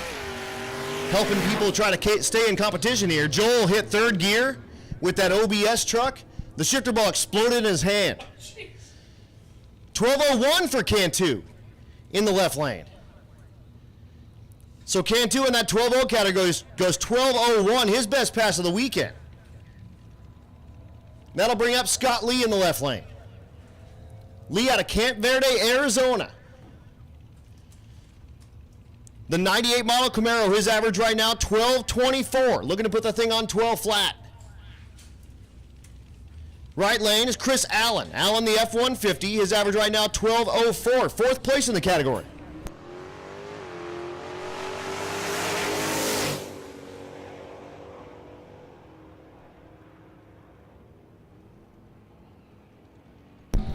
$12.00 with a 4 for Allen. 11.89 in the left lane is no good, but Allen, he'll take that 12.00, and that's going to help him move up the ranks in that 12.0 category. Again, his average right now, 12.04, but this then just puts up a 12.004 this last pass.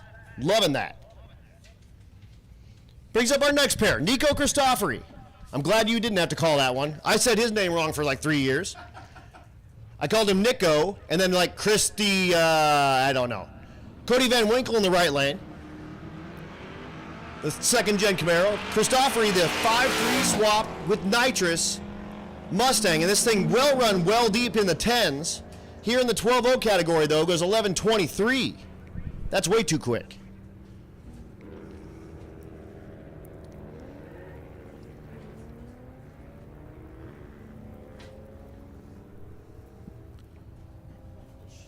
That'll bring up Randy Walston.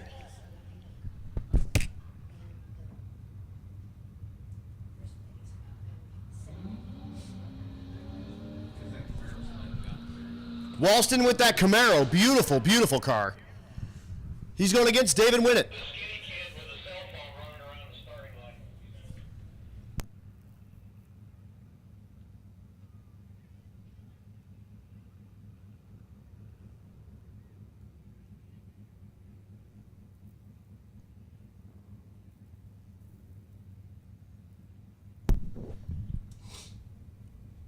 Walston's lined up with David Winnett. Attention to the pits, 13-0. 13-0, come on down 1 and 2, please. 13-0, come on down 1 and 2, please.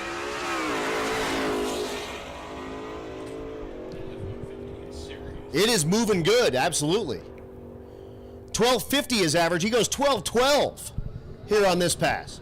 Walston goes 12.23. How about watching a F-150 drive past you with your second-gen Camaro and being like, man, I got this guy smoked. And then he comes by with you with a load of plywood in the back. That brings up Juan Ramirez, the OBS truck in the right lane. Ramirez, 15.85, his average. And again, racers, we do need taillights from here forward. It's dark enough that it makes sense for us to have taillights on so we know when you're off the top end of the racetrack. So make sure you are doing that for us, please. That brings up Rich Ford out of the Disorganized Grime Race Team. One of our sponsors out here as well. The G8, 12.18 is average, looking for 12 flat. He goes 12.11. Ramirez goes 12.91. Here's Greg Jones, third place in the category, 12.04 his average, and again, hand controls with this ride.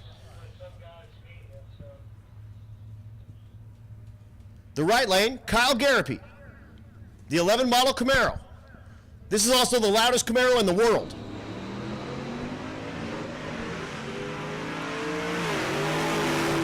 It's going first to second to first to second to third to second to first as he makes his way down the 1320. And he goes 12.24, 12.07 for Greg Jones. Running the hand controls hard in that Nova. And that brings up Austin Clark, the 88 model Buick Estate Wagon. His average right now way down, 16.91, having some issues, went 26 seconds last night. It has been in the low 12-second range, though.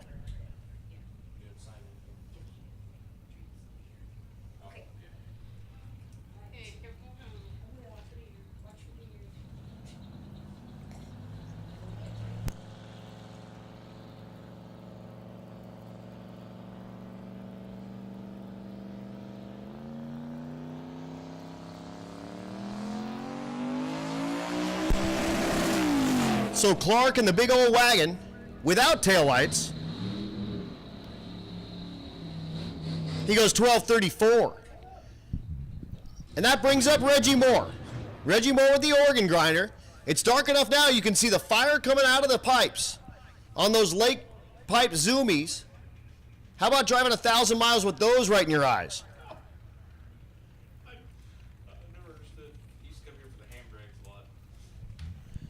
Jacob Strathman in the right lane, the 52 GMC service truck, and he'll whip on those service lights for us as he goes down the racetrack. Attention to the pits, 14-0. 14-0, come on down 4 and 5, and Junior Street, A and B. Reggie with the organ grinder, banging the gears.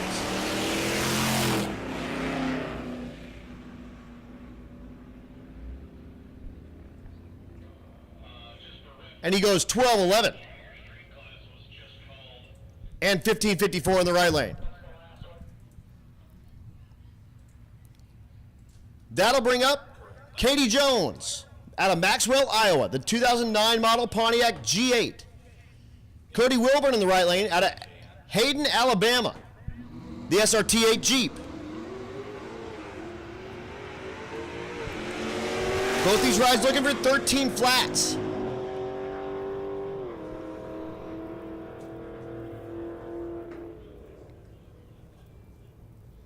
$12.98 is just that much too quick in that 13.0 category. Wilburn goes 13.97.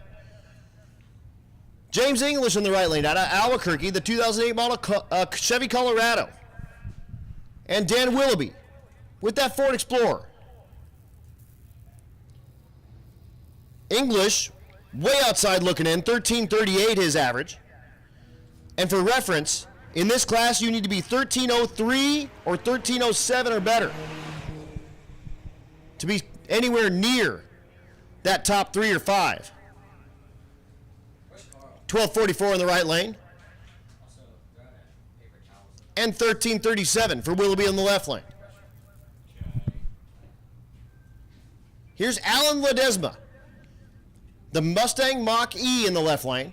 Brenton Thiessen in the right lane, the C3 Corvette. Ledesma, your leader in the category. His average right now, 13:03. He's being chased by his wife, Nicole, with a 13:03. So 13:03.0 in the left lane, 13:03.4 for Nicole in the exact same car. So Alan will run it. He'll try to put the thing on 13:0, and then he'll put it back in the back of the staging lanes, and Nicole will get behind the wheel, and she'll try to put it in the 13:0s. Alan goes 13:06. Thiessen goes 13:73. So again, Alan will pull it back around. Nicole will get behind the wheel, and she'll try to put the thing on the number again. Number 1 and number 2 in the class, 2 different drivers, 1 car, and it's an electric car. They've been making their way around and trying to charge it everywhere they can go, and they're on the last leg. That'll bring up Brandon Holmes in the right lane, the 60 model F100, his average 13:54. Left lane is Josh Odom. Odom in second place in the 14.0 category. His average right now, 14:06, 13:28 in the right lane, 14:02 in the left lane for Odom. Brian Crandell in the left lane, the 2013 Chevy Caprice.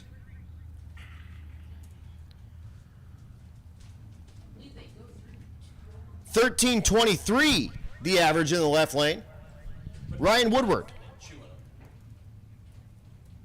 in the right lane, the 2000 model Chevy Silverado.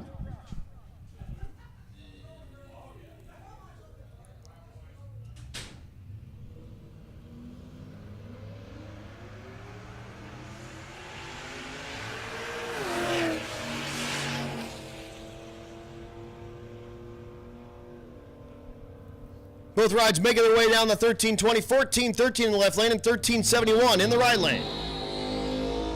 Looks like I got a racer in need. William Patton with that supercharged Suburban is in need of a couple of rocker arms for a big block Chevrolet.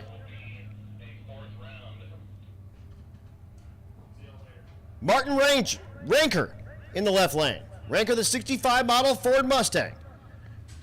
The Shelby Clone. And Zachary Krakauer in the right lane, the Challenger. Here's what's cool. Last year, Rocky Mountain Race Week, Pueblo Motorsports Park offered those Speed for All Wallies. For all of the True Street classes, Martin Ranker has one of those. Won himself one of those with a 14.0 class with that Mustang. It's quicker down here at this lower altitude, and he goes 13:38, 12:35 for Krakauer in the right lane. About 900 feet. 900 feet of real elevation here. The difference there, Bandimere is 5,800 feet of real elevation. The DAs are typically 5 digits.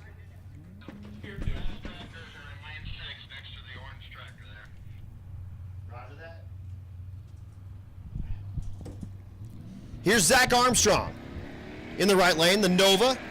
That's third place in the category. His average 13:07. He needs 00 to put any pressure on the Ledesmas with that Duracell car. Mike Dorn in the right lane. The SHO, 13:13, his average, 13:23 is no help, 13:35 in the left lane. That brings up Ernie Riley. The big block Chevrolet powered 48 Chevy Coupe. His average right now, 13:16. This is the car he built to drive to Bonneville, not at Bonneville, but to Bonneville. It's got a 270 rear end gear. He uses first and second gear in the 4L80E, and he's got 2 more to go. So only first and second gear here on the racetrack, but uses 2 more of them on the street. He said with a long enough straightaway, the thing will go 150 easy. Joey Moore in the left lane, the first gen Camaro.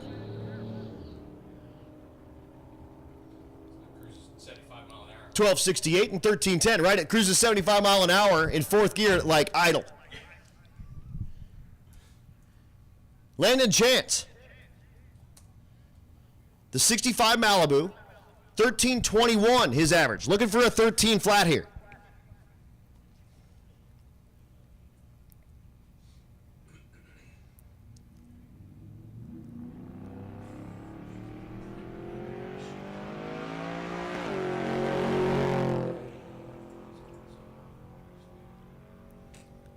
So Chance making his way down the 13:20.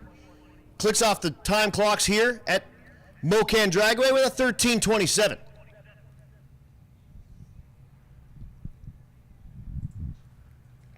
And that's going to bring us into the 14.0 category.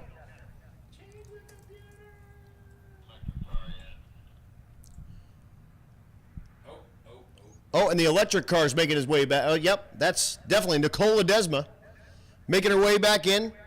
That Mustang Mach-E.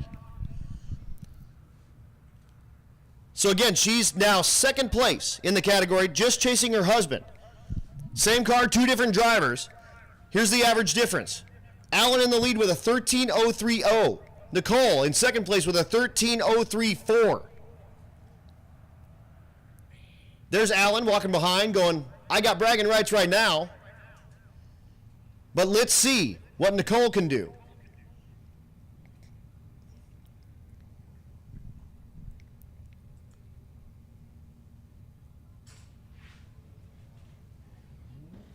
Alan back there videoing. Nicole behind the controls. And she'll take off. Boy, at one point next door, you couldn't get in. Ledesma on the brakes. At the stripe, looking for that 13.0. Does it. 0-1 with an O. And Alan goes, like you got to feel good for your wife doing that, but then doing that to beat you, that's like it's like a slap in the face that you love. It's a good slap in the face. So are you guys going to make more passes? Going to make more passes? One more? Okay. So going for bragging rights with that Mach-E. Nicole currently in the lead with that 13.01. Two of them at home. I need time and money. Here's Ernie Ruiz in the Datsun, the 620. Sounds like bumblebees coming out of the tailpipe. 15.83 his average. The right lane is Jennifer Burst, the leader in the category, 13.75. In that 14.0 category, her average right now, 14.05. That brings up Jennifer Gilliard in the left lane and Travis Boltman. Ruiz, by the way, goes 16.12. Boltman, the 5th gen Camaro in the right lane. And Gilliard, the Dodge Durango SRT. Boltman, 3rd place in the category. His average right now, 14.07.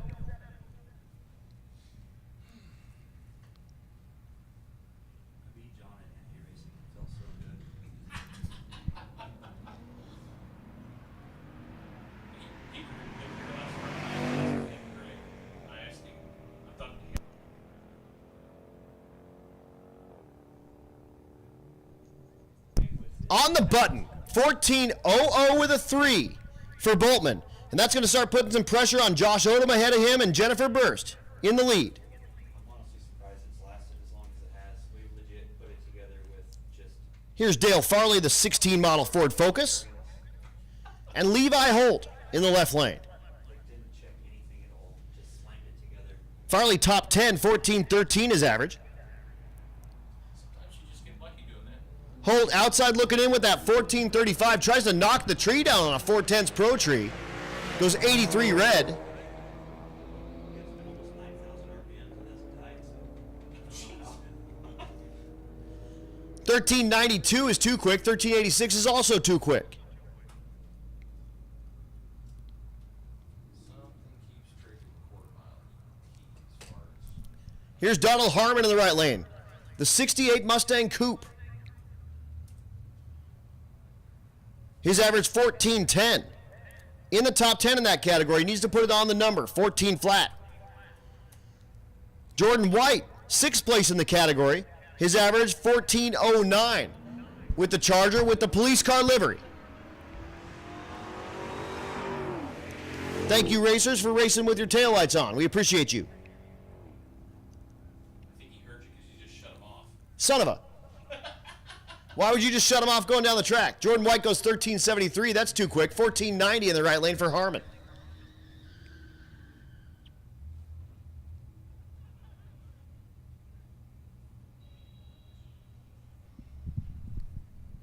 Here's that Mercury Zephyr. That's Philip Cockrell. He's lining up against Joshua Williams. Cockrell's average 14.89. Williams Average 14.12. Looking for 14 flats.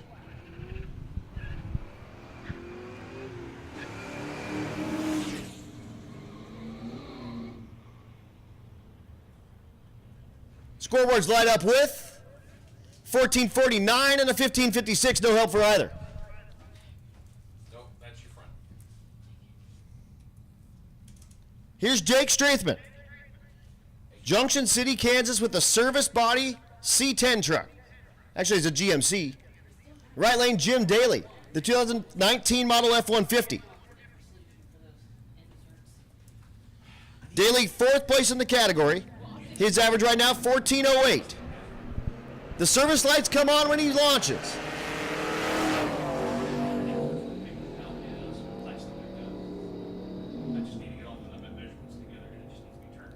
At the stripe, 14.62 in the right lane, 15.64 in the left.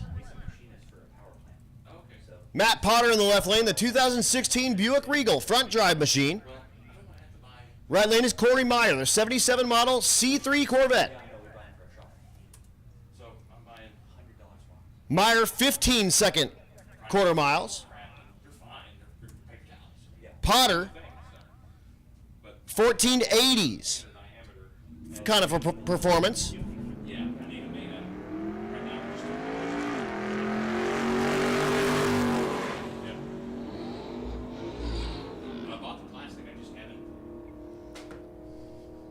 At the top end, 13.14 for Myers, 14.04 for Potter. His best pass of the weekend by a ton.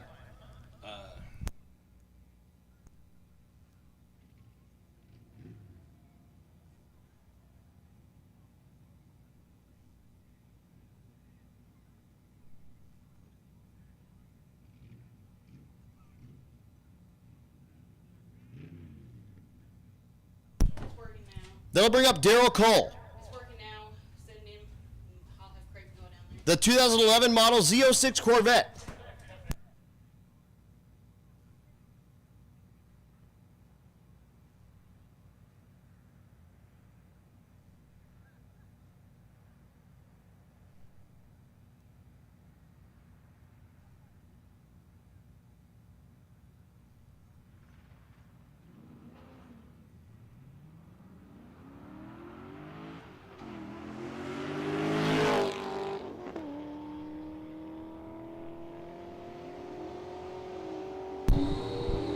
Daryl Cole goes 12.86 with that C6 Corvette. That'll bring up the S550 Mustang in the right lane. That's Chris Fetcher. Fetcher in the 10.0 category, looking for 10 flat. The Caprice in the left lane is Brian Crandall. In the 13.0 category, looking for 13 flat.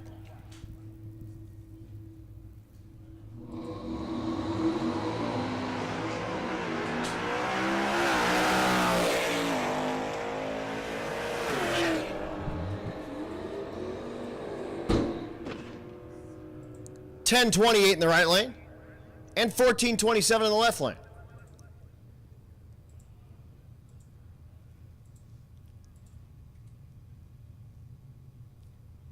See the scooter on the right lane. He's got the turn signal on. Running up to the top end of that racetrack. Once we get the go-ahead that he's off the top end, we'll send the next pair. That's Matt Horner, the 70 Mustang Fastback in the left lane,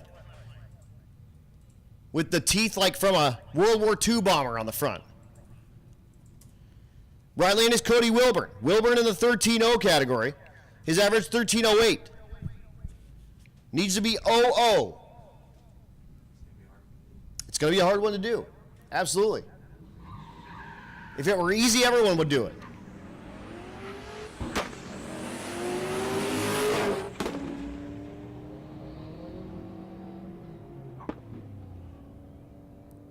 Wilburn, 13.25. That'll be no help.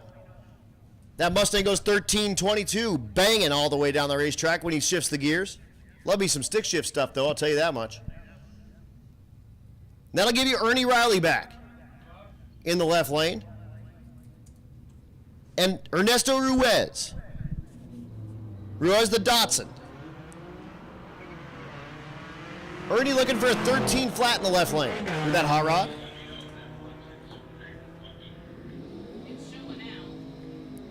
He goes 13-12 and 16:02. And again, if you're not kind of 13:00 or 01 right now, ain't no good. Here's Jennifer Burst. Burst leading that 14:0 category in the right lane, or I'm sorry, the left lane. Her average right now 14:05, looking for a 14 flat in the left lane. The right lane, that G body, that's Dylan Peterson. Peterson out of the Outlaw Street category, mid 11-second performance.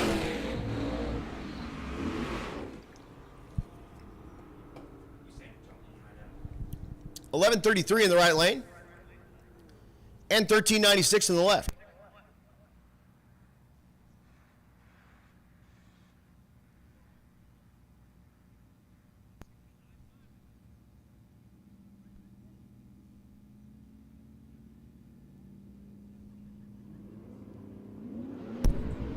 Zachary Fletcher, the 16 model Silverado in the left lane. I believe it is Brenton Thiessen with the 3rd generation Corvette in the right lane. 11-11 and a 13.92.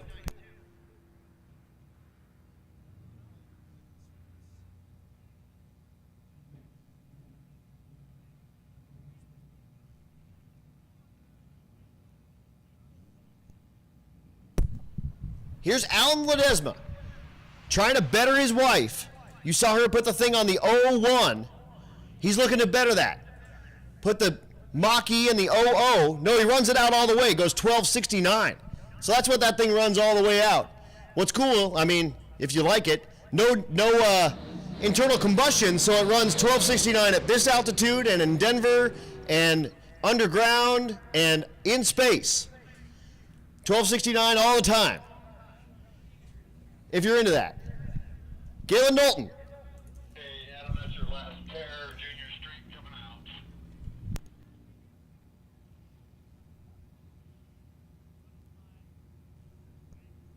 So Knowlton, the awesome flame job, 1st generation Camaro. Ethan Densman, the 65 Nova. The Nova out of the 12-0 category, looking for 12 flat.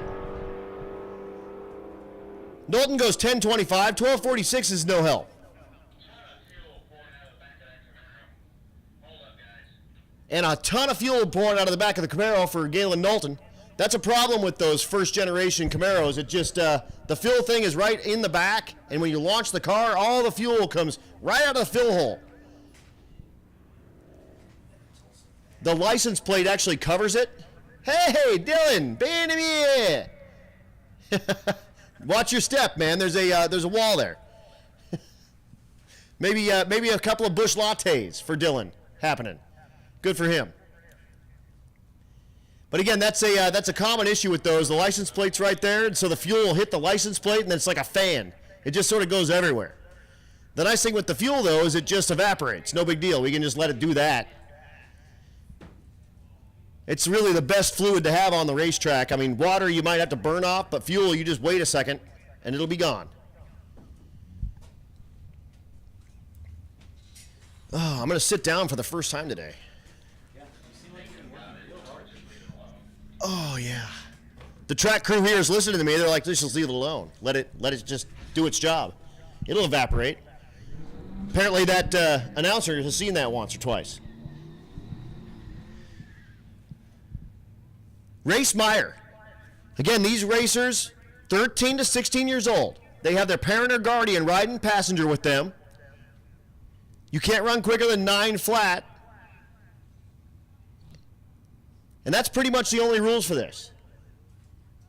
For what we're doing here, we're going for consistency, not necessarily speed. So Race Meyer turned in a 9:22 at Tulsa. He's looking for a 9:22 the rest of the week. So he's got 9:22, 9:33, 9:34.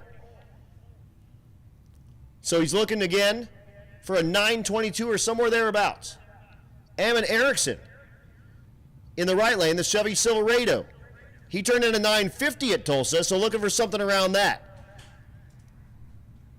At Motorplex, he went 9:60.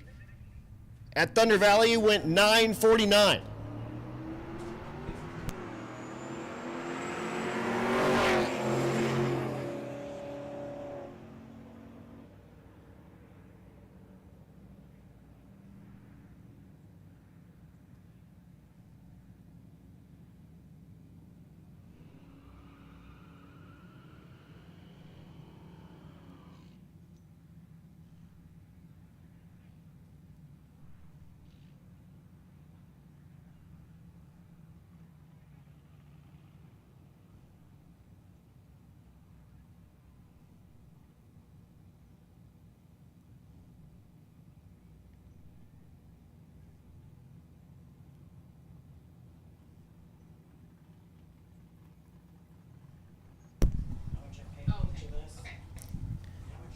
Dyed in Coral in the right lane.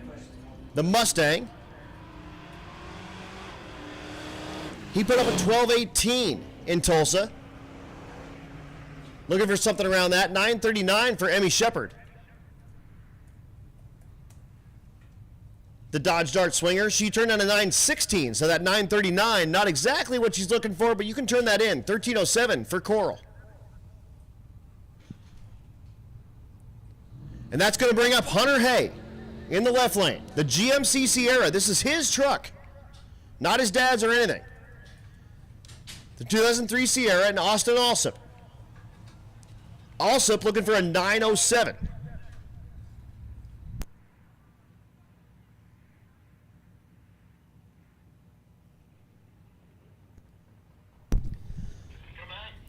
So 9:07 is what we're looking at for out of the right lane. Hunter Hay looking for a 9:08.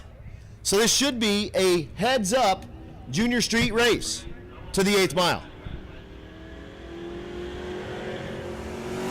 The Fox Mustang and the Sierra. 9:08 and 9:16.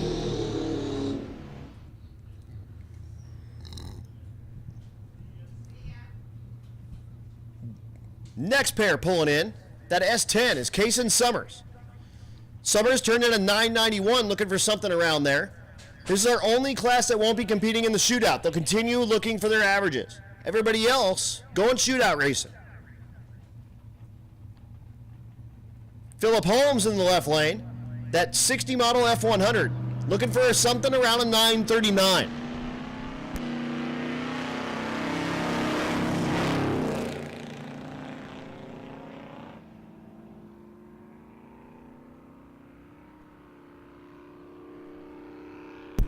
$9:41 and 10:24. And that'll bring up that Magnum. That's Adam Odom. He turned in a 9:31, looking for something like that.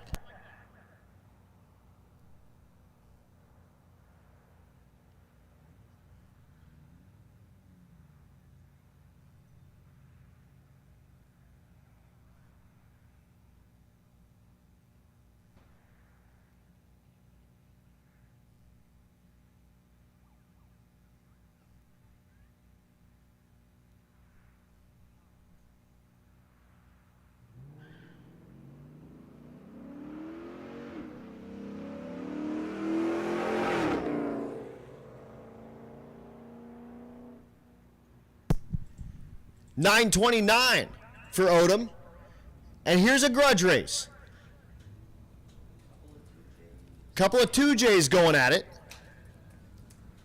That's Eric Carroll. That's the Silver Baboon in the left lane, the stick shift Lexus. The right lane is Brendan Mole, the automatic Lexus. Eric Carroll's probably in trouble here. Brendan Mole's got him covered, and he does.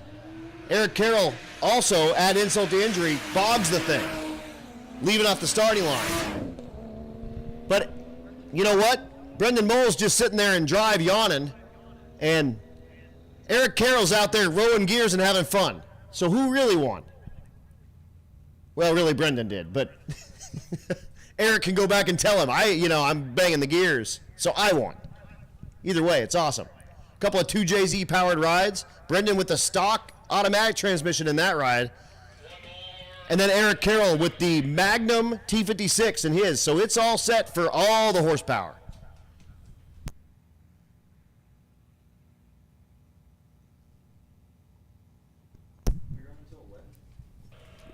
Here's Jeremy Mason, the 21 model Challenger. And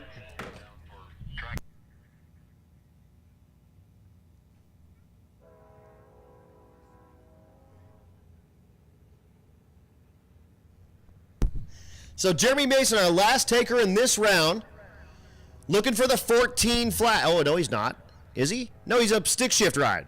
So he's just looking to be as fast as he can be with that stick in that Challenger. Drops the violent pedal, and he'll bang the gears, making his way down the 1320. No, not a Hellcat. And he goes 1348. And that'll be the last of this round. We're going to go one more round. So, folks, when I call you up here, I'm calling you up for your last pass. And again, this is your last shot to improve your average. We freeze those averages here tonight at Mo-Kan. You need to make the drive over to Tulsa, and we have a 132-mile drive. So a relatively easy drive, but those are the ones that'll get you. You must at least break the beams to lock in that average. But it's just frozen here tonight. And again, if you're 850 or better, keep in mind, we're only going to take that first half of that race. We're going to add your back half from yesterday and build you a quarter mile. So this is your last shot here at Mo-Kan Dragway. Again, just a little bit of track prep. We'll bring you that last round. We're going till 11 o'clock. It's currently 9:43. Thanks so much. Look at all these spectators hanging in here. On a school night, watching drag racing at Mo-Kan, you guys are the real heroes. Thanks so much for coming out and watching these street cars do the thing.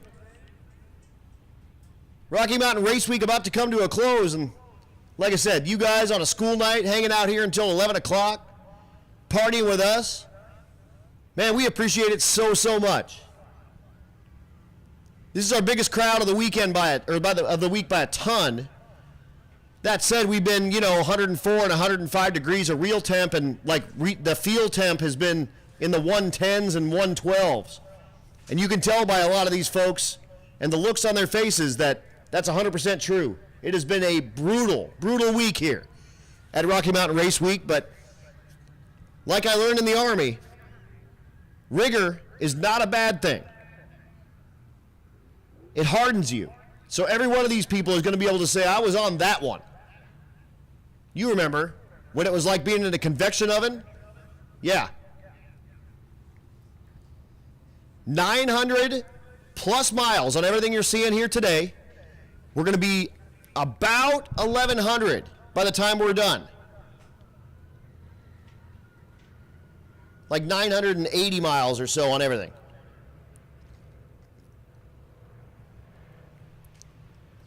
$132 miles tomorrow, and we don't just take the highway. We always do side roads and back roads. Occasionally spend a little bit of time on an interstate, but that's not the idea here. The idea here is to go through small towns. We bring all of these 300-ish cars with 600 people, plus all the Road Week folks through these little towns. We spend our money in mom and pop grocery stores and eateries, and we stay in your hotels, and we help out the local economy while we come out here and also have some fun. And that's part of the deal out here. This is kind of our idea of being able to get over to Radiator Springs, if you've ever seen the movie Cars. We see those little bitty towns, and that's where the soul of America lives. And we love it. I know I love it. Boo loves it. Boo's all about it. Boo Cavazimo, as I called him for a year. It was amazing. He finally comes up and goes, dude, it's Quamzo. It's the V's a W. I'm like, oh, got it. Check.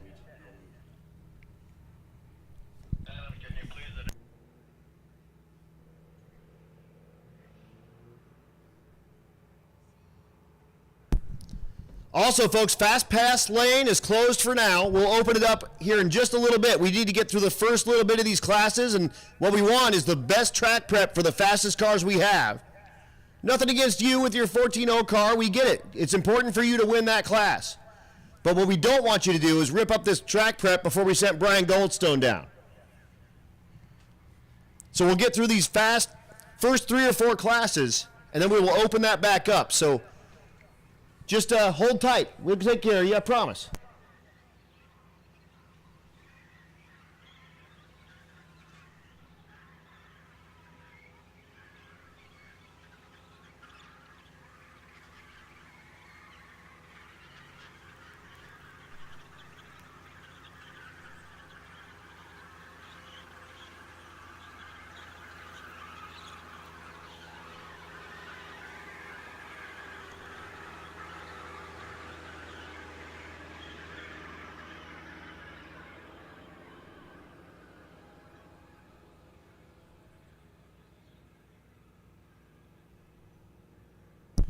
And folks, when you bring your time slip up and you're looking for that Mo-Kan sticker, that's at the bottom of the tower on the west side where they're selling the shirts and whatnot.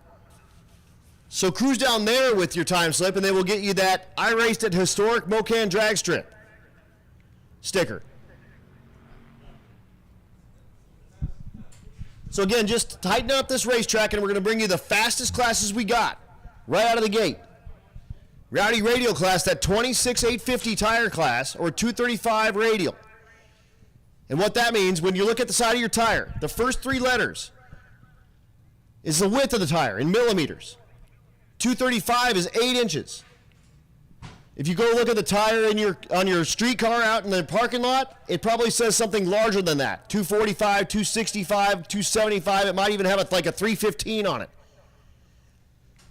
We're taking these cars and we're putting 4-digit horsepower down little itty-bitty tires. That's the ultimate, equalizer on these things. That's pretty much the only rule in that class is you got to run that tire. And that's period. That's it.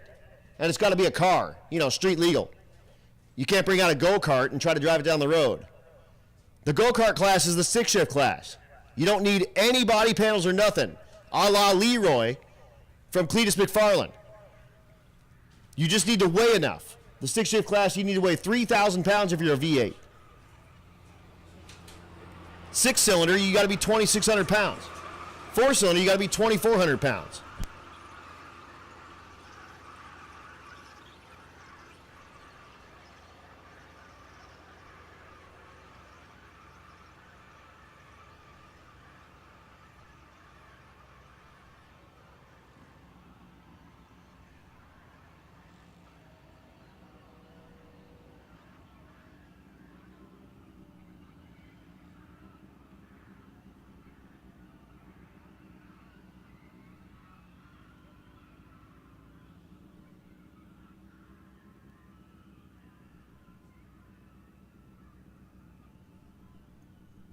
Hey, don't head out before you check out the Mo-Kan Merch Mart, west window, lower level of the tower.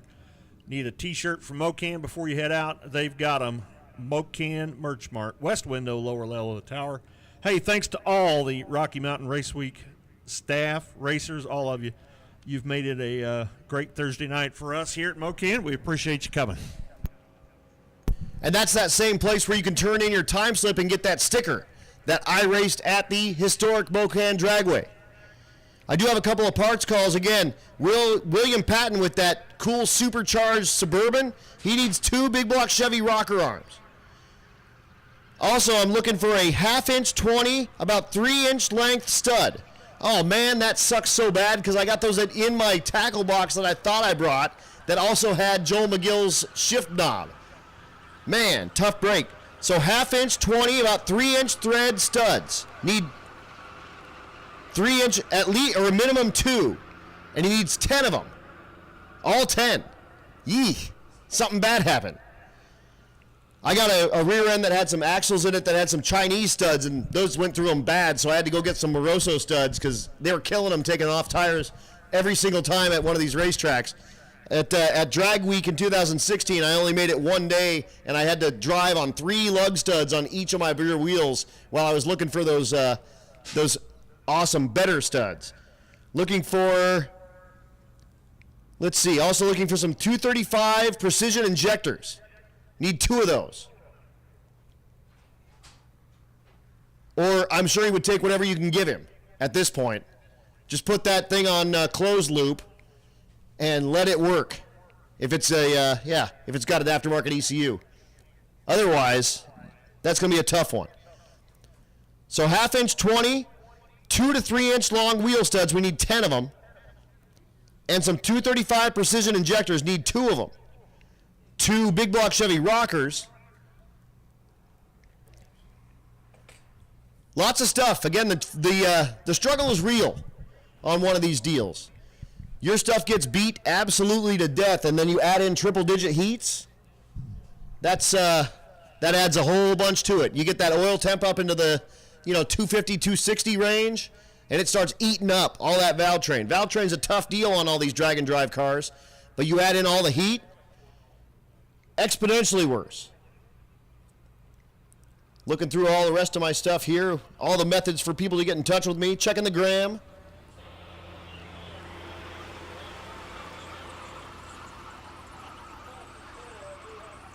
Bob Ruppel's back, and they're telling me that when Big Block NA comes back around, John and him are separated by less than 1,000th to John's favor. I've been talking about that all night, man. That's a super tight race.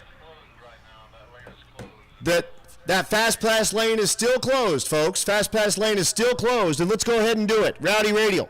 Rowdy Radial, come on down A and B. Rowdy Radial, come on down A and B, and Ultimate Radial. Come on down 1 and 2. Again, Rowdy, A and B, Ultimate Radial, 1 and 2.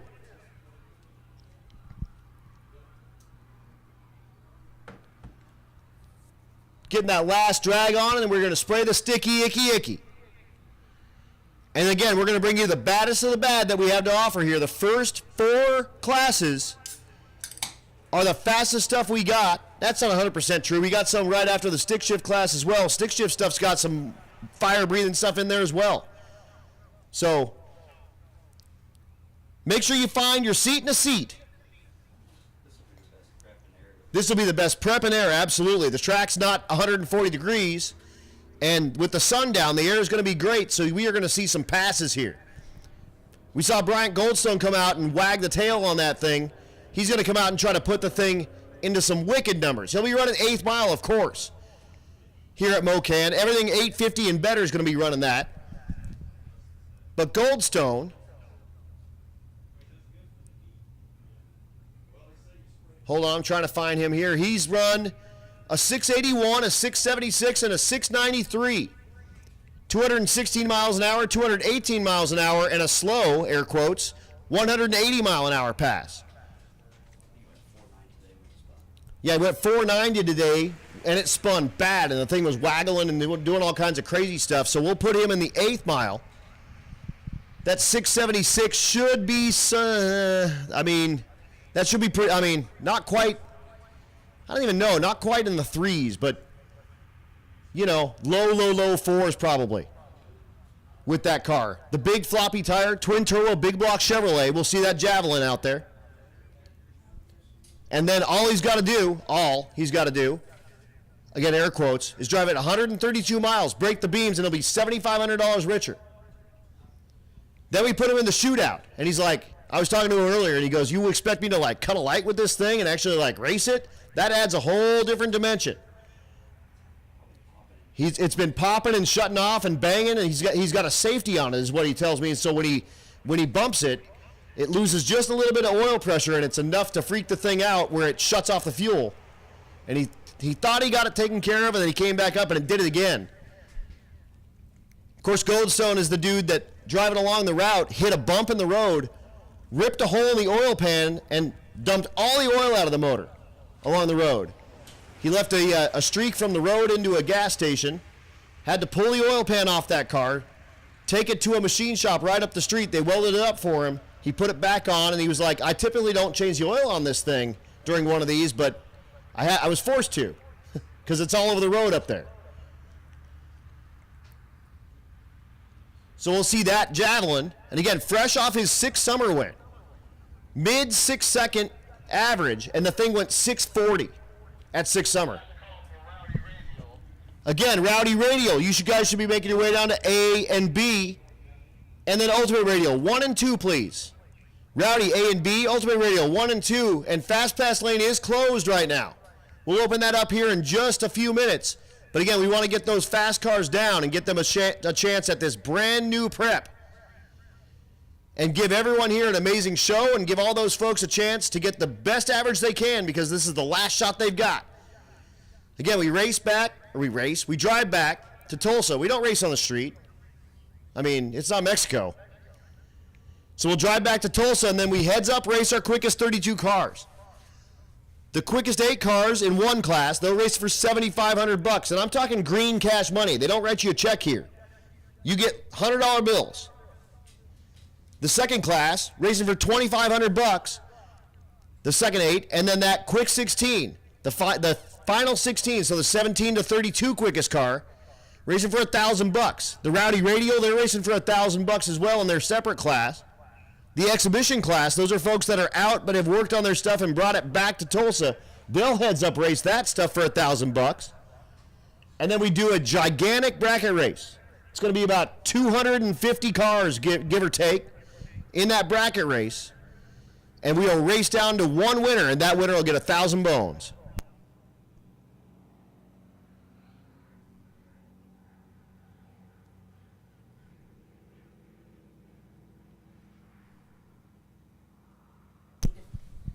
Weston Lowe, you need to get back to your family or you're going to get a whipping.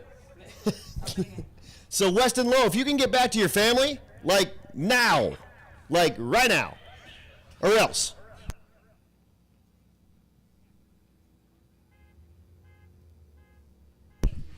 You got it.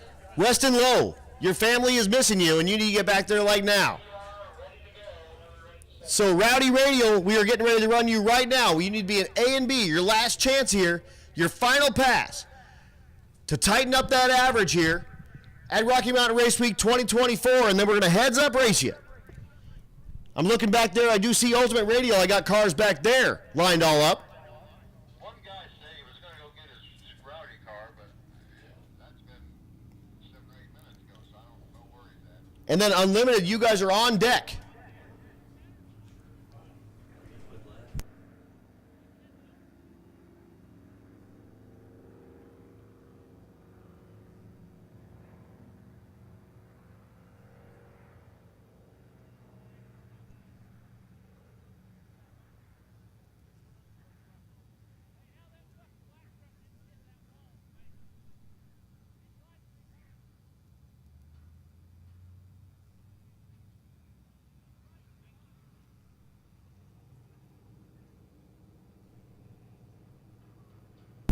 So we'll come at you first with Ultimate Radial. We're waiting on a Rowdy Radial car, so Ultimate Radial drivers, go ahead and get in your cars and get the belts tight. We're sending you first.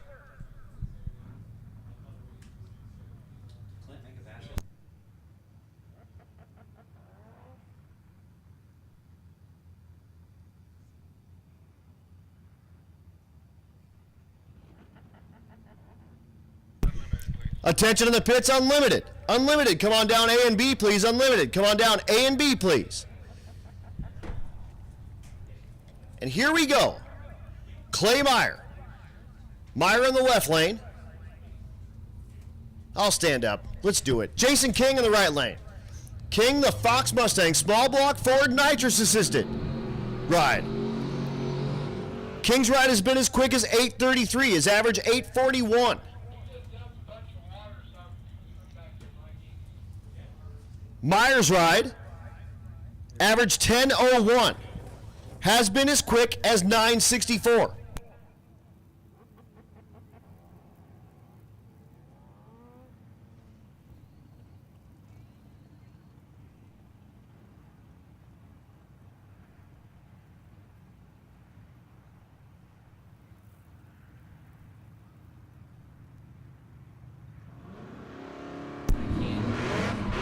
Jason King knocks the tires and the thing's going blah, blah, blah, blah, not the run he's looking for. Here goes Clay Meyer with the Le Mans.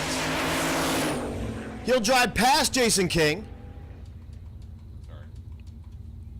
And he'll go 987.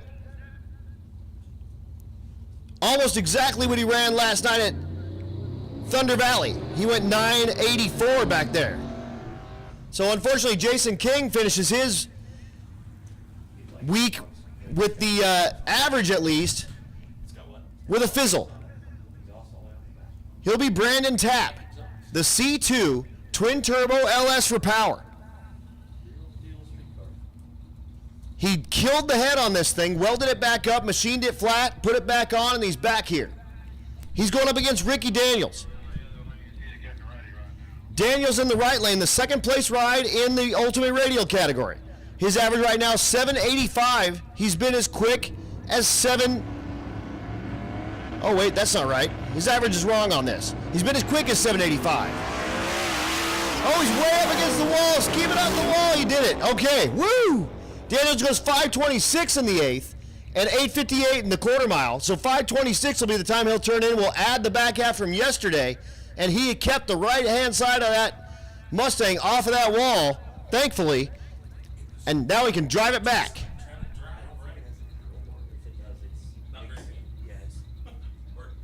Brandon Tapp goes 948 with that injured C2X.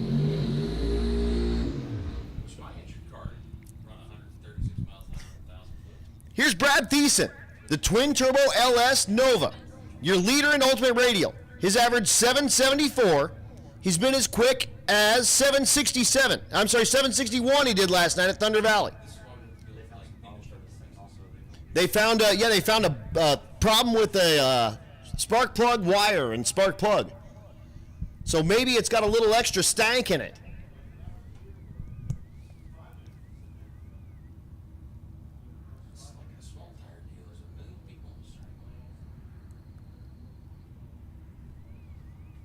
Thiessen's got the thing staged. He'll build up the boost and the tree comes down and he's gone. It's hooked up good, goes 133. He pedals it and he gets it in the center and keeps it off of the center there. Woo! Did he get the cone? I don't think he did. That's some expert driving to have us not have to go out there and look the cone up, but Thiessen.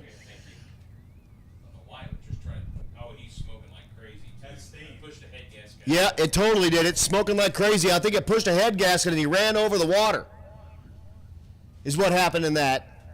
So I think about 60 foot, maybe 70 feet, it knocked the head gasket out of it. Ran over the water coming out of that thing. He got it way sideways and thankfully got it gathered back up. And he'll be able to hopefully get that thing fixed with some help from Brian Tulie and get that Nova back on the road tomorrow, back down to Tulsa. And we'll see that car in the shootout.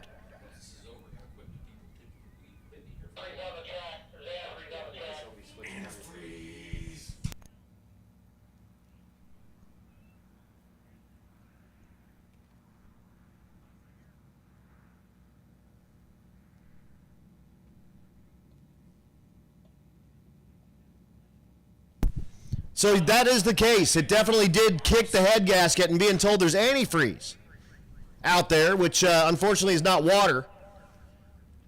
So we'll be down just a minute while we clean up that left lane. Yeah, and you can see him driving on the return road here, and lots of smoke coming out of the right-hand side of that Nova. So they will go back, and they will have to pop that head off of that car and pop another head gasket, and hopefully it's just that.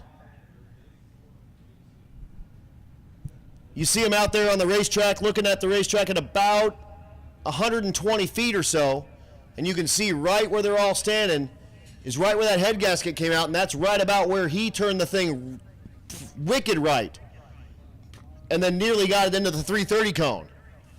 Good driving from Thiessen, and you can see it out in the pits. Look at it in his pit spot. So again, hopefully that's just the gasket and not like a full head or the block or anything like that on that Brian Tulie Racing Nova. Here's what's kind of cool. It ran 13.00 in the quarter mile.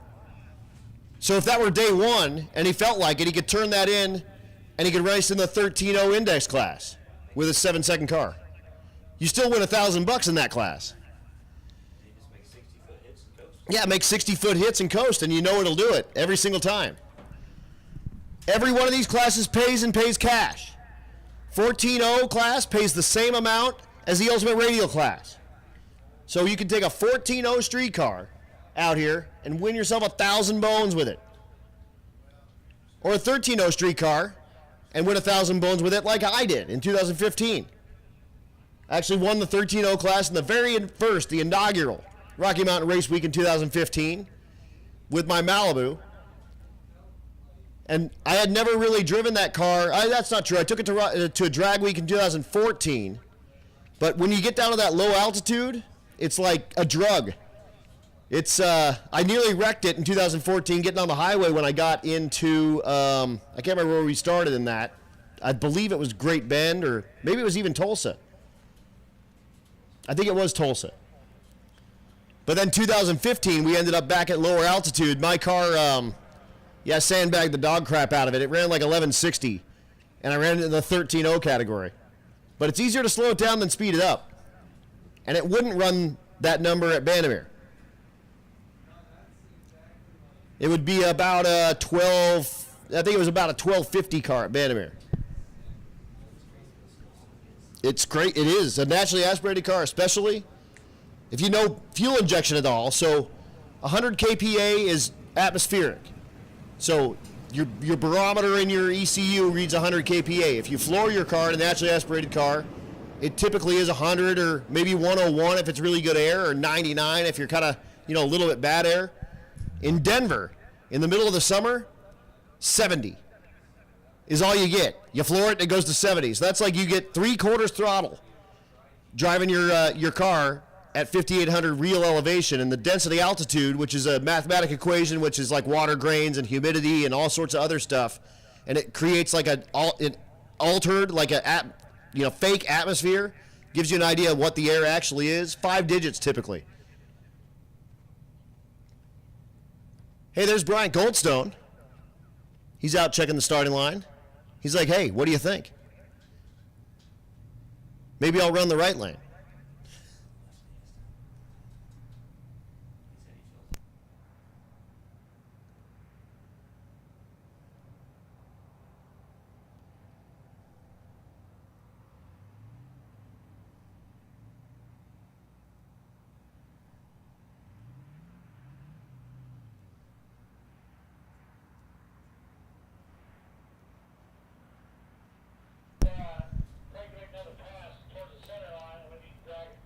So being told it's Evans waterless coolant. So that'll be easy to clean up, easier to clean up. And he did take the first turn off as well, which means that there's less cleanup out here on the racetrack as well. So Brad and Blaine are going to go to work on that beautiful Nova, and thankfully he wasn't, 150 mile an hour when that happened, because that would have been a whole different deal.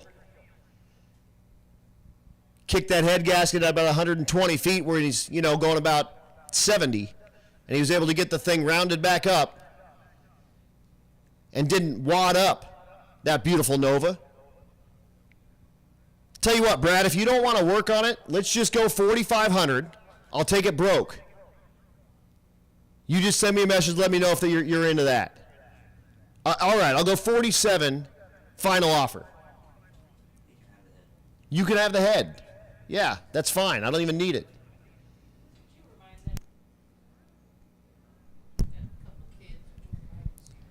Also, folks, don't forget, no one under 16 on wheeled vehicles. If you're under 16, you cannot be on a wheeled vehicle. That's like powered or unpowered. No scooter tricks out there if you're a 14-year-old. We don't need you busting up your arm, for crying out loud. So Evans waterless coolant in that thing, so it should be an easier cleanup. You see the awesome track scraper thing that's on that like zero turn mower? That's a Total Venue Concepts invention. It's an awesome deal for the tracks here, and especially smaller tracks that have smaller staffs. This allows one guy to scrape a wider section on the track than it would typically take 3 guys. A standard scraper operation uses a large propane tank on wheels, or on a dolly. One guy to run that fire and one guy to run the scraper. This all happens with one dude now. You see that big, gigantic propane tank on the back of that thing? That's what typically is going to be on that cart or dolly. Then you had to have one guy running that fire and the other guy running the scraper. And it's arduous, and I've done it, and it sucks. This takes a whole lot less effort. And it does look like a doomsday machine. It looks like something that you would, bring to a street fight. Like, where'd you get a hand grenade, Brick? I don't know. No? Nothing? Anchorman references? Yeah, Brick found a trident. Oh, man. So we scraped it up. We'll flat drag it real quick. We'll give it a quick spray, and then we'll be back to business. Again, thankfully, Thiessen kept that thing off the wall when it kicked that head gasket out. So our cleanup is going to be relatively easy out here.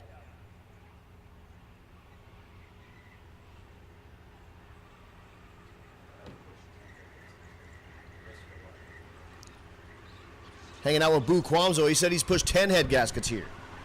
So, yeah. Or maybe improve your program. Those were probably 4-bolt heads, though. Yeah. But do you have pink bead locks? No pink bead locks. Well, then I don't care. I'm out. Me care not. Jason King is pulling back up. Are you waiting for a fast pass, Jason? Looks like he is. He's going to use that fast pass. Jason kicked the tire immediately as soon as he hit the gas, and then the thing was doing some crazy. So we'll see Jason King back with that nitrous-assisted small block Ford Mustang coming up here very soon. His wife Liz back there, his co-pilot. Hey, Liz. She's been working hard in this triple-digit heat, riding in that Mustang, and yeah, Jason in that Fox Mustang, he's about 6'6", or maybe even bigger than that, in that little bitty coupe Mustang. And I'm sure he spills all over the passenger side and takes up all her space. So she's a saint for riding with him on all these drag and drives. It's the best part about being a short dude. You can fit in any race car with room to spare.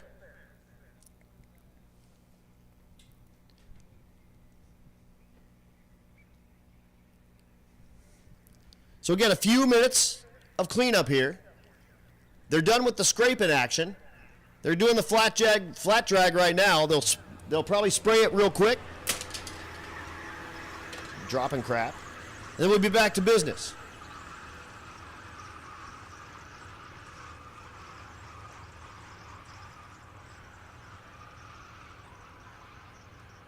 Looking down there, I think that's Steven Brister, his third-gen Camaro that he calls Creamsicle.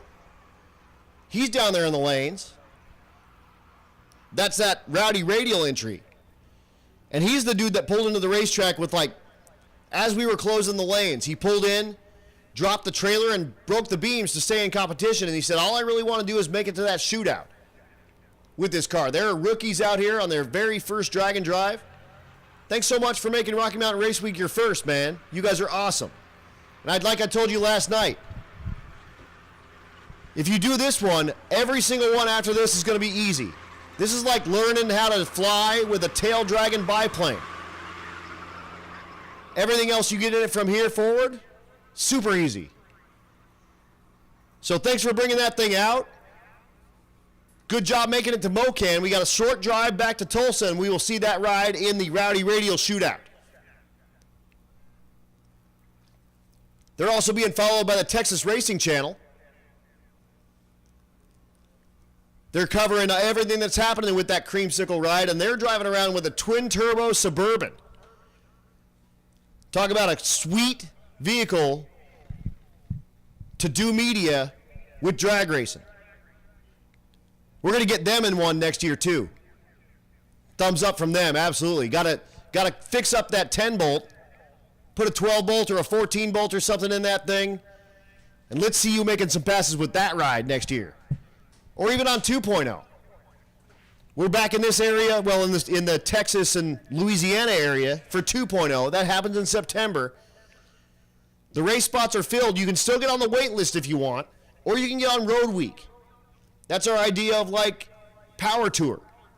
You do all the driving, none of the racing, but you get priority entry into all the tracks. Everyone in the ride gets a shirt, up to 4 people.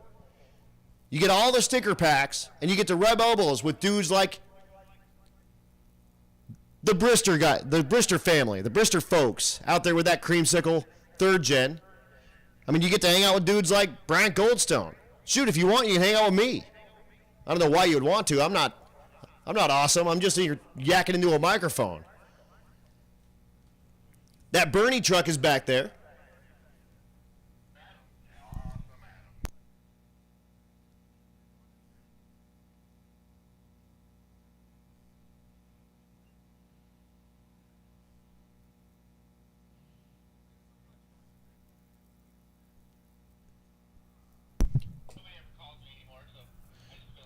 Ron's calling me Awesome Adam, and I've been calling him Foxy Grandpa, and then Matt's like, no one ever calls me, man. It's my race. What's up?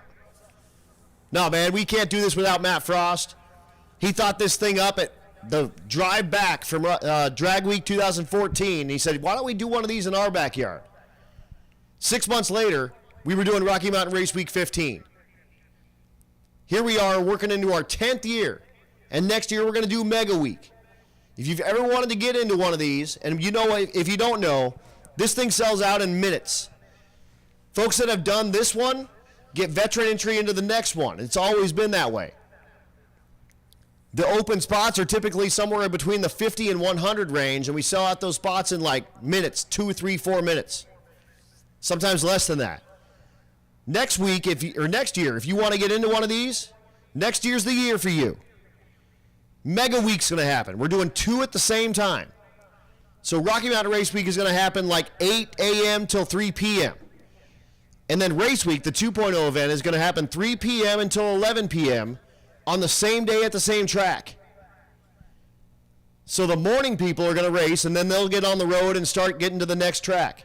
Then the afternoon people will show up and start racing, and they'll stay at that racetrack typically. So there will be a constant mix of about 600 cars making their way through the Midwest. Stay tuned to the Rocky Mountain Race Week website and Facebook page and the Instagram page as well for all the updates as that stuff starts coming out. Lots and lots of planning going on with that, and we're working out tons of logistics for it. But what we're not going to do is allow people to double enter. We have a ton of people that run both 1.0 and 2.0. Only a handful of very selected individuals will get to run that, but that's going to open up a bunch of spots for folks that want to get down on a drag and drive, and next year's going to be the year.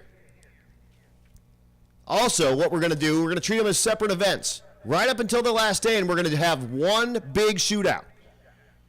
So every class is going to be racing for their standard money, and everything's going to be just like normal, and you're not going to really, you're going to be competing against whoever's on the morning or if you're on the morning, you compete against the morning people. If you're in the afternoon, you compete against the afternoon people. But then that last day, we mix everybody. We throw you all in one big pot. All the payouts double. So we're talking $15,000 to win the FAF 8, and it's going to be double, 16 people. So instead of the quickest 32 cars, we're going to 64. So it's going to be crazy. I need to do the math, but it'll be near $100,000 that's going to trade hands by the end of that thing.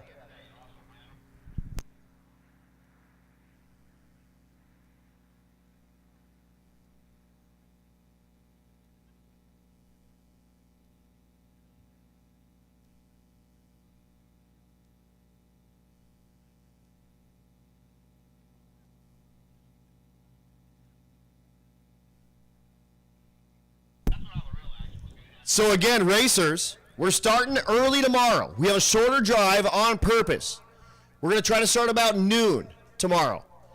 Also, don't forget, racers, you're allowed to go get your trucks and trailers. Reason for that is it's just going to be way too hot. So we're going to allow you guys to work out of your trailers and get yourself a little bit of comfort, if you will, especially if you got AC. If you do have AC, share your trailer with some other folks. What we don't want to do is hurt anybody or kill anybody. It's going to be really hot. tomorrow. So we're going to do everything we can to get that racing done without hurting folk.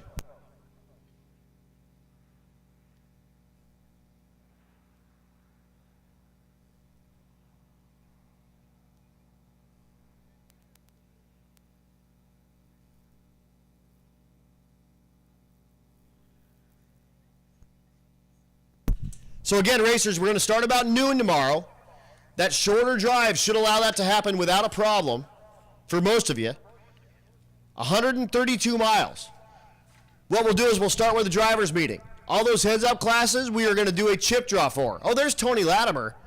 Tony was looking for some new underwear earlier because he really got that Camaro sideways.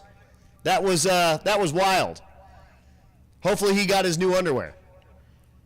He's got that new engine combination, 417 cubic inches of bow tie engine shop power with that F1 supercharger. I hear engines running. I hear clear to go. That means we're going racing. So racers, don't forget, noon tomorrow is about when we're going to start, and you are allowed to get your trucks and trailers.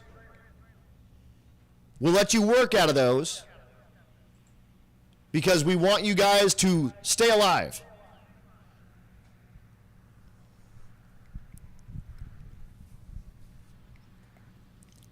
So before Brad Thiessen starts digging into that Nova, I'm going to up the ante. Let's go 6,500 for that.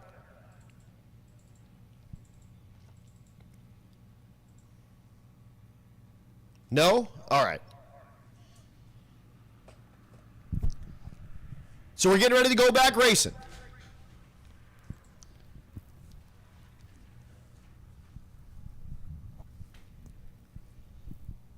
Brad Thiessen had that thing 133 to 60 foot. Then it kicked the head gasket. It went 357 to the 330, nearly running over that cone.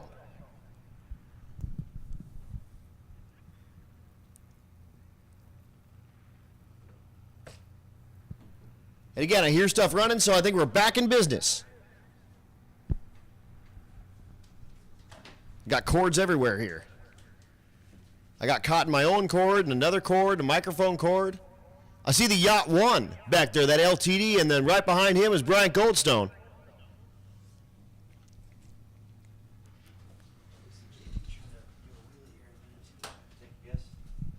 That Yacht 1 is pretty sweet, man. That 72 LTD.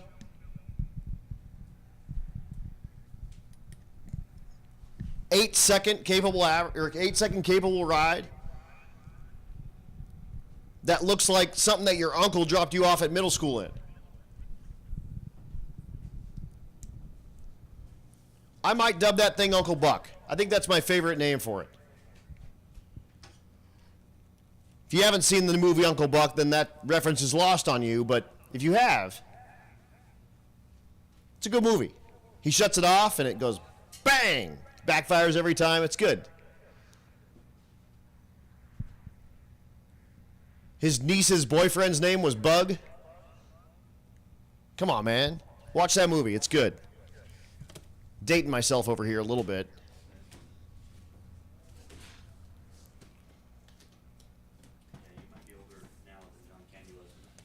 I probably am older now than when John Candy was when it came out.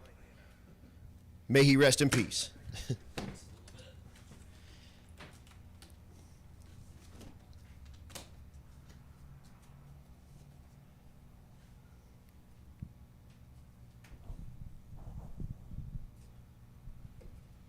Looking down there, I see some rowdies. So it looks like we got Rowdy Radio coming out, so our little bitty tire cars making their way down to the starting line.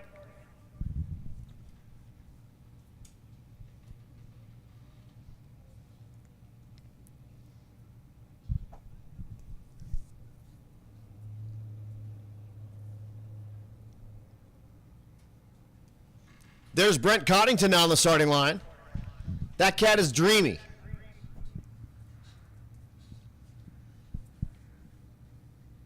If you want to go fast, you make sure you get it Coddingtoned.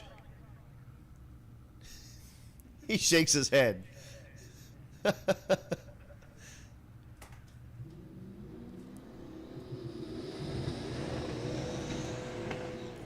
Here is Steven Brister, the 83 Camaro. The rookie in the Rowdy Radial category has gone as quick as 596, but then been fighting this thing the whole way, and right now they're finishing's winning, and they just want to get to the shootout and see what they got for that Rowdy Radial category. Again, showed up last night with like 0 time left in the staging lanes. Dumped the trailer off of it, broke the beams with the street tires, put the trailer back on it, and went for the drive right then.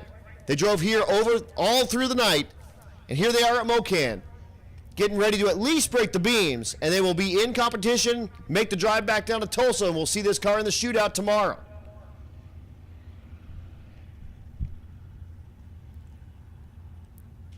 The car they call Creamsicle, the 3rd gen Camaro.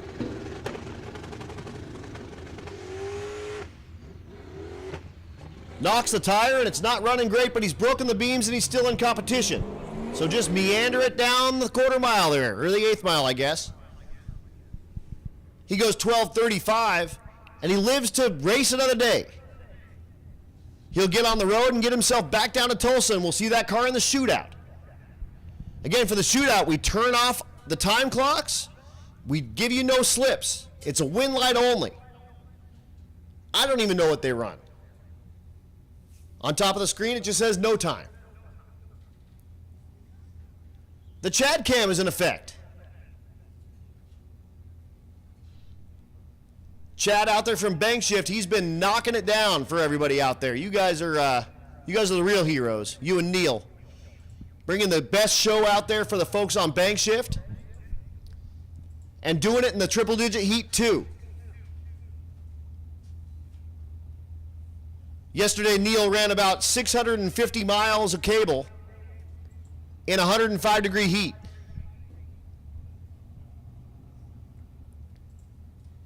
Back to quarter mile.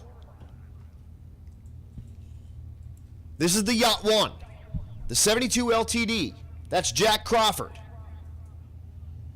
In the unlimited category, his average right now 933. He's run as quick as 918. Can we put this thing in the 8s?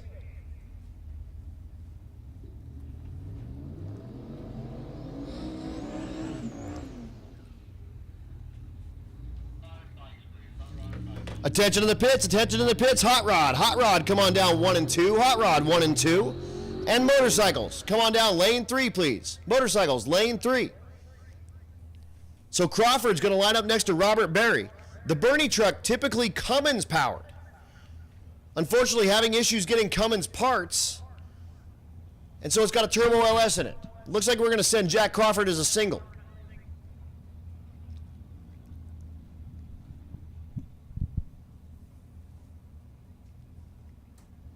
We are. So Crawford will get the thing bumped in. We'll hit the go button, and he'll be gone.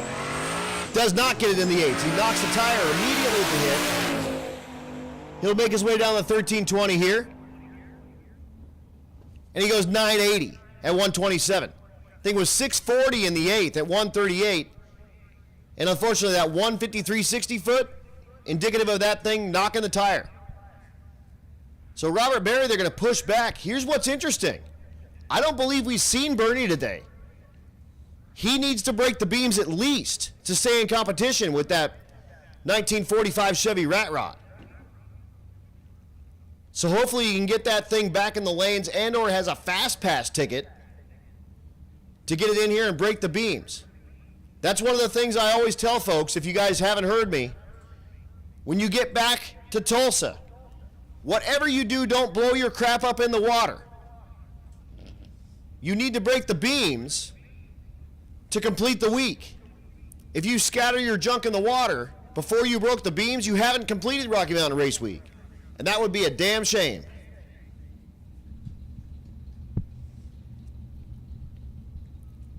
That'll bring up Brian Goldstone, your overall leader. A 6-second AMC Javelin. You see it on the Chad cam. Again, fresh, air quotes, off his win at 6 Summer. Because you're never fresh after one of these. That was 2 weeks ago. They did somewhere in the neighborhood of 600 miles on that. He's now had 1,000 miles in triple-digit heat with this ride. Attention to the pits, 9-0, 9-0, come on down, 4 and 5, 9-0, come on down, 4 and 5. Twin turbo, big block Chevrolet for Goldstone with the Javelin.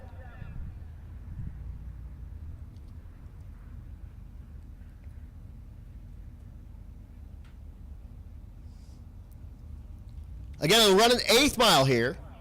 We'll add the back half from yesterday to the 8th mile he turns in here today, and that'll build his quarter mile for his average for tomorrow.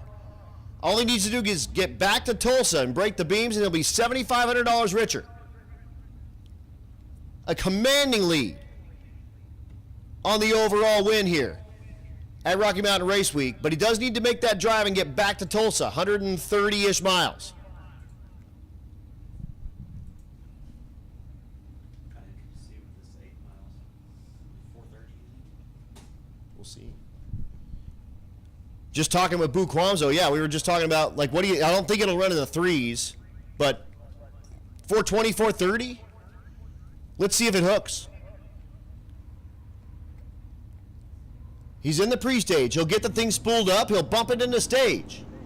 You'll see all the yellows, and he'll let off the violence button, and he will make his way down the 660-foot left lane here. It is hooked up. It goes 111 60-foot, and he's off the gas. So it goes 322 to 330 and goes 579 in the 8th mile, but that's okay. That's totally fine. He's still got a commanding lead on the overall lead here at Rocky Mountain Race Week. Thing goes 111 60-foot, so it was definitely on a pass, but just did not want to take the power on the racetrack and goes 579 at only 85 miles an hour.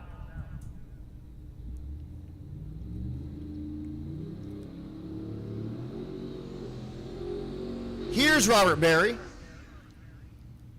So he is in good shape. He's going to go ahead and get the thing staged and at least break the beams with the 45 Chevy Grat Rod.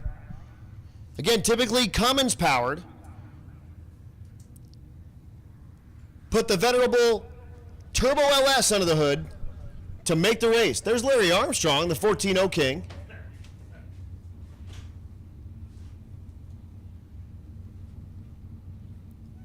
The Bernie truck has run as quick as 10 flat.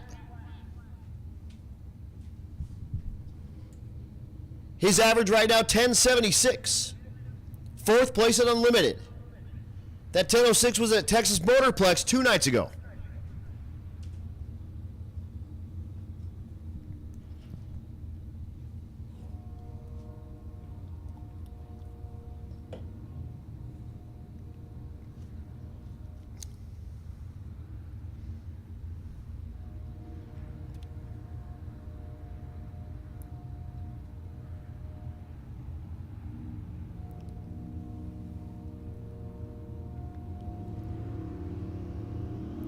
He'll bump it in. Green light comes on and he's away. Pretty tame 144 60-foot. Quarter mile says 1070 at 121.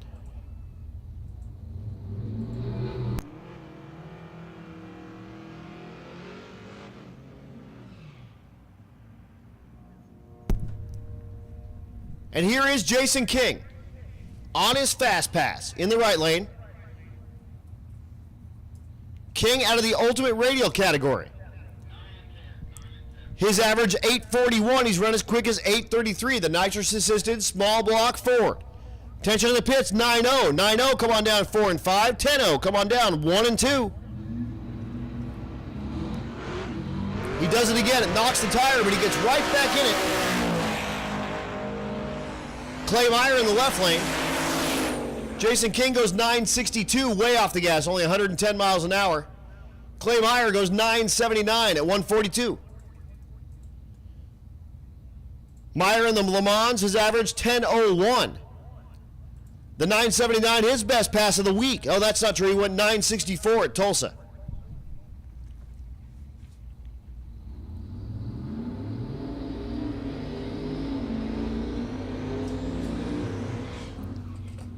Here's Timmy Two Turbos, Tim Meyer in the left lane, the Pontiac Le Mans. He's going against Nick Thompson. Myers second place in the hot rod category, chasing Walter Doyle. His average right now, 9:09. He's run as quick as 8:93. Nick Thompson, the 49 GMC, his average 10:37. He's run as quick as 10:27.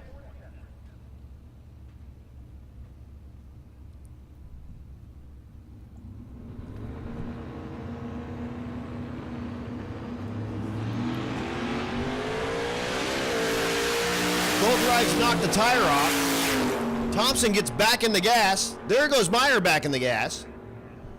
10:21 in the right lane, 9:96 in the left.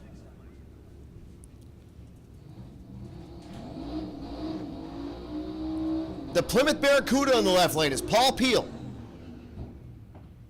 And here's Joel McGill. McGill, his last pass, shifted to third, and the shifter ball exploded in his hand. His average right now, 9:72. He's chasing down Nate Curran with the 9:57, and bank shift Billy Armstrong with the 9:39. The pickup spin as quick as 9:42.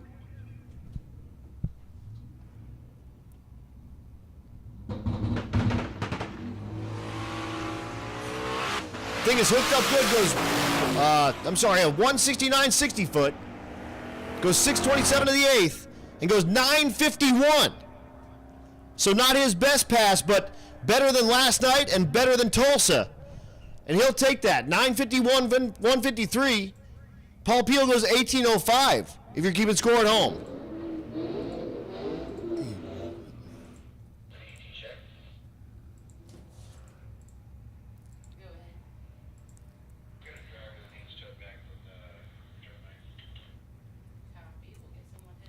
Here's Alex Davis, the CTSV in the right lane, the stick shift ride.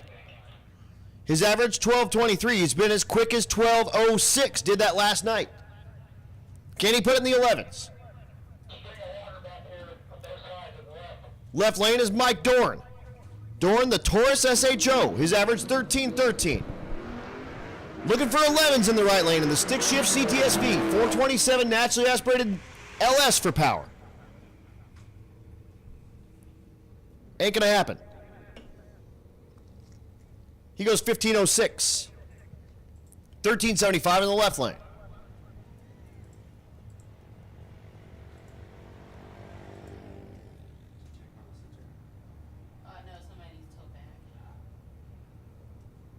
That brings up Dale Farley, the 16 model Ford Focus in the right lane, a previous 14-0 winner. I'm also graced with the presence of another multi-time 14-0 winner. Farley, the stick shift Focus RS. So put a little extra on it for him. After the one on the line, I have a Junior Street. Roger that, thanks, sir. So Farley looking for that 14-0. His average right now, 14:13.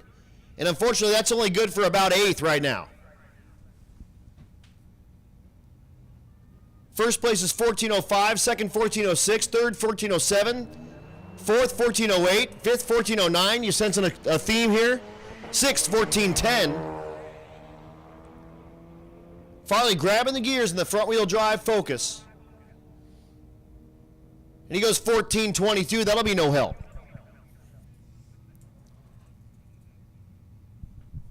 Dyden Coral, the Mustang out of the Junior Street category. Again, running for consistency here. So he's looking for an 18:52, and I'm talking in the 8th mile.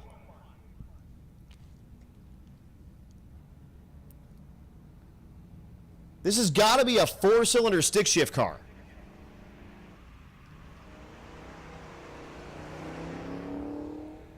But he's out here doing it and having fun and doing it with his old man.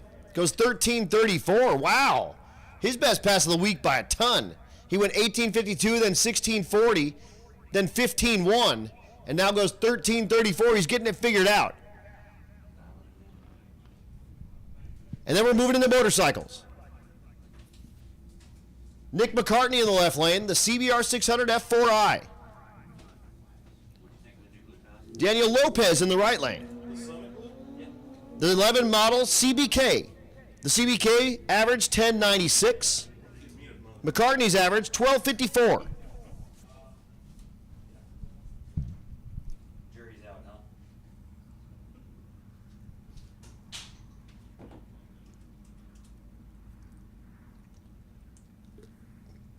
I'm gonna go get a beer, see what some suckers want to do tonight.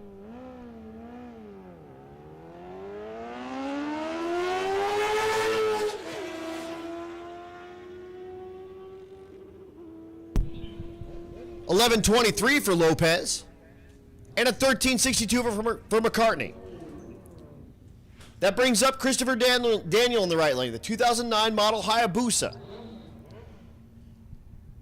Daniel, a rookie out here, his first time doing a drag and drive and doing it on a Hayabusa. 10.22 his average. He's lined up against Mason Moody. Moody with the Kawasaki ZH2, his average 998.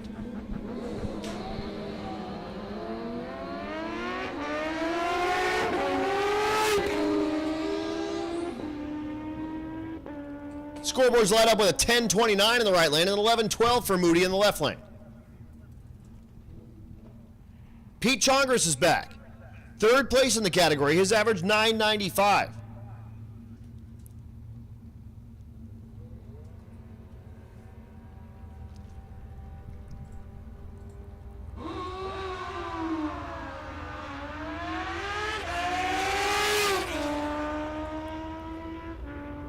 Ride's making his way down the left lane there. Goes 986. Is that? It is his best pass of the... yeah, it is, by one. He went 987 in Tulsa. It goes 986 here.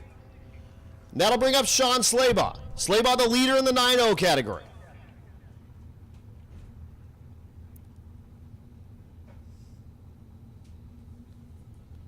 His average right now, 902.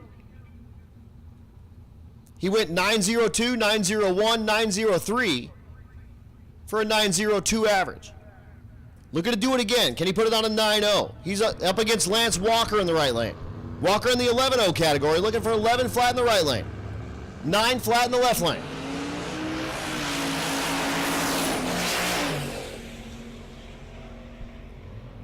Scoreboard says 906 and a 993. Wow, that's way off of that 11.0. I guess if you got a 993 car, you can cover that 11.0 pretty good. Here's Tony Latimer back with brand new underwear. 417 cubic inches of LT Gen 5 with a F1 Pro Charger. His last pass, he nearly hit the 60-foot cone and then nearly hit the 330 cone on the exact same pass. Attention to the pits, 11-0, 11-0. Come on down lanes 4 and 5, please, 11-0. Lanes 4 and 5, please.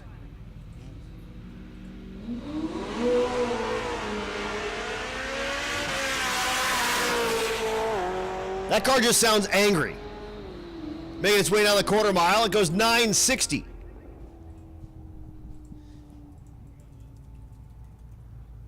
Here's Donald Harmon in the left lane.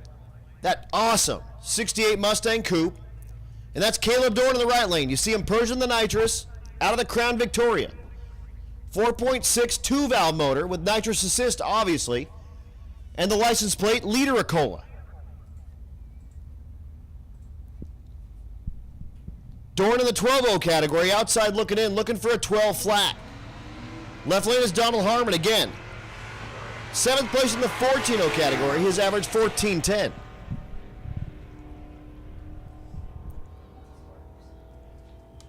So lots of sparks out of Harmon's ride. I'll be there like 10 seconds. Yep, likely a drive shaft out of that Mustang in the left lane.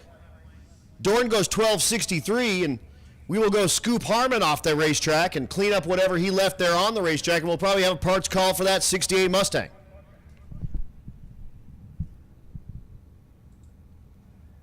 The track crew here at Mo-Kan now claim 2 drive shafts. That's oh dang, and there's fluid, they're being told. So we'll be down just a couple of minutes while we clean up that fluid. But lots of sparks came out of that Mustang. But we'll be down just a couple of minutes. I'm going to talk to some Armstrongs real quick. I'll be right back.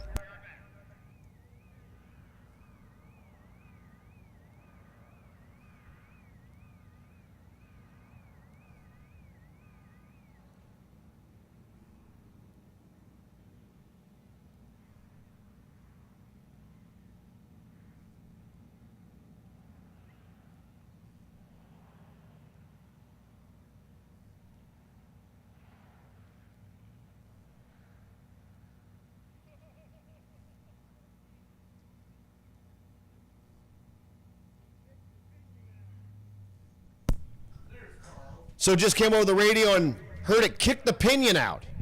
So the pinion came out of the rear end. So the fluid that's down the center of the racetrack is going to be rear end grease, so it's going to be a couple of minutes. Here comes that scraper around again. And we'll be down just a few minutes while we get that racetrack scooped up. We get that 68 Mustang taken off the racetrack, and we'll be looking for a pinion. Odds are good that's a 9-inch. So if you've got a 9-inch pinion, that's going to be like the standard small pinion, likely in that ride. I'm not sure what U-joint it needs, but we'll keep an eye out for a parts call, and if you've got a 9-inch pinion, he'll probably take whatever you got. We can get conversion U-joints easier than we can get a pinion.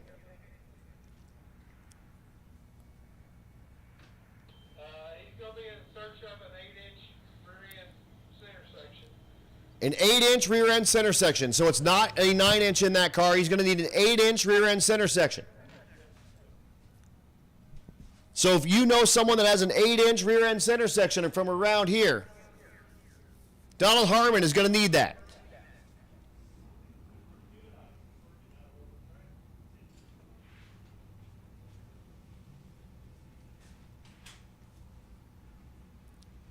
Oh, hearing that Bill Armstrong loaned Joel his shifter ball. So the first place ride in stick shift gave the second place ride his shifter ball to go out there and try to beat him. That's what Drag and Drive is about.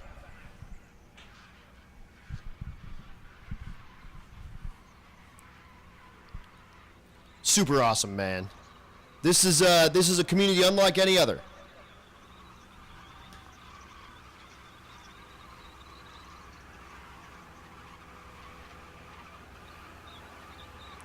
I'm looking down there, I see Jordan Conway down there. What's up, Jordan? Our active duty JTAC. Is it Joint Tactical Aircraft Controller? Is that what it is? Something? Thumbs up, that's close enough. Yeah, so he's, like you said, he's the guy that calls in airstrikes on the bad guys. Keeps the good guys safe. That's, like I said, I worked with a handful of them cats over in Iraq, and I went to a school that taught me how to kind of talk JTAC. I'm an Army guy, so green doesn't talk blue very much. JTACs sort of talk green and blue, so they understand kind of what's going on. And I did a little mini course with that, and basically I can talk to JTACs, and JTACs can talk to aircraft. And then they drop bombs on folks that are doing harm to folks that we like. And or, you know, like strafing runs, or even just a, you know, show a little effect, a little scare them out of the mountains kind of action. But thanks so much for coming out on your leave, man. I know you got a lot of places that you could take leave, but you come out here and race your super with us. That's awesome, man. Very cool. Very, very cool.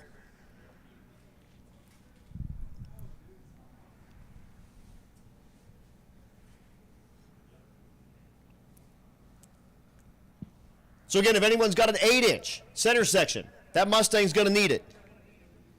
I do see some people filing out here. Guys, we appreciate you guys so much coming out here to Mo-Kan on a school night and watching us play with our street cars. Y'all are the real heroes. I need an estimate of how many cars we've got left.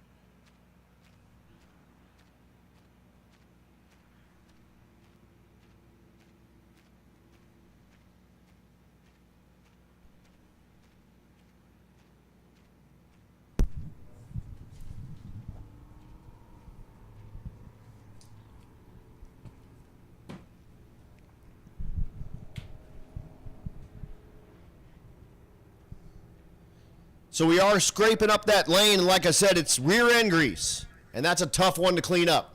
So it will be a few minutes. We are going to go ahead and just run through the rest of this session as long as we have no other huge issues. But we are going to need help from all you racers. That means we're going to need to have all your stuff squared up. When it's time for you to come up, you need to come up. Have your belts pulled tight and your helmet on tight.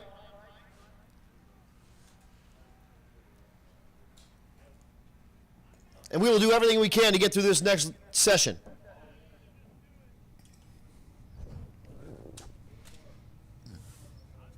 Again, a big thanks to all of our sponsors. Valley Homes, Goat Rope Garage, Pitt State University Automotive Technology, Mel Hamilton Racing, Force Performance Turbochargers, Moody's Performance, Safer Automotive Specialties, Leading Edge Technology Partners, Four-Eyed Performance Tuning, that's Joey Greer, and unfortunately his Gasser C10 unable to complete Rocky Mountain Race Week this year, but we appreciate him a ton, and he also equaled what I put in on that rookie and young gun pot, so I appreciate that a ton. Rocky Mountain Plumbing and Hydro Heat, tuned by JP, that's Jim Parkinson, he's still in competition. Precision Inc., More Race Chassis. They have all those awesome pre-bent and sometimes pre-notched cage kits for all sorts of cars. Rocky Mountain Plumbing and Hydro Heat. Precision Inc., Plumbing Specialists of Oklahoma. American Family Insurance, Christina Walston Agency. Wow. Christina Walston Agency. Dive Bombers Garage. Edge Welding Supply, Disorganized Grime, Nobody Else's Auto, Circle D Specialties, War Performance, Hot Carl, Molly Motorsports, High Speed Media, Juggernaut Welding and Fab, Portable Car Hoist, The Bank Ship Billy, FM Fab Speed Shop, Brian Tulie Racing, 1320 Video, Bankshift.com, and of course our presenting sponsor, Sick the Magazine, and our title sponsor, Motion Raceworks.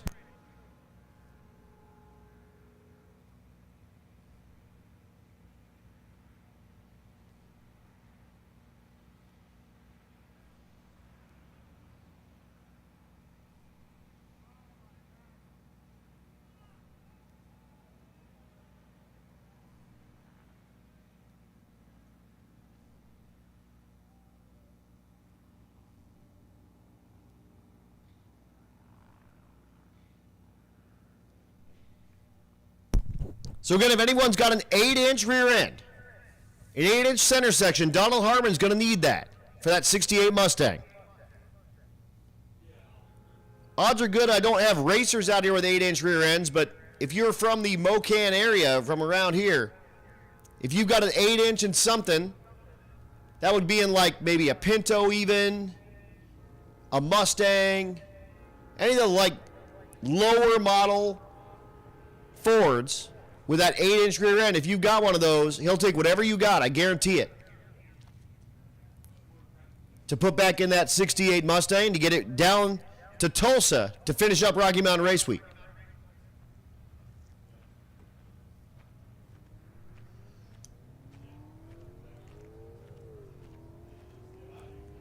Again, just rounding up here, race day number 4, day number 5.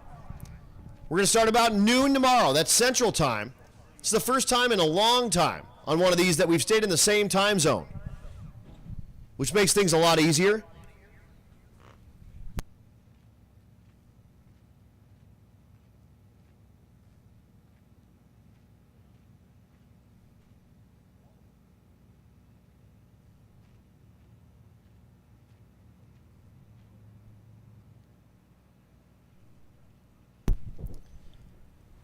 And again, tomorrow, racers, again, noon start time, give or take.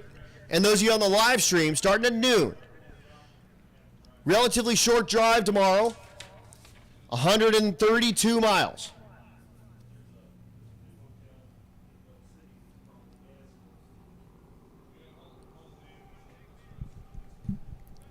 And again, racers, you are allowed to go get your trucks and trailers. And if you got something with air conditioning, if you can share that with some folks around you, that would be super awesome. We are going to do what we can to get done at a reasonable hour. We will do rewards to follow.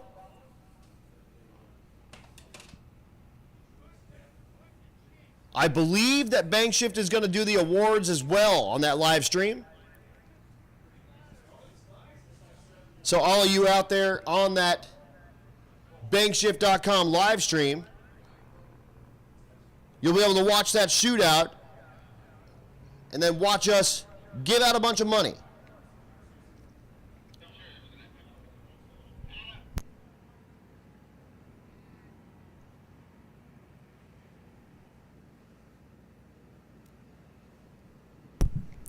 All right, attention to the pits. Attention to the pits. Check your scooter. If you're riding a scooter right now, check it out. Someone took the wrong one. So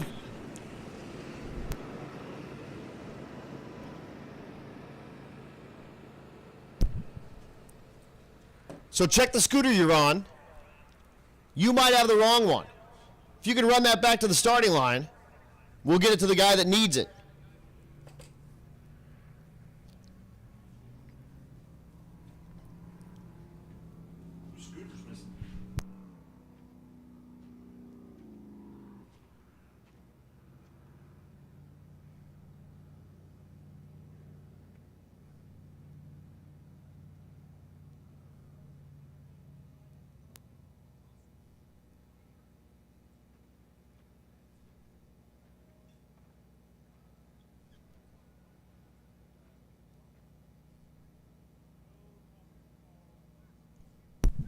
You got it. And Donald Harmon, it looks like we actually found you an 8-inch already.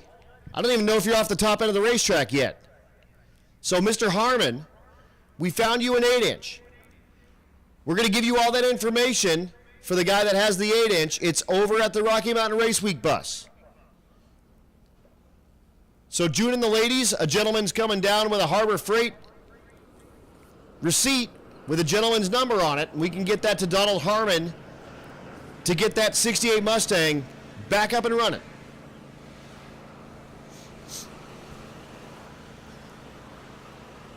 Also, if you're pitted kind of near Donald, if he's still not back there, if you can let him know, cruise down to the Rocky Mountain Race Week bus and we'll get him that number so we can keep him in competition.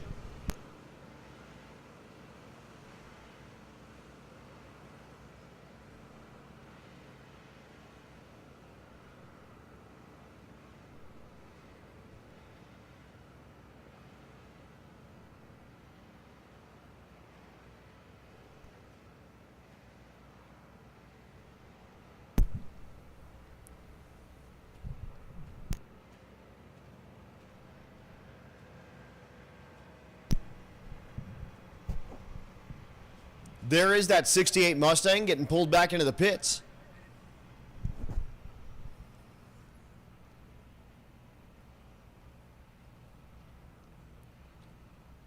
As soon as I see he's over there, I'll make that announcement one more time, so hopefully he hears it, if he didn't already.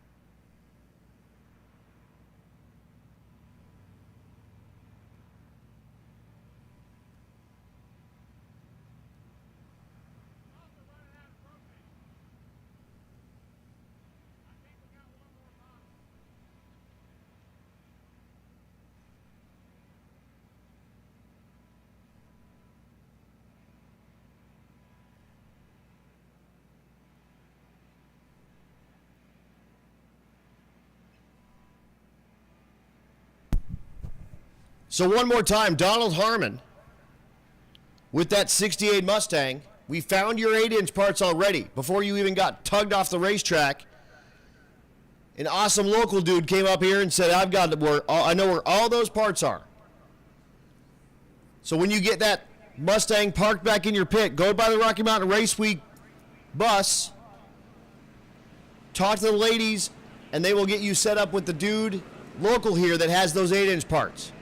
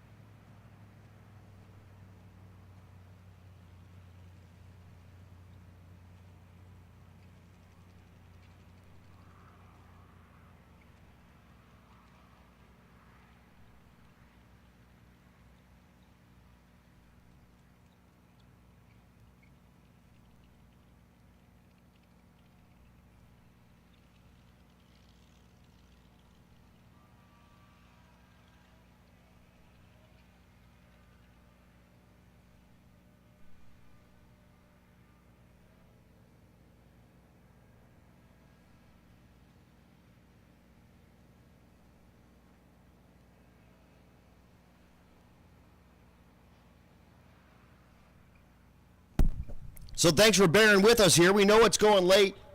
Tyler, you got your radio? We want to have both lanes so we can finish this all out. We got What's the plan here? quite a decent amount of cars still to go.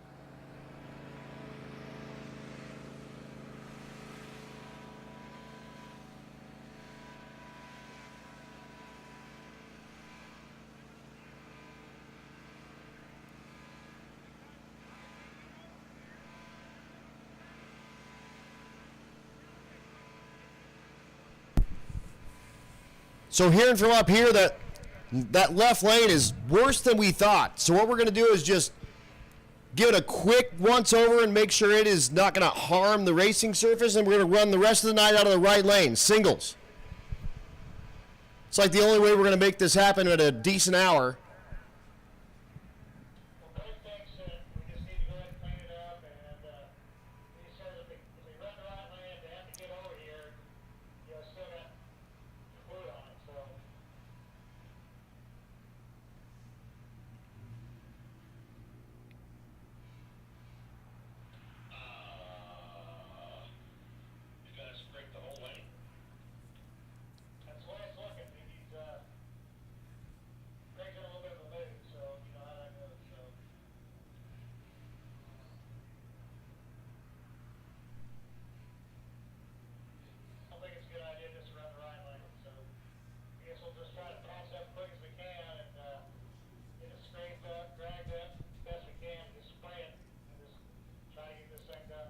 Yeah, maybe that's going to happen. We'll see what happens. They're still going to keep working on it.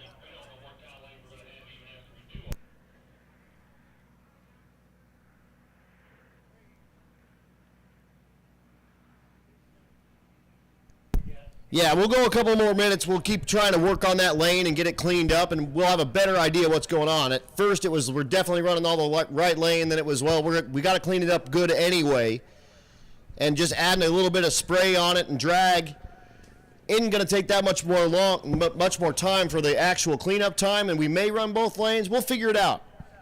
But hang out. We're going to do everything we can to run this last session out. Unfortunately, that one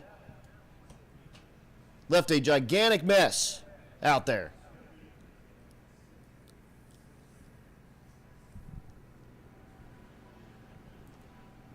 So we'll be a few more minutes until we get an idea of a future plan here.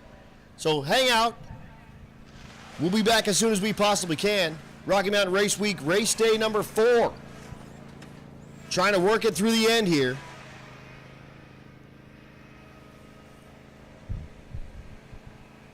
And unfortunately, that mess in that left lane just going to take a little longer to clean it up and get it all prepped and ready to go before we'll know more. So hang out. We'll bring you more when we know more.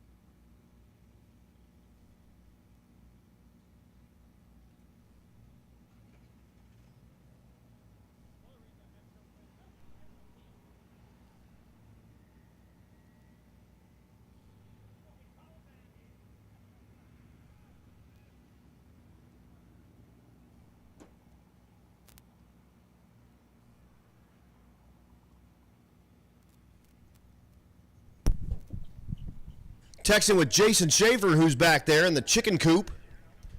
That's that ride he rides around with Angel in. I actually didn't know that he drove that thing from Florida about 1,000 miles to the start track in Tulsa. How cool is that, man? Driving a sweet old Ford coupe with a blown big block with your dog from Florida 1,000 miles, compete race Rocky Mountain Race Week with it, and then drive it home another 1,000 miles. That's sweet, man.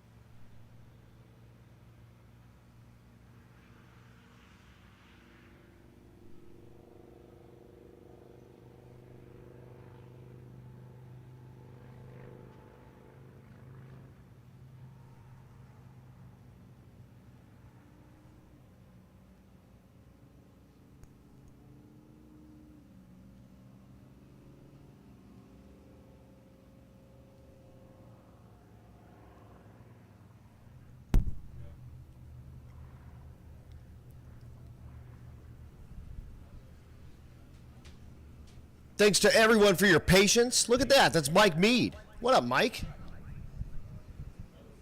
Your leader in 10-0.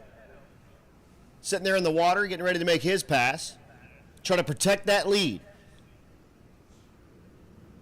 If he can make that happen and make the drive back to Tulsa, he'll be $1,000 richer.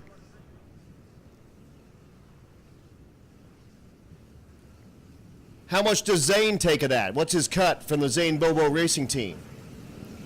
50%. Yep.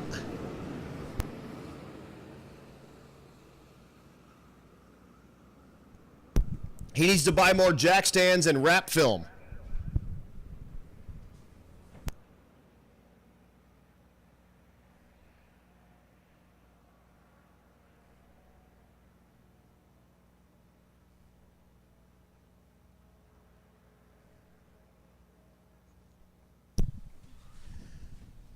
So yeah, it looks like like I said, we're gonna do what we can to get both lanes set up. If we can't get that done, if you really need to make another pass, like if you're like first, second, or third in your class, maybe even top 5. This one smells like cigarette smoke. That's fine. Something around there. This is your pit gate. Stay around. We'd love to have you make those passes. If you're just making fun passes, do us a favor and turn in your slip and watch these guys that are in those, like, you know, top 5 of their class or really, really going for a wicked pass. Watch them do their thing. I have not counted this, but Jamie did. And she is rock solid. I wish I had 10 more just like she does have 4 seconds.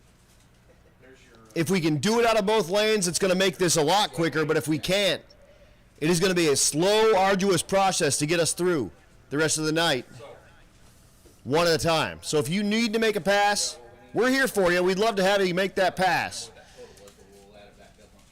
If you don't, and you were just looking for like a PB pass or grudge racing your buddy, do us a favor and go turn in your slip and hang out. Grab yourself an ice cold barley pop. It's the 9, whatever. Something like that. We're going to try to get through the rest of these classes, and again, we'd like to have folks make passes that will keep them in competition and or keep them in or near the money, if absolutely possible. If not, do us a favor, turn in that slip, and then come out here and root on your homies.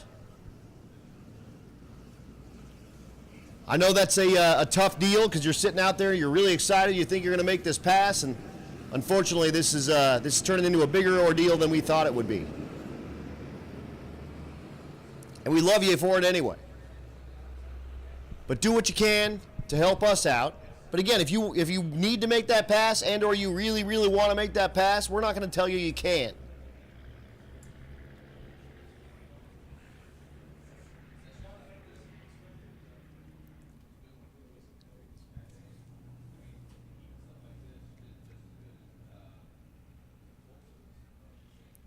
And again, don't forget, we're starting at noon tomorrow, 12 o'clock.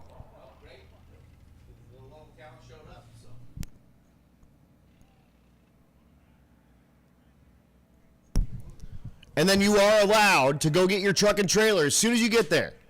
Get it set up and you'll be allowed to work out of that ride.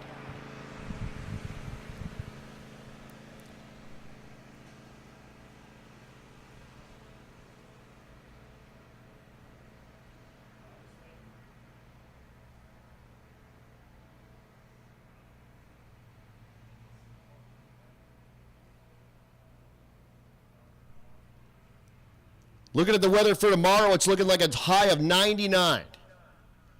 And Ron Connor walks here and goes, what, 99? We spoiled him today with 89. After a bunch of days in triple digits.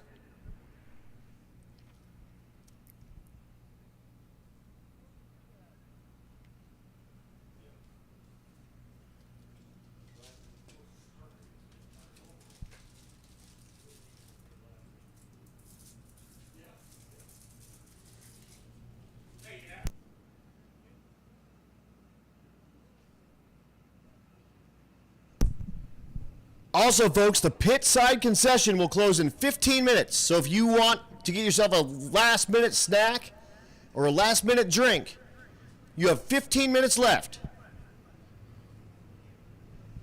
Again, that pit side concession will close in 15 minutes. So if you want a last-minute snack or a drink, cruise over there in the next 15 minutes or forever hold your peace.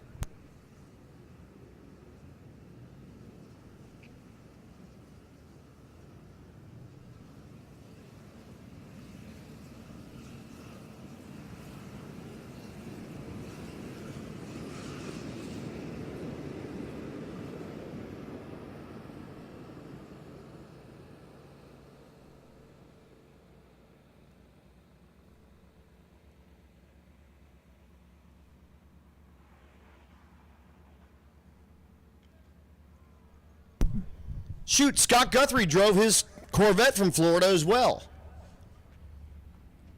So Scott and Jason, you guys are the G's. That's super awesome. Scott from Vets Unlimited.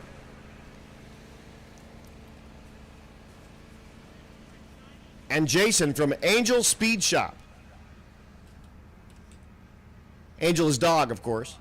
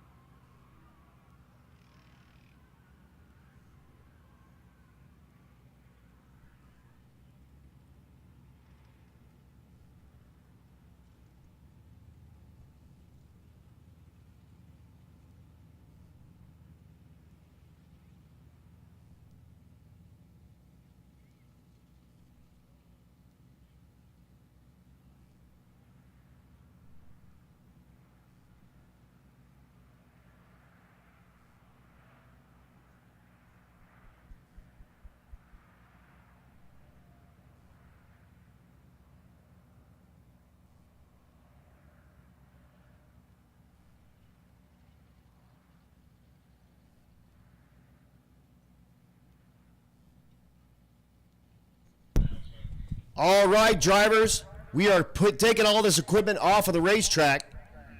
So go ahead and get to your cars. Go ahead and get to your cars, drivers.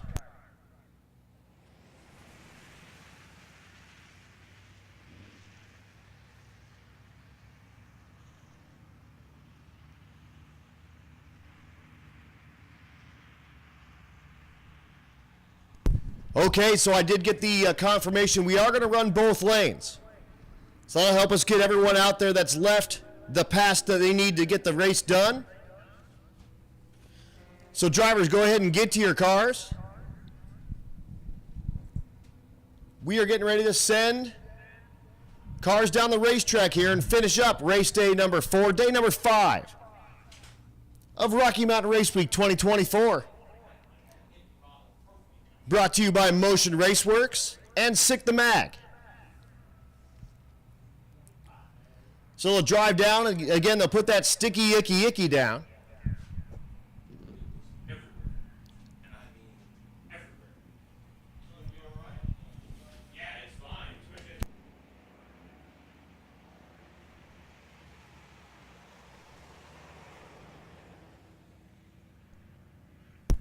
And again, racers, thank you so much for your patience.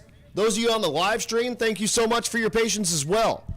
I know this has been a long downtime. Unfortunately, hearing from the folks here that when that pinion popped out of that 8-inch rear end in Donald Harmon's ride, it just sent gear oil everywhere in that left lane. So the cleanup was relatively extensive, as you could tell. But we got it all set up. We got you a safe and sticky racetrack to race down, and we are going to send the rest of our classes down here. We're going to finish up this last round.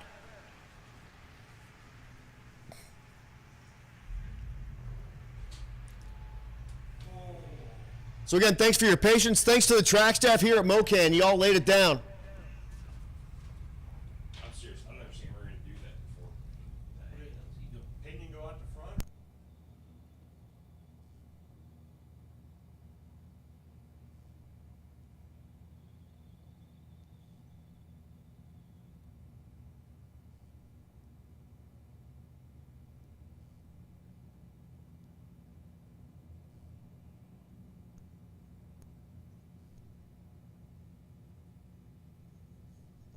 And again, racers, we do need you guys on your game. So when you come up here, make sure you are ready to go. You're strapped into your stuff good. You got your helmet on. And when I make calls, make sure you're making your way up here as quickly as you can, because we need to finish this up as quick as we possibly can.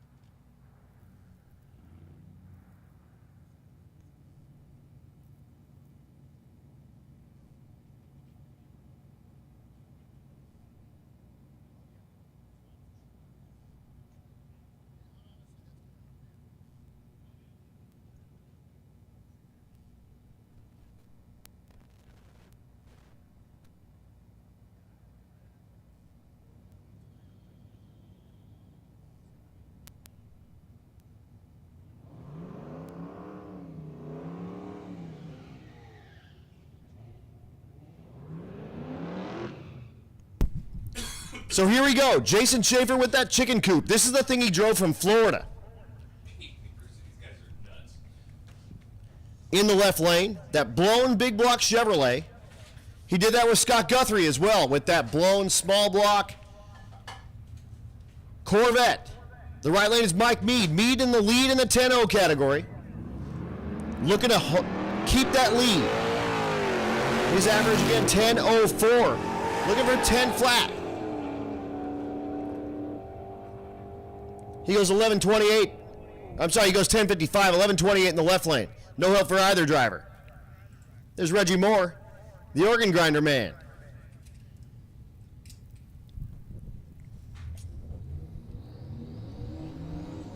Here comes Kyle Calkins.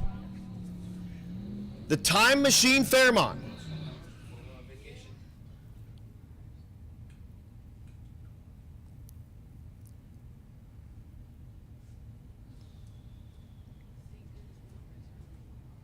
Or it's the Fortune Teller Fairmont. I'm sorry, Fortune Teller Fairmont. As told by Dustin Peterson. Left lane is Brandon Coddington. The Spin Doctor 68 Camaro.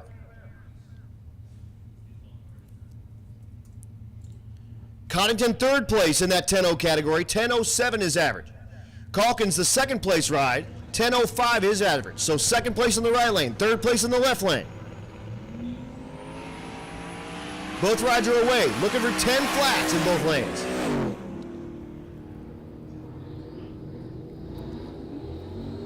.1031 and a 995, no help for either driver. That'll bring up Jazzy Sadowski.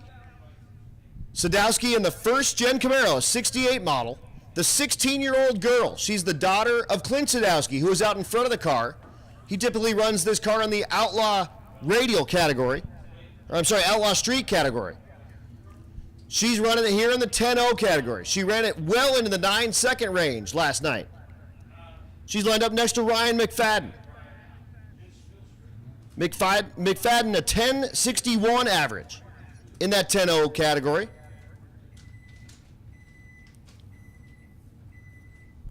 Clint Sadowski, a former Major League Baseball pitcher. Watching his daughter out here make some memories and race that beautiful Camaro. Single turbo LS for power in the left lane on wastegate spring. 1081 in the right lane and 1279 in the left lane. Here's our first look at Vince Rui. Rui in the 9.0 category with the Nova. This car hurt the head and the block. Attention to the pits, NA small block. NA small block, come on down 1 and 2. He built up the block deck surface with JB Weld. Put a head gasket on it, made the drive, and he's here. Is that manufacturer recommended? It is not manufacturer recommended, no. You'll see him make a pass, and he's in competition still. It'll come back around, and he'll put his wife Heather in the car. They're running it in 2 categories. That's Peyton Bullock in the left lane. Bullock goes 1051.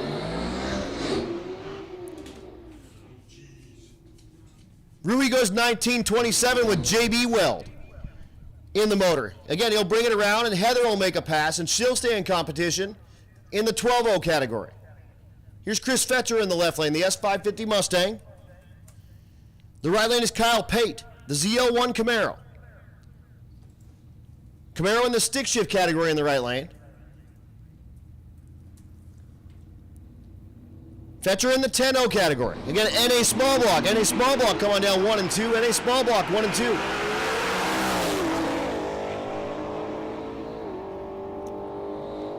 Fetcher and Pate, 1032 in the left lane for Fetcher, 1210 in the right lane for Pate. And that'll end their evening.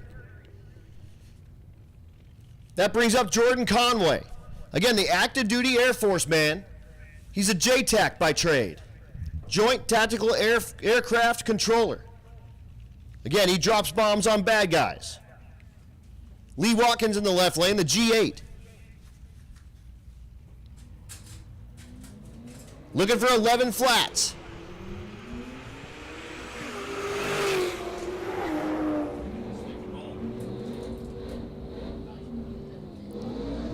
$11.81's no help. 10.59 in the right lane for that Supra. Here's Zach Fletcher. You see his last name on the back of the pickup truck there on the tailgate. Fletcher, his average right now, 11.29. Looking for that 11 flat. Right lane is Carter Snell. Snell in that same category. In that 11.0 category, looking for 11 flat.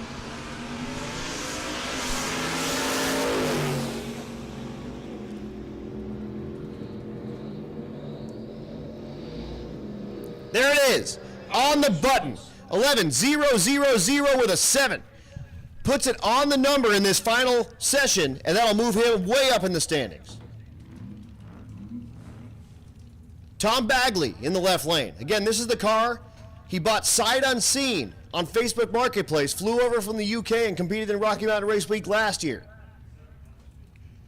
Left it in the LA area, flew back to LA, did a little bit of work on that car, drove it from LA to Tulsa, and here competing on Rocky Mountain Race Week again. Landon Jensen, the leader in the 11.0 category in the right lane. His average right now, 11.02. Looking to put the thing on the number. He just watched Fletcher do it. He cannot do it, 11.11. Bagley will complete the night with a 15.40, and he'll turn it around and get on the road and get himself back to Tulsa and get ready for that shootout. Here's Jessica Werner, the diesel BMW with nitrous assist as well. The 2011 model BMW in the 11.0 category has run deep in the 10s. Well, not deep, but in the 10s. How about a 10-second four-door diesel BMW? What's up, Red Hat? Right lane is Kevin Mays. Mays with the Shelby GT 500. 5th place in the category. His average right now, 11.10. Looking for 11 flats in both lanes.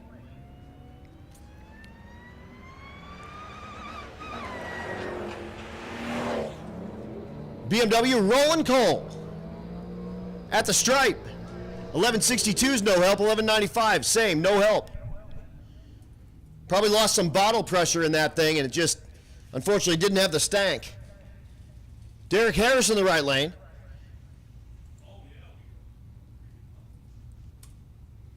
I'm sorry, Derek Lewis.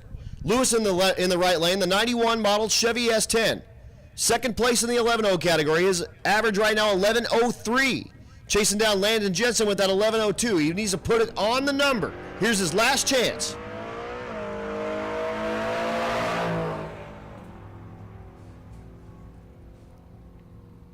The S10 goes 10.97, just 3 too quick. And again, you can't turn that one in. I know he's got a couple that are under the 11-second range. If you try to turn that 10.97 in, we say, great, that's a 20. You're still in competition. Make your way out to Tulsa.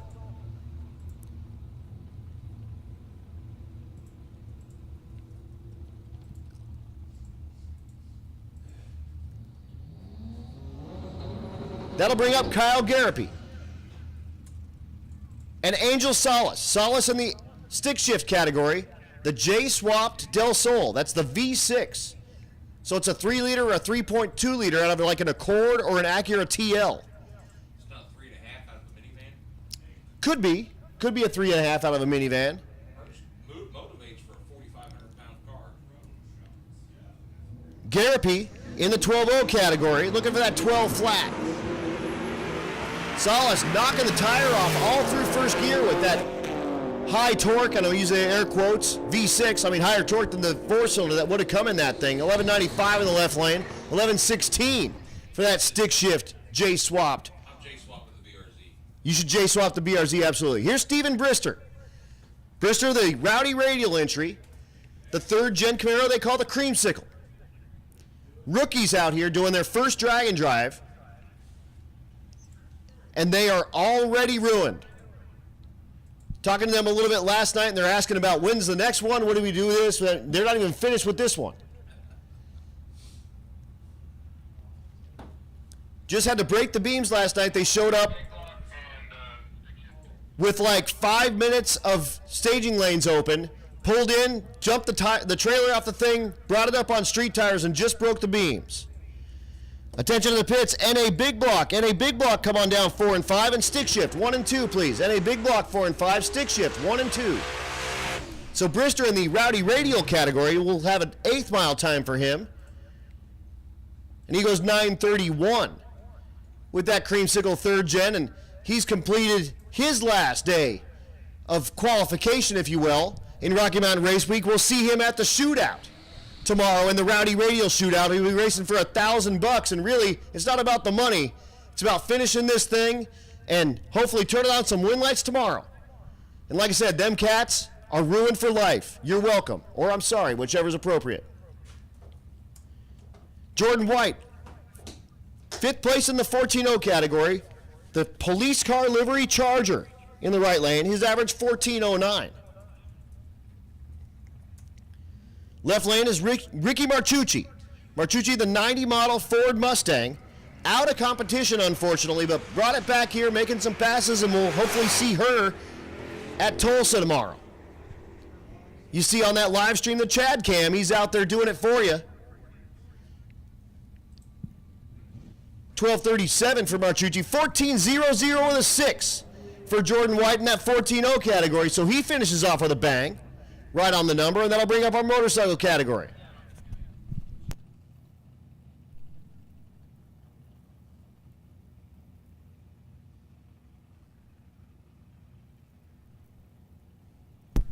All right, all remaining cars that are going to make passes, come on down lanes 4 and 5. All remaining cars that are going to make passes, lanes 4 and 5, please, for your last pass. Here's Nick McCartney. McCartney, the CBR 600 F4i in the right lane. Daniel Lopez in the left lane, the 2011 CBK.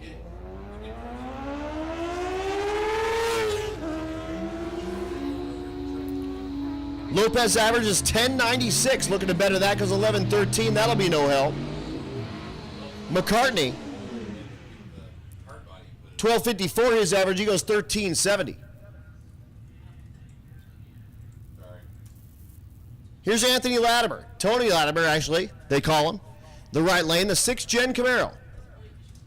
F1 Pro charged, 417 cubic inch direct injected LT engine. Latimer in the 9.0 category. His average coming into tonight, 9.55. He's lined up with Nick Thompson. Thompson, the 49 model GMC truck in the hot rod category. His average right now, 10.37. He's run as quick as 10.27. Latimer all over the brakes and needs new underwear again. Nick Thompson has some issues, and he'll just meander on down with that 49 GMC. 10.67 for Latimer. That's the second pair of underwear he's needed tonight.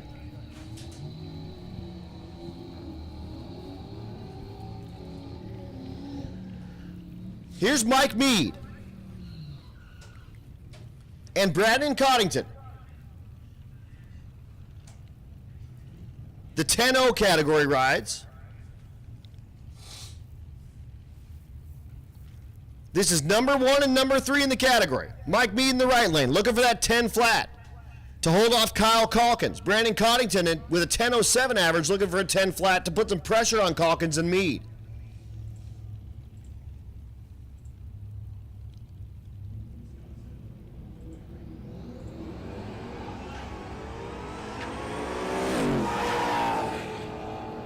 Both rides making their way down the drag strip here at Mo-Kan Dragway. 982 is too quick, 10.08 for Mike Mead for his final pass. That'll bring up the 2nd gen Camaro in the left lane. That's Braden Picorni, the 74 model. His average right now, 12 flat with a 2 in the NA small block category. The right lane is PJ Schultz, the 79 Ford Fairmont. His average 10.99 in the NA small block category.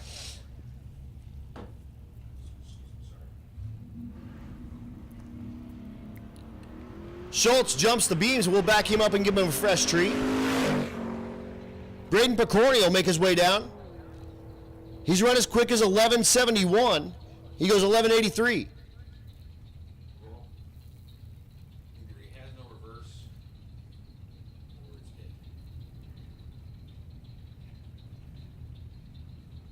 So Schultz's ride doesn't look like it has reverse. That makes sense because the trans brake wouldn't work. So he'll put it in the beams and he'll foot brake the thing. Get his average is 10.99. He's run as quick as a 10.89.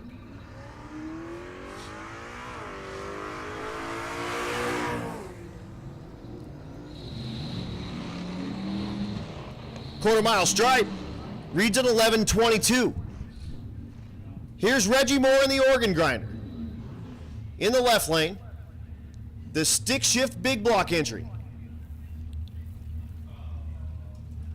The right lane is Kyle Calkins. In the 10.0 category, 2nd place, he watched Mike Mead and Brandon Coddington just duke it out.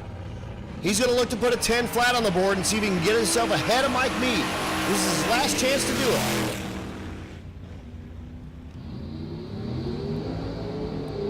10-10, no good.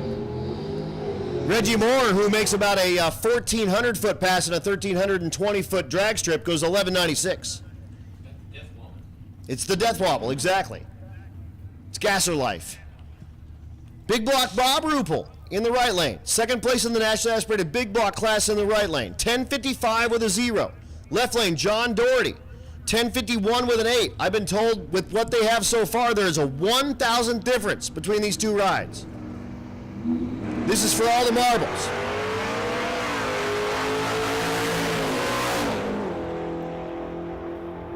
Doherty, your leader in the left lane, but Ruppel in the right lane goes 10.20.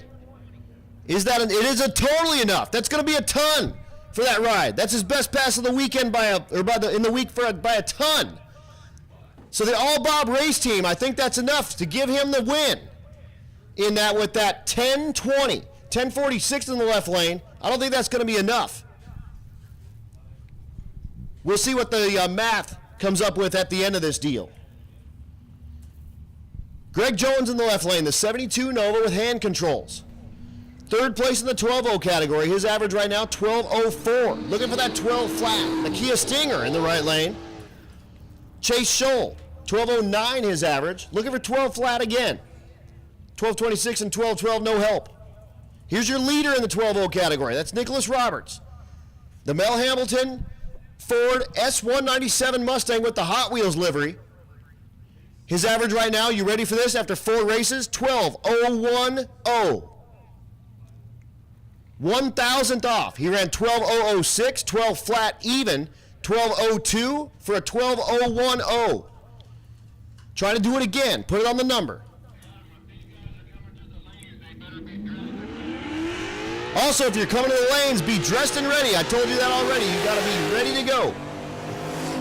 We are trying to run everyone out here, and we are way over our time hack here. 12.01 in the right lane, and he does it again. He puts it on the number. And I think that's going to be enough for the win. Folks, you should not be doing round robins. You should not be doing round robins. We're making one pass here. And I'm talking to Angel Salas. I'm sorry, my friend, calling you right out. That J-Swap Del Sol sticks out like a sore thumb. So it does say 35 on the license plate. So thank you so much for coming back around. We appreciate you doing that, but you're making one pass here. It's one and done, 10.99 for that Del Sol. Jennifer Burst in the right lane goes 14.23. That's your leader in the 14.0 category. Her average 14.05. That 23 is no help. Miles McCullough, the stick shift ride in the left lane, the 14 model GT500. His average 10.11. Right lane is Josh Odom, the 14.0 Dodge Magnum. His average 14.06. He's second place in the category. Looking for 14 flat.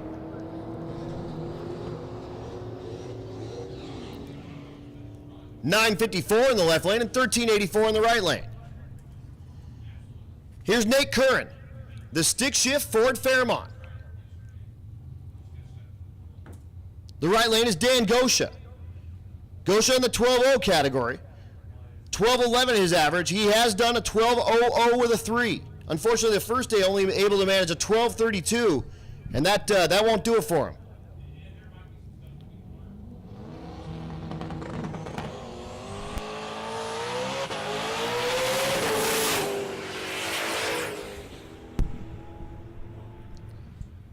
Curran goes 9.02, his best pass of the week by a ton. Almost puts that thing in the 8s. Man, what a good pass, and we'll see him in the shootout with that stick shift Fairmont. And the crowd goes wild there on the starting line. 12.00 with a 4 in the right lane for Dan Gosha.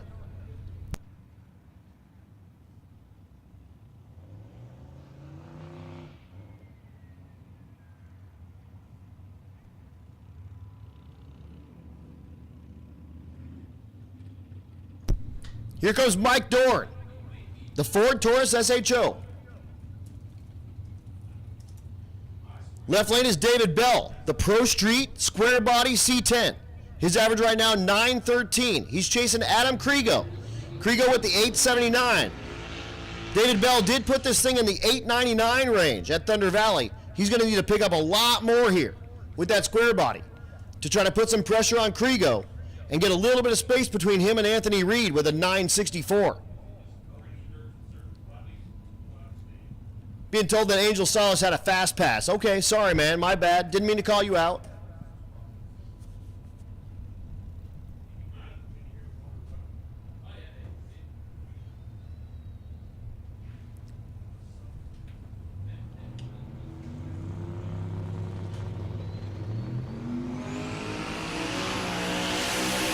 Now looking to put that truck in the 8s. Again. He does 881, his best pass of the week by a ton as well. Smiles on the starting line from that as well. Junior Street, if we have any more Junior Streeters, come on down to A and B, please. Junior Street, if we have any more Junior Streeters, come on down A and B, please.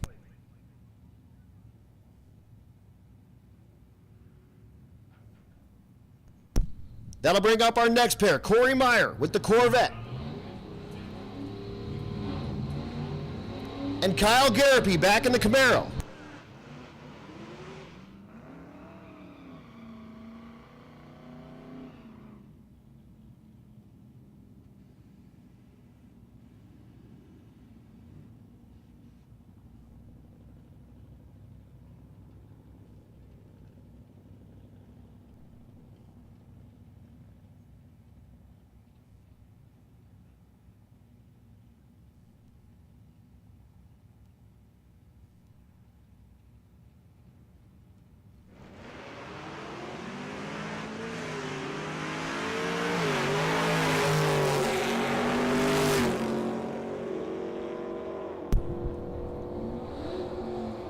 .1213 in the right lane, and a 1315 in the left lane. Here comes Nick Ball, the CTSV Coupe.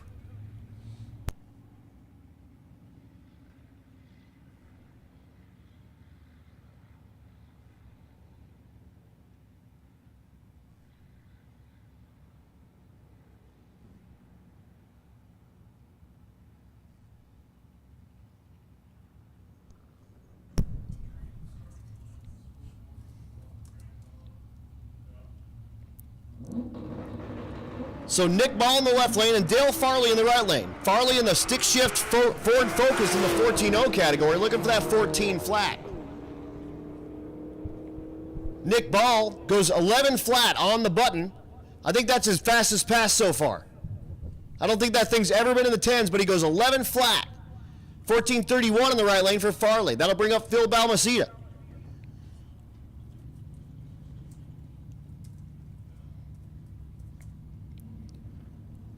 The ZR1 Corvette in the left lane, and Nate Whitley in the right lane, the 84 Camaro that shoots fireballs out of where the hood would be. Both stick shift rides making their way down the racetrack. At the stripe, 11.28 for Phil, 10.69 for the Camaro in the right lane. That'll bring up a couple of pickup trucks. Clint Cantu, the S10, 12.04 his average right now.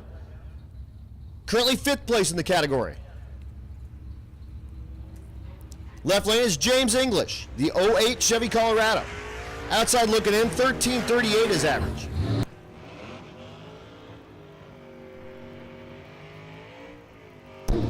$12.59 and 11.94. Here comes the cool Buick long roof. Jason Serrano, the 82 Buick Regal, 12.17 his average. He did put 12.00 with a 4 on the board up last night at Thunder Valley.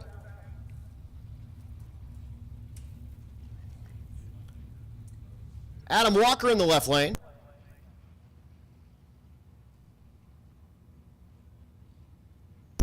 That's Adam Walker. Walker's ride 11.08 average with that stick shift ride.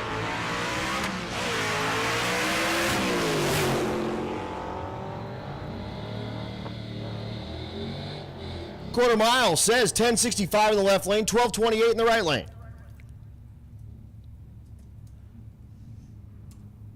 That'll bring up Zach Armstrong. Third place in the 13.0 category. His average 13.07. Right lane is Race Meyer. Is that? It is. So he's a junior streeter, but we're going to run him like everybody else, and he'll turn in an 8th mile.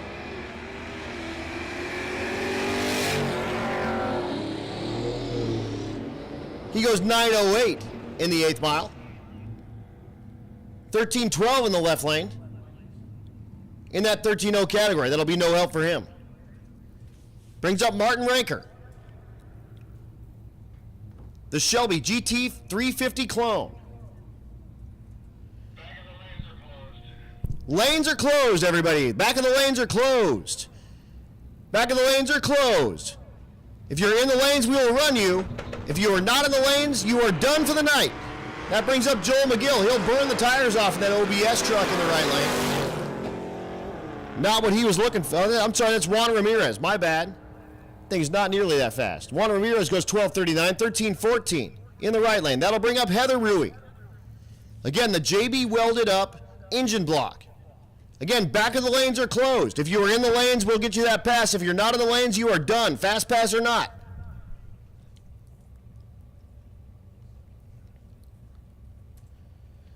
Here's Greg Jones, third place in the 12.0 category. His average right now, 12.04, chasing Derek Keeler and Nicholas Roberts.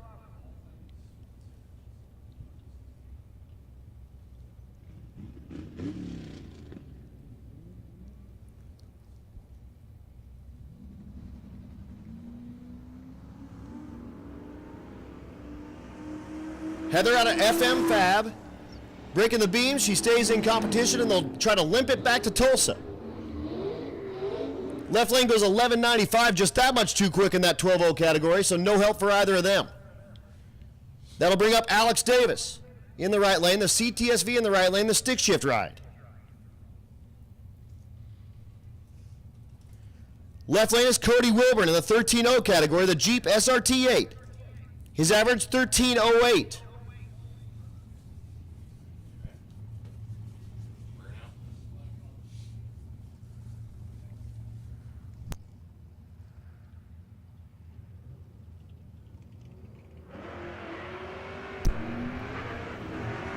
The CTSV in the right lane, 427 cubic inches of naturally aspirated LS. Banging the gears. He goes 12.14 in the right lane, 13.18 in the left lane. Angel Salas is back, I guess. He's going to make all three of his runs in about a 20-minute span. Because he didn't run the rest of the day, has he? Right lane is Katie Jones. Jones, the 09 Pontiac G8. In the 13.0 category. Lanes are closed, everybody. Lanes are closed. The top of the lanes are closed. If you're coming in the lanes right now, you are wrong. So Salas hot lapping that J-swapped Del Sol. Katie Jones in the right lane. Look at that 13 flat.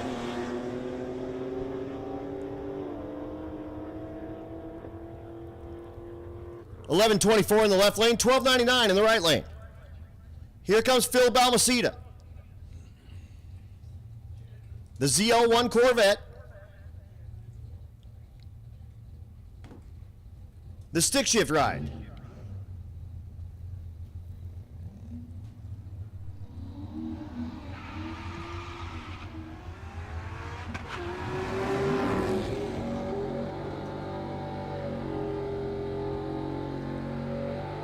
Phil will go 11.43.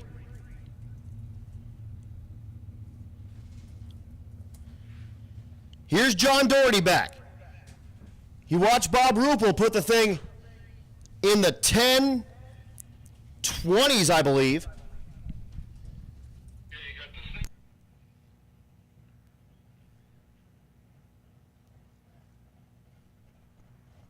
He's up against Nick Ball, the stick shift CTSV coupe. Doherty way out of the groove. And unfortunately, that's probably not going to be enough.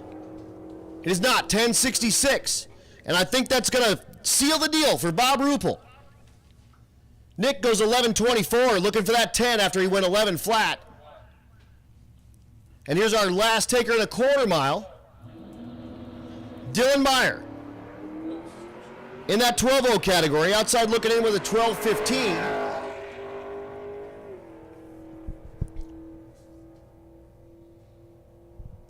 And he goes 12:11, and that'll bring our last car up, a junior street ride. And that's our last car for the evening. Thanks so much to all of our sponsors. Motion Raceworks, Sick the Mag, Bangshift.com, 1320 Video, Brian Tulie Racing, FM Fab and Speed Shop, The Bangshift Billy, Portable Car Hoist, Juggernaut Welding and Fab, High Speed Media, Mahle Motorsports, Hot Carl, War Performance, Circle D Specialties, Nobody Else's Auto, Disorganized Grime, Edge Welding Supply, Dive Bombers Garage, American Family Insurance, Christina Walton Agency. Did I say it right? Walston. Man, I'm dying.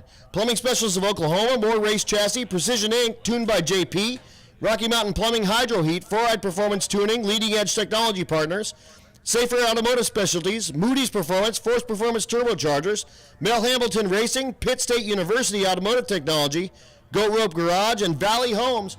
We appreciate all of our sponsors. We appreciate everybody out here at Mo-Kan. This track is gangster, and you guys are awesome. You worked hard, you worked late. That late cleanup really put a damper on the end of the evening there, and we appreciate you all working hard for us out here at Rocky Mountain Race Week. But that said, Rocky Mountain Race Week, race day number 4, the last day to tighten up these averages is over. We're heading back to Tulsa, and we are going to make it happen and finish up with that shootout.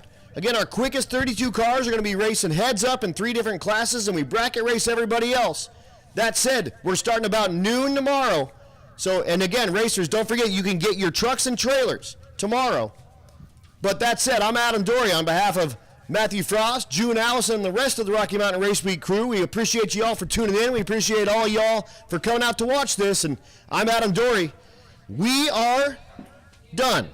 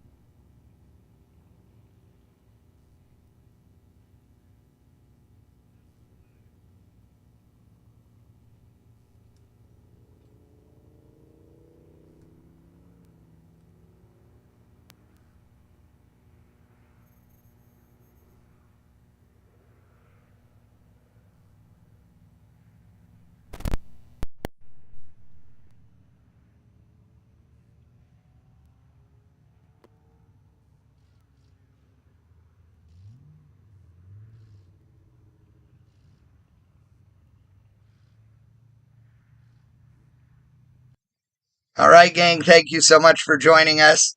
We're all in, all done. We had a great day here at Mo-Kan. I got to tell you, like, the entire family here that runs this place, all of the staff here on the starting line, everybody was so welcoming to us, and really appreciate it. I also need to give them a special thanks. When Daphne was sick, they sent us a bunch of cool stuff from Mo-Kan in support of her, and it was so good. They're just such great people. So really, really appreciate them. As folks are talking about here, the passing of Lizzie Musey, I just heard literally 30 minutes ago or so. A very sad deal. Sorry to hear that for the family. My heart goes out to Pat and the entire Musey family and all of the drag racing world that knew her. So really sorry to hear that, and hope that they are all good. Please keep them in your thoughts and prayers tonight.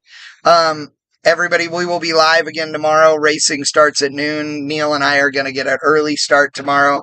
We've got to get to the track and get set up. Luckily, it's back to Tulsa, arguably the easiest place for us to set up. That place is on point. We love them. So big thanks again to the family here at Mo-Kan and to all of you for tuning in. I know it's a late night, and this is the story of our lives. Drag and drive, baby. That's how it works. So thank you so much, everybody. We appreciate you guys, and we will see you tomorrow.